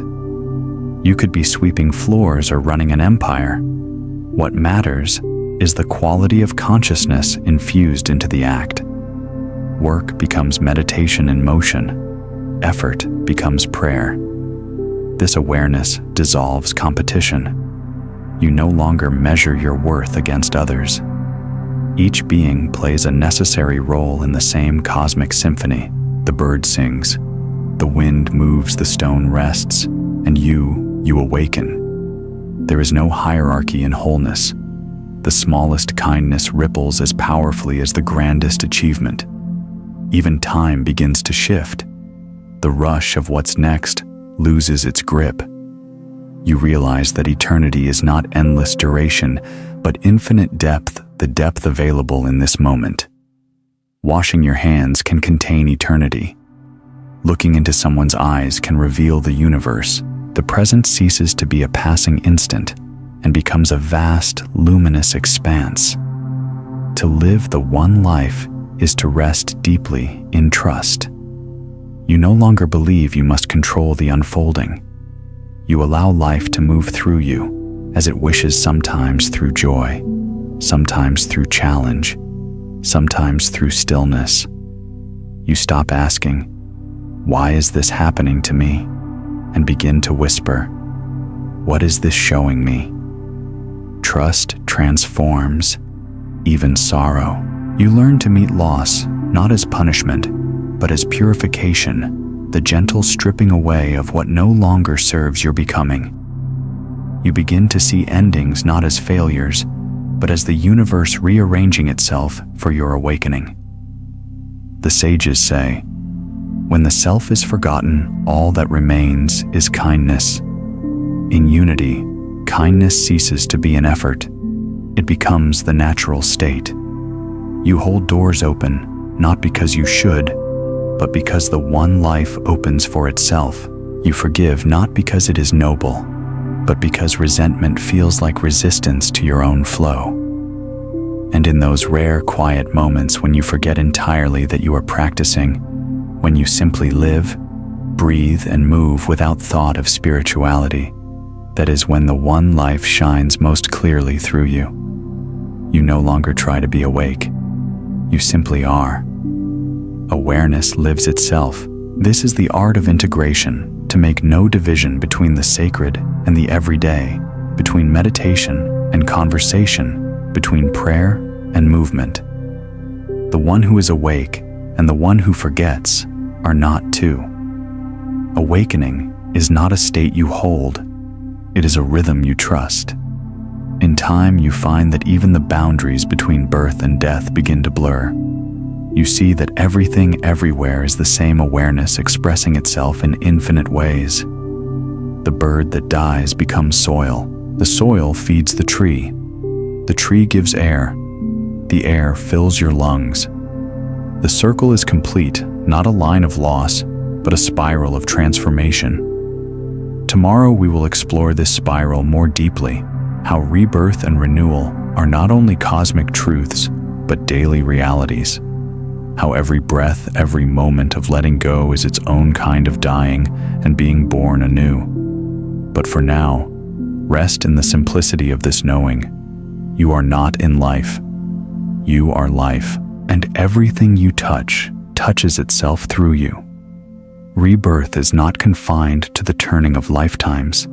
It happens with every breath. Every inhale is a beginning. Every exhale a release. To live consciously is to die continuously, to let each moment pass, so the next can arise to allow who you were a breath ago, to dissolve into who you are now. The Buddha's teaching on impermanence was never about fear. It was about freedom, the freedom that comes when you no longer resist the rhythm of death and renewal that is woven into the fabric of all existence. We often think of dying as a single event, an ending far away. But death is with us all the time, not as an enemy, but as a quiet companion, reminding us that clinging is futile and surrender is peace. The falling leaf, the setting sun, the fading of laughter all whisper the same truth. Nothing holds, and because nothing holds, everything is possible. Every morning, you awaken from the small death of sleep. Every night, you die to the day that was. Every choice, every forgiveness, every letting go is its own rebirth. This constant flow is not tragedy. It is grace. Imagine if the river refused to move, clinging to one ripple. It would stagnate, suffocate, and cease to be a river. Life is flow, and to live fully is to allow yourself to be carried. In Buddhism, there is a concept called anicca, impermanence. But the word does not mean destruction, it means motion. It is the gentle truth that nothing stays still, that existence itself is a dance of arising and passing. To resist this dance is suffering. To move with it is liberation. When you begin to see impermanence clearly, your relationship with everything changes. You stop gripping love with fear. You no longer cling to joy as if it could save you, nor reject sorrow as if it could destroy you. You start to trust the seasons of your own becoming the growth, the decay, the quiet stillness between. You learn to bow to each phase with gratitude, knowing it too is sacred. There's a Zen phrase, "Die before you die, and you will never die." To die before you die means to surrender the false self now, to let go of all that you cling to as me or mine. When you release these illusions, death loses its terror because it has already happened. What remains is the eternal, the awareness that has never been born and can never end. In this sense, every practice of letting go is preparation for dying, not as escape, but as awakening. When you forgive, you die to resentment. When you admit you were wrong, you die to pride. When you release the past, you die to the story that confined you. Each of these small deaths makes space for something new: humility, peace, freedom. Rebirth is not about becoming someone else. It is about remembering what has always been beneath the layers. The shedding is not a loss, but a return. Think of the snake that outgrows its skin. It does not mourn what it leaves behind. It moves forward, gleaming alive. And yet rebirth requires courage. Dying even in small ways asks you to trust the unknown. It asks you to loosen the grip of identity, to let the wave fall back into the ocean without guarantee of rising again. But in truth, the ocean never loses a wave, it simply changes form. So too with you, what you release does not vanish, it transforms. In meditation, this truth becomes visible. Thoughts arise and pass, emotions swell and fade. Each breath comes and goes. Awareness watches it all, untouched, infinite, vast. The more you observe, the more you realize that death and birth are not opposites. They are two movements of the same dance, two notes in the same song of aliveness. When you live with this understanding, you begin to hold everything lightly. You love deeply, but without fear of loss. You give fully, but without attachment to return.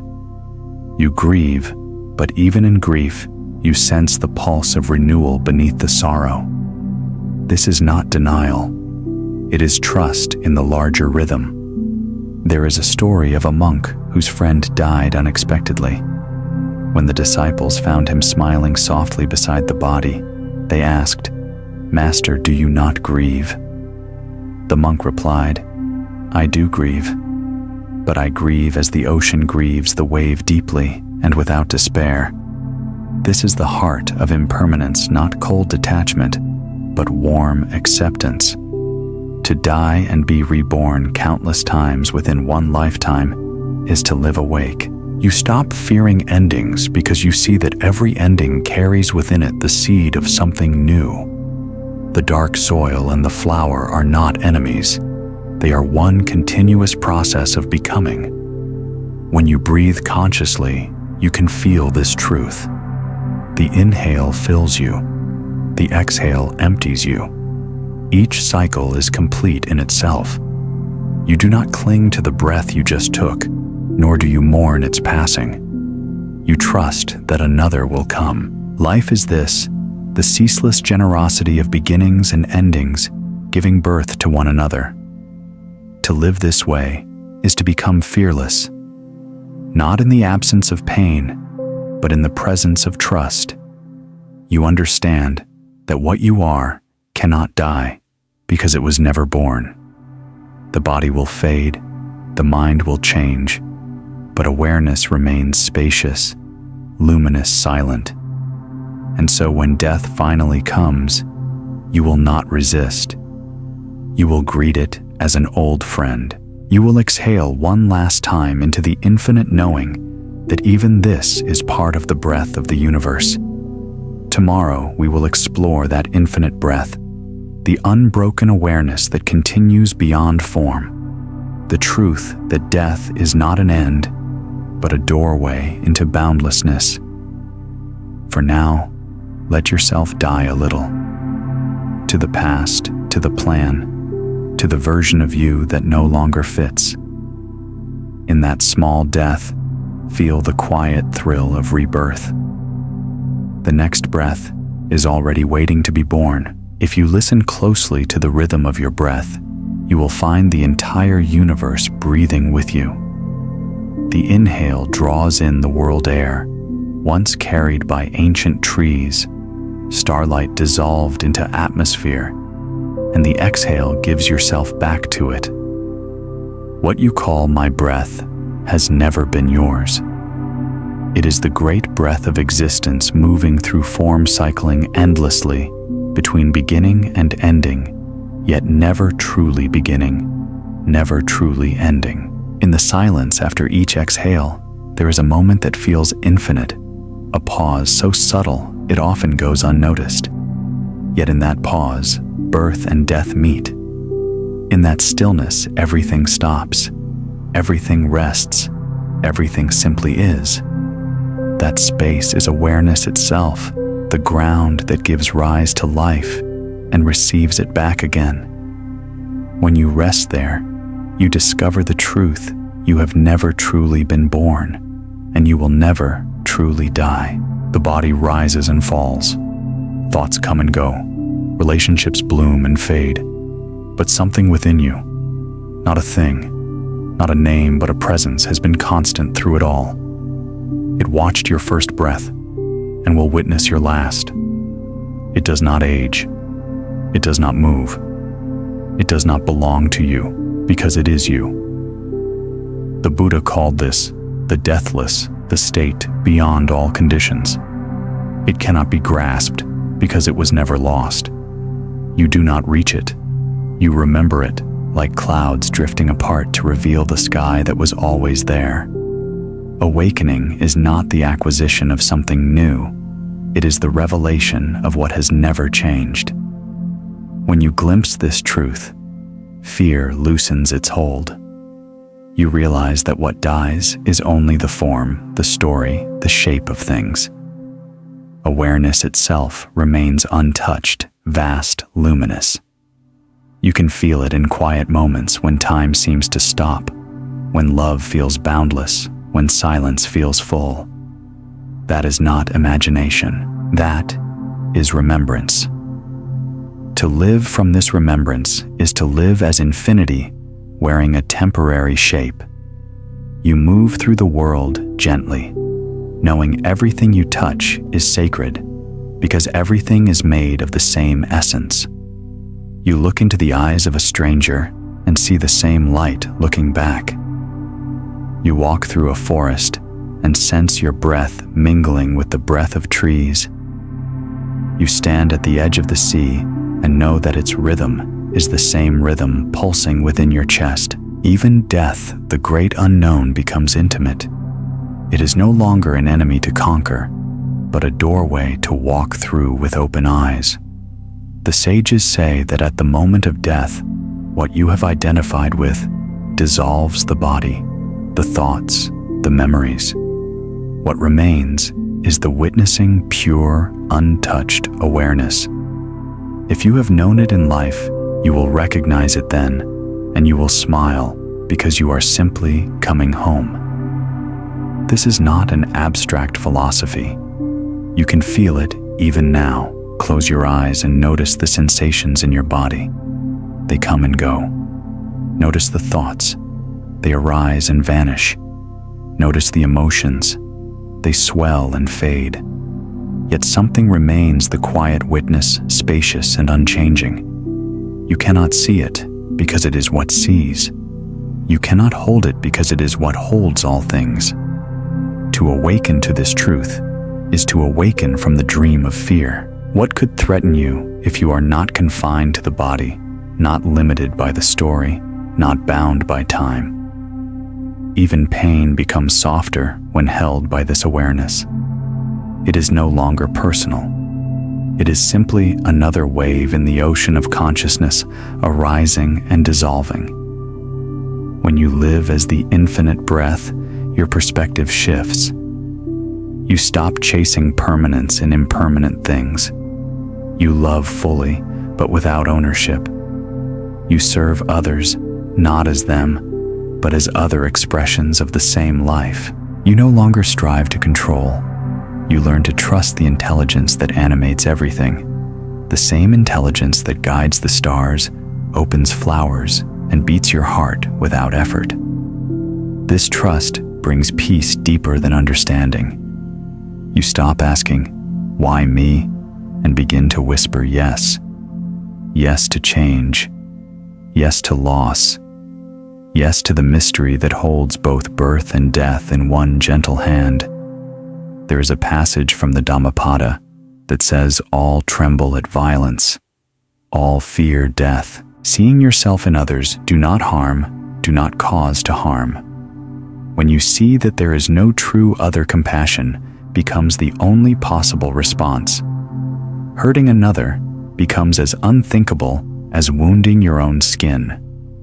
Helping another feels as natural as healing your own wound. And so this realization does not take you away from the world, it returns you to it, softer, clearer, more alive. You begin to live as both the wave and the ocean, the inhale and the exhale, the human and the infinite. You walk through each day with reverence, aware that the same light animating you animates every leaf, every breath, every heartbeat. To live in awareness of the infinite is to live in freedom. Freedom not from pain, but from the illusion that pain defines you. Freedom not from responsibility, but from the belief that you are separate from what you serve. Freedom not from life, but as life. When the great teachers speak of liberation, this is what they mean. Not an escape into heaven, but a realization that heaven has never been elsewhere. It is here in the breath, in the body, in the moment. Liberation is not later. It is now. Tomorrow we will explore what it means to embody this liberation, how to walk the earth as one who is both fully human and fully free, how to live with open hands and an unshakable heart. But tonight, breathe and remember, you are not the one who breathes. You are the breath itself, boundless, eternal, the infinite exhaling through form. Freedom, when it ripens, is no longer an idea or a goal. It becomes a way of moving, quiet, grounded, effortless. You walk through the same world as before, but the weight you once carried is gone. You speak, you work, you love, but beneath it all runs a deep river of stillness. Nothing can touch it, because nothing created it. This is the freedom of the awakened heart, the freedom to be exactly as you are. Freedom is not the absence of responsibility. It is the absence of resistance. The awakened one does not reject the flow of life nor cling to it. They meet everything as it comes: joy, pain, success, loss with an open palm. When you stop trying to shape the river, you discover that the current is kind. To embody freedom means to be fully human, without being bound by humanity's illusions. You still feel emotion, but emotion no longer defines you. Anger may rise, but it passes through without poison. Sorrow may visit, but it does not drown you. You experience everything yet remain spacious, as the sky experiences clouds without becoming them. The Buddha's smile was not born of detachment, but of intimacy. He smiled because he saw that even suffering was part of the great perfection, that life in all its forms was already whole. Freedom is not escape from the world. It is intimacy with it. Imagine this: walking through a crowded street, and feeling no opposition to what surrounds you. Every sound, every scent, every face belongs. The chaos does not disturb you because you no longer stand apart from it. You are not the observer trying to find calm within noise. You are the awareness in which the noise arises. Peace does not depend on quiet. Peace is the space that holds the noise. To embody freedom is to live without walls. You no longer divide your days into sacred and mundane, spiritual and ordinary. You see through the illusion of separation that kept you chasing holiness elsewhere. Washing dishes becomes meditation. Listening becomes prayer. Breathing becomes communion. The self that once demanded attention begins to soften. You no longer need to prove anything, not your worth, not your wisdom, not your strength. The urge to defend, to compare, to control begins to fade like mist at dawn. You realize that freedom is not gained by accumulating, but by releasing. Every surrender reveals more sky. There is a Zen teaching that says, "When the bird flies, no trace remains in the sky." The awakened one lives like that, moving through the world without leaving the residue of ego behind. Actions arise naturally, purely like ripples on still water. You help when needed, withdraw when not, and neither act leaves a mark upon your heart. But this freedom is not indifference. It is the deepest compassion. When you are no longer imprisoned by your own fear and desire, you can finally serve others without agenda. You listen not to fix, but to understand. You give not to be seen, but because giving is as natural as breathing. Love becomes the ground you walk upon, not a possession you hold. True freedom expresses itself through simplicity. The awakened one does not seek grand gestures. They embody grace in small things, a kind glance, a steady presence, a silence that heals more than words ever could. They move through the world like wind, invisible, yet unmistakably felt. Freedom also means fearlessness, not the absence of fear, but the courage to move even with it. You understand that fear too is just energy, just another form of life passing through. You bow to it, learn from it, and let it go. You are no longer the frightened self within the story. You are the storyteller, awakening mid-sentence. When freedom becomes embodied, even time loses its hold. You stop rushing to arrive somewhere. You realize there is nowhere else to go. The destination is here in this breath, in this moment. Eternity is not beyond. It is within, always unfolding, always available.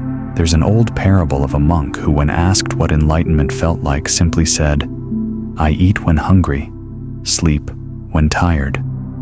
The listener frowned. "But isn't that what everyone does?" The monk smiled. "Not quite. Others eat while thinking of tomorrow, sleep while dreaming of yesterday. I am fully here." That is freedom, the end of elsewhere. Freedom also transforms relationships. You no longer seek to complete yourself through another. You love without clutching, walk beside others without leaning. When love arises from freedom, it blesses rather than binds. You become a mirror for others to see their own vastness. Your presence whispers, "You too are free." This embodied freedom radiates quietly. People sense it not in your words, but in your way of being. You move slowly, listen deeply, and act with grace. The world may still swirl with chaos, but you no longer add to it. You become a calm center, not through effort, but through surrender. And in moments of hardship, when old pain resurfaces or storms of life return, freedom does not vanish. It deepens. You do not fall apart because you were never held together by conditions. You rest in the unchanging core, the awareness that watches all change without trembling. To live this way is to walk the earth awake, to laugh easily, to weep freely, to bow often, to live without the armor of self and without the shadow of fear, to see the same light in your reflection and in the eyes of all beings. Tomorrow, we will explore what this awakened living offers to the world, how freedom moves outward as peace, how your stillness becomes a balm to a restless planet, and how simply being can be the greatest service of all. For now, breathe and feel this truth in your bones. Freedom is not found.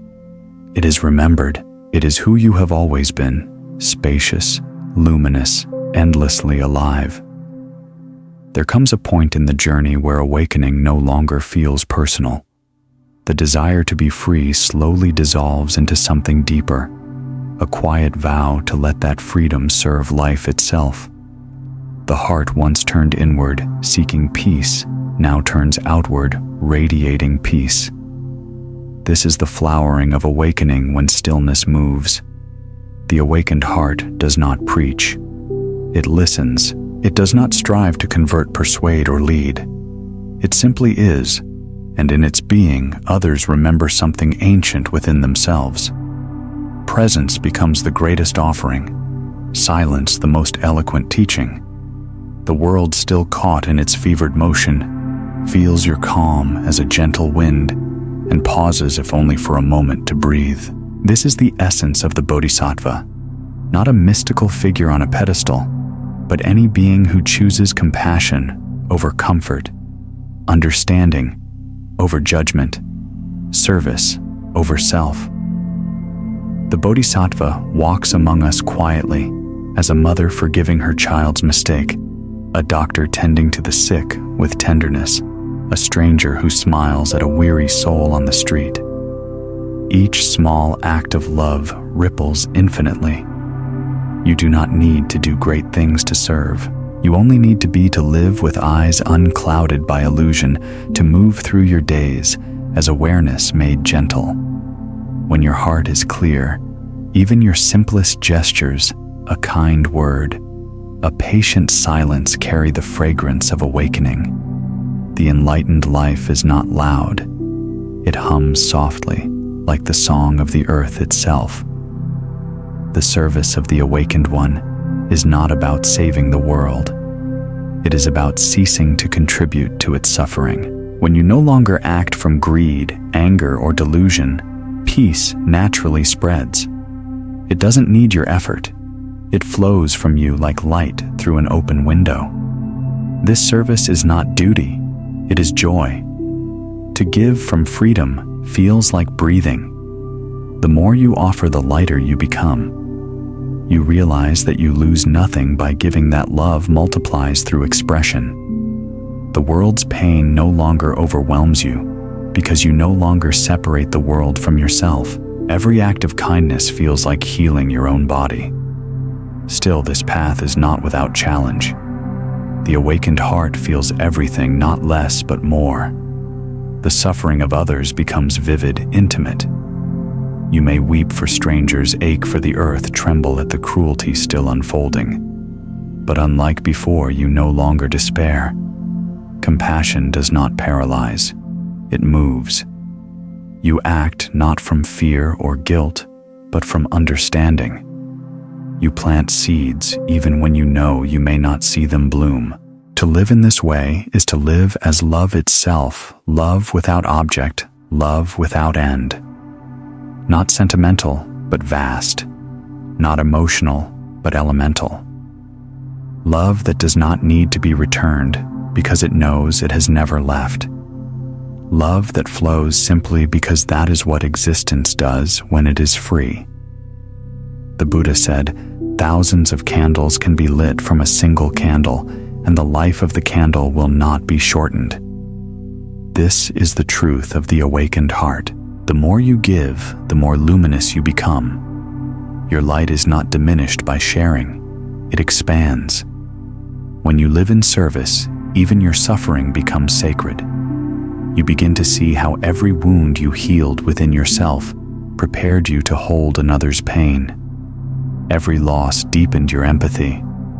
Every silence taught you patience. The path was never only about your liberation. It was training your heart to become a refuge for others. In this way, awakening and service are not two. They are one continuous motion, like the ocean's tide inward and outward breath and return. You go deep into stillness, not to stay there, but to emerge again, carrying the fragrance of that silence into the world. The awakened heart is fearless because it belongs to no one. It gives without asking, it loves without guarding, it speaks truth even when it trembles. It has no agenda, no claim, no mine. It knows only this: all beings wish to be free from suffering, and in remembering this, it bows to all the sinner and the saint, the lost and the found, seeing in each the same timeless essence. And so your service may look simple: holding a hand, tending a garden, listening deeply. But the vibration beneath those acts reaches far beyond your knowing. The universe itself bends subtly toward balance through your being. One who serves from awakening does not measure impact. They do not count how many are healed or changed or saved. They simply live as an offering, trusting that whatever ripples outward will find its way. The fruit of action no longer matters. The purity of intention is enough. You become like rain falling where needed without preference or pride. You nourish what you touch, then move on, leaving behind green where there once was dust. This is the quiet revolution of the awakened heart. It does not demand recognition. It simply radiates endlessly. Tomorrow we will enter the final movement of this journey, the art of return. How the awakened one, having walked the full circle, comes home not as the seeker, but as the presence that was never apart. But for tonight, let this truth rest in your breath. The highest service is not what you do. It is what you allow love to do through you.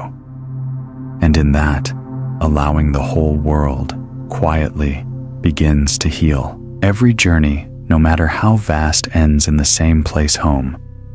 Not the home made of walls and memory, but the home that has no address, no beginning, no end.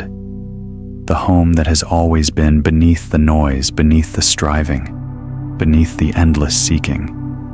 The home that is you before you called yourself I. The art of awakening is not a quest for a distant destination. It is the slow, tender act of remembering what was never lost, like a traveler who wandered far only to discover the horizon was inside them all along. This is the art of return, the quiet closing of the circle. After all the teachings, all the searching, all the letting go, what remains? Not enlightenment as an achievement, not perfection as a prize. What remains is simplicity, a heart at rest in its own rhythm, a mind clear enough to reflect the sky, a life lived in harmony with what is. To return home means to stop seeking. It means to rest in the knowing that the path and the destination are one. That the Buddha you were searching for has been sitting within your breath, waiting for you to notice. That God, truth, peace, whatever name you give it, was never elsewhere. It was simply obscured by your movement toward it. The mind always believes arrival is ahead. One more book, one more retreat, one more revelation. But awakening is the end of more. It is the deep exhale that says, "This is enough. I am enough. Life as it is enough." To return home is not to abandon the world, but to finally see it as it is. When the heart rests, the world reveals its quiet perfection. You see beauty in what once appeared ordinary: a falling leaf, a child's laughter, the smell of rain. Every sound becomes music, every silence prayer. You realize that reality was never mundane. It was your absence that made it seem so. Homecoming is not static. It is a live, breathing, unfolding moment by moment. You do not arrive and stay still. You arrive and keep arriving again and again with every breath. Each morning you awaken anew into the same vast mystery, and each night you return into its arms. When you come home, you no longer divide life into sacred and profane progress and failure, gain and loss. The boundaries dissolve. Everything becomes a teaching. Everything becomes a mirror. The broken cup, the laughter of strangers, even your own confusion. All of it is the Dharma, speaking in different voices. This is why the awakened ones often appear so ordinary. They laugh easily, eat simply, walk barefoot through the dust. There is no performance, no glow of superiority. Their holiness is invisible because it shines through ordinariness. They have stopped trying to be spiritual. They simply live as life itself. To return home is also to forgive everything. You look back on your path, the mistakes, the heartbreaks, the endless striving, and you bow. You see that nothing was wasted. Every stumble shaped your compassion. Every fear carved space for courage. Every darkness was the soil for your awakening. In the end, you cannot regret even your ignorance, because ignorance too was part of the path. It was the friction that lit the spark of your longing. It was the cocoon that allowed your wings to form. You realize that life has never been against you. It has always been guiding you home in ways you could not yet understand. And so, you stop running. You stop fixing. You stop searching for meaning in places that only deepen your forgetting. Instead, you sit quietly here now. You feel the rise and fall of your breath. You feel the earth beneath your feet.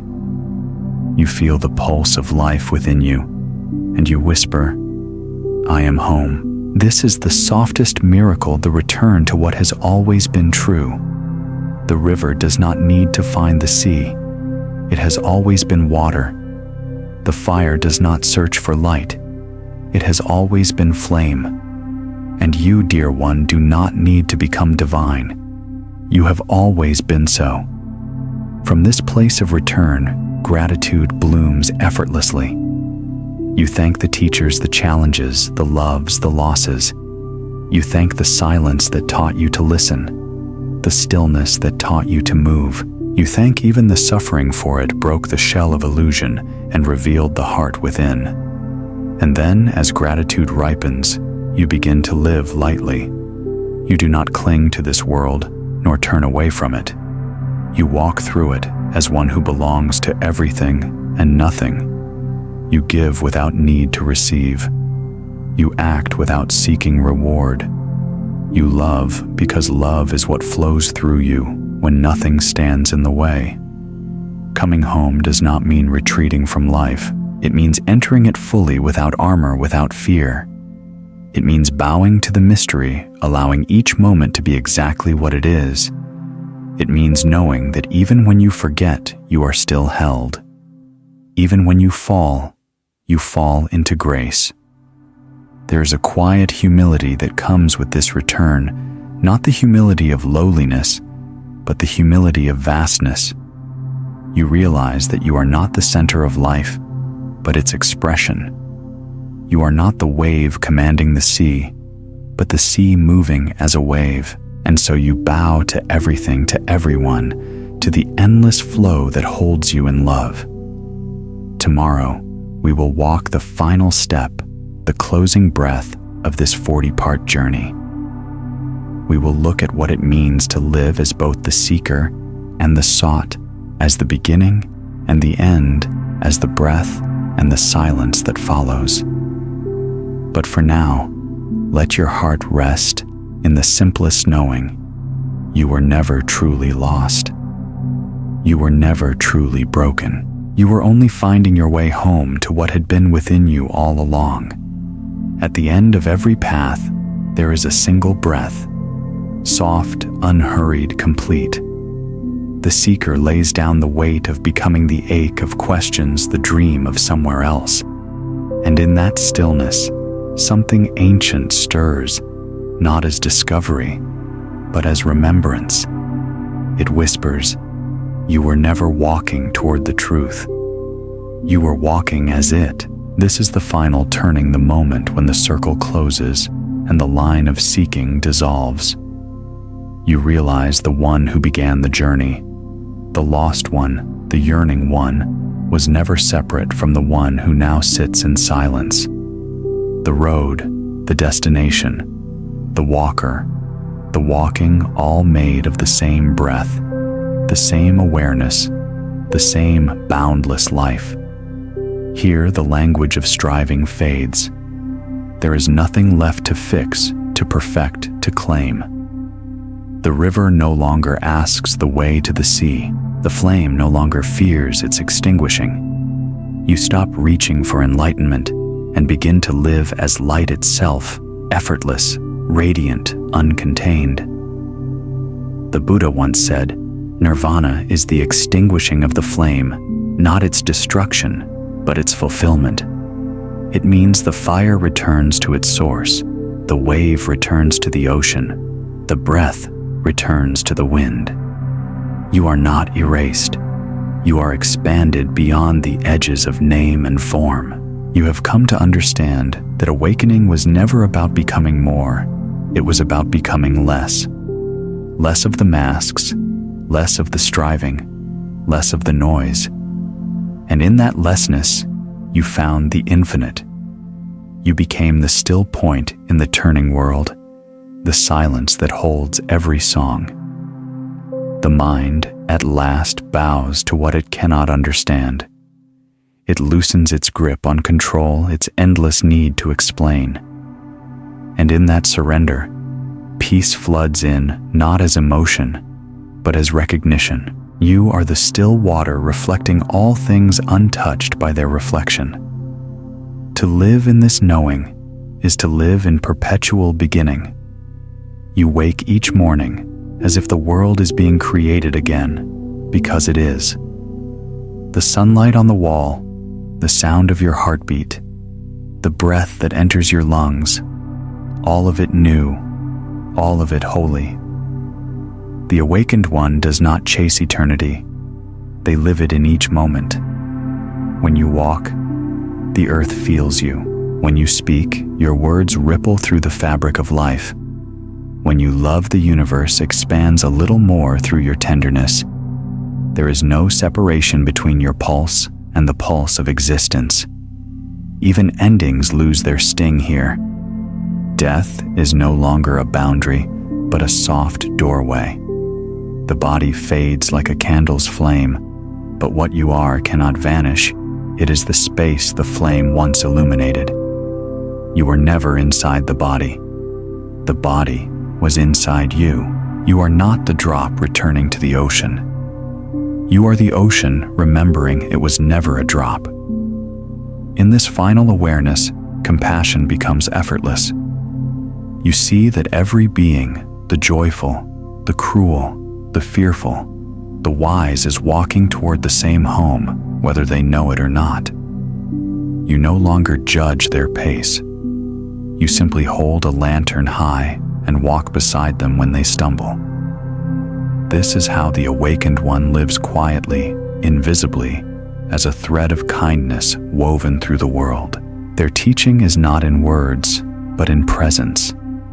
Their power is not in control, but in peace. They smile at life, and life smiles back. And so this journey, these 40 reflections, was never about leading you somewhere new. It was about guiding you back to what you have always been. A flicker of awareness in the vast field of being. A breath in the endless breathing of the universe. Now, at the end, let the teachings fall away. Let even the Buddha dissolve into silence. Let the words, the stories, the striving all fade into the still light behind your eyes. Sit quietly, breathe once more, and feel the simple miracle of existing. There is no final enlightenment waiting beyond this breath. There is only this life as it is, raw, gentle, whole. You are home. You have always been home. You are never walking alone, only the one walking itself. So breathe softly, smile, bow to the moment that holds everything. And as the final words fade, remember, there is no end, only the beginning that never ends.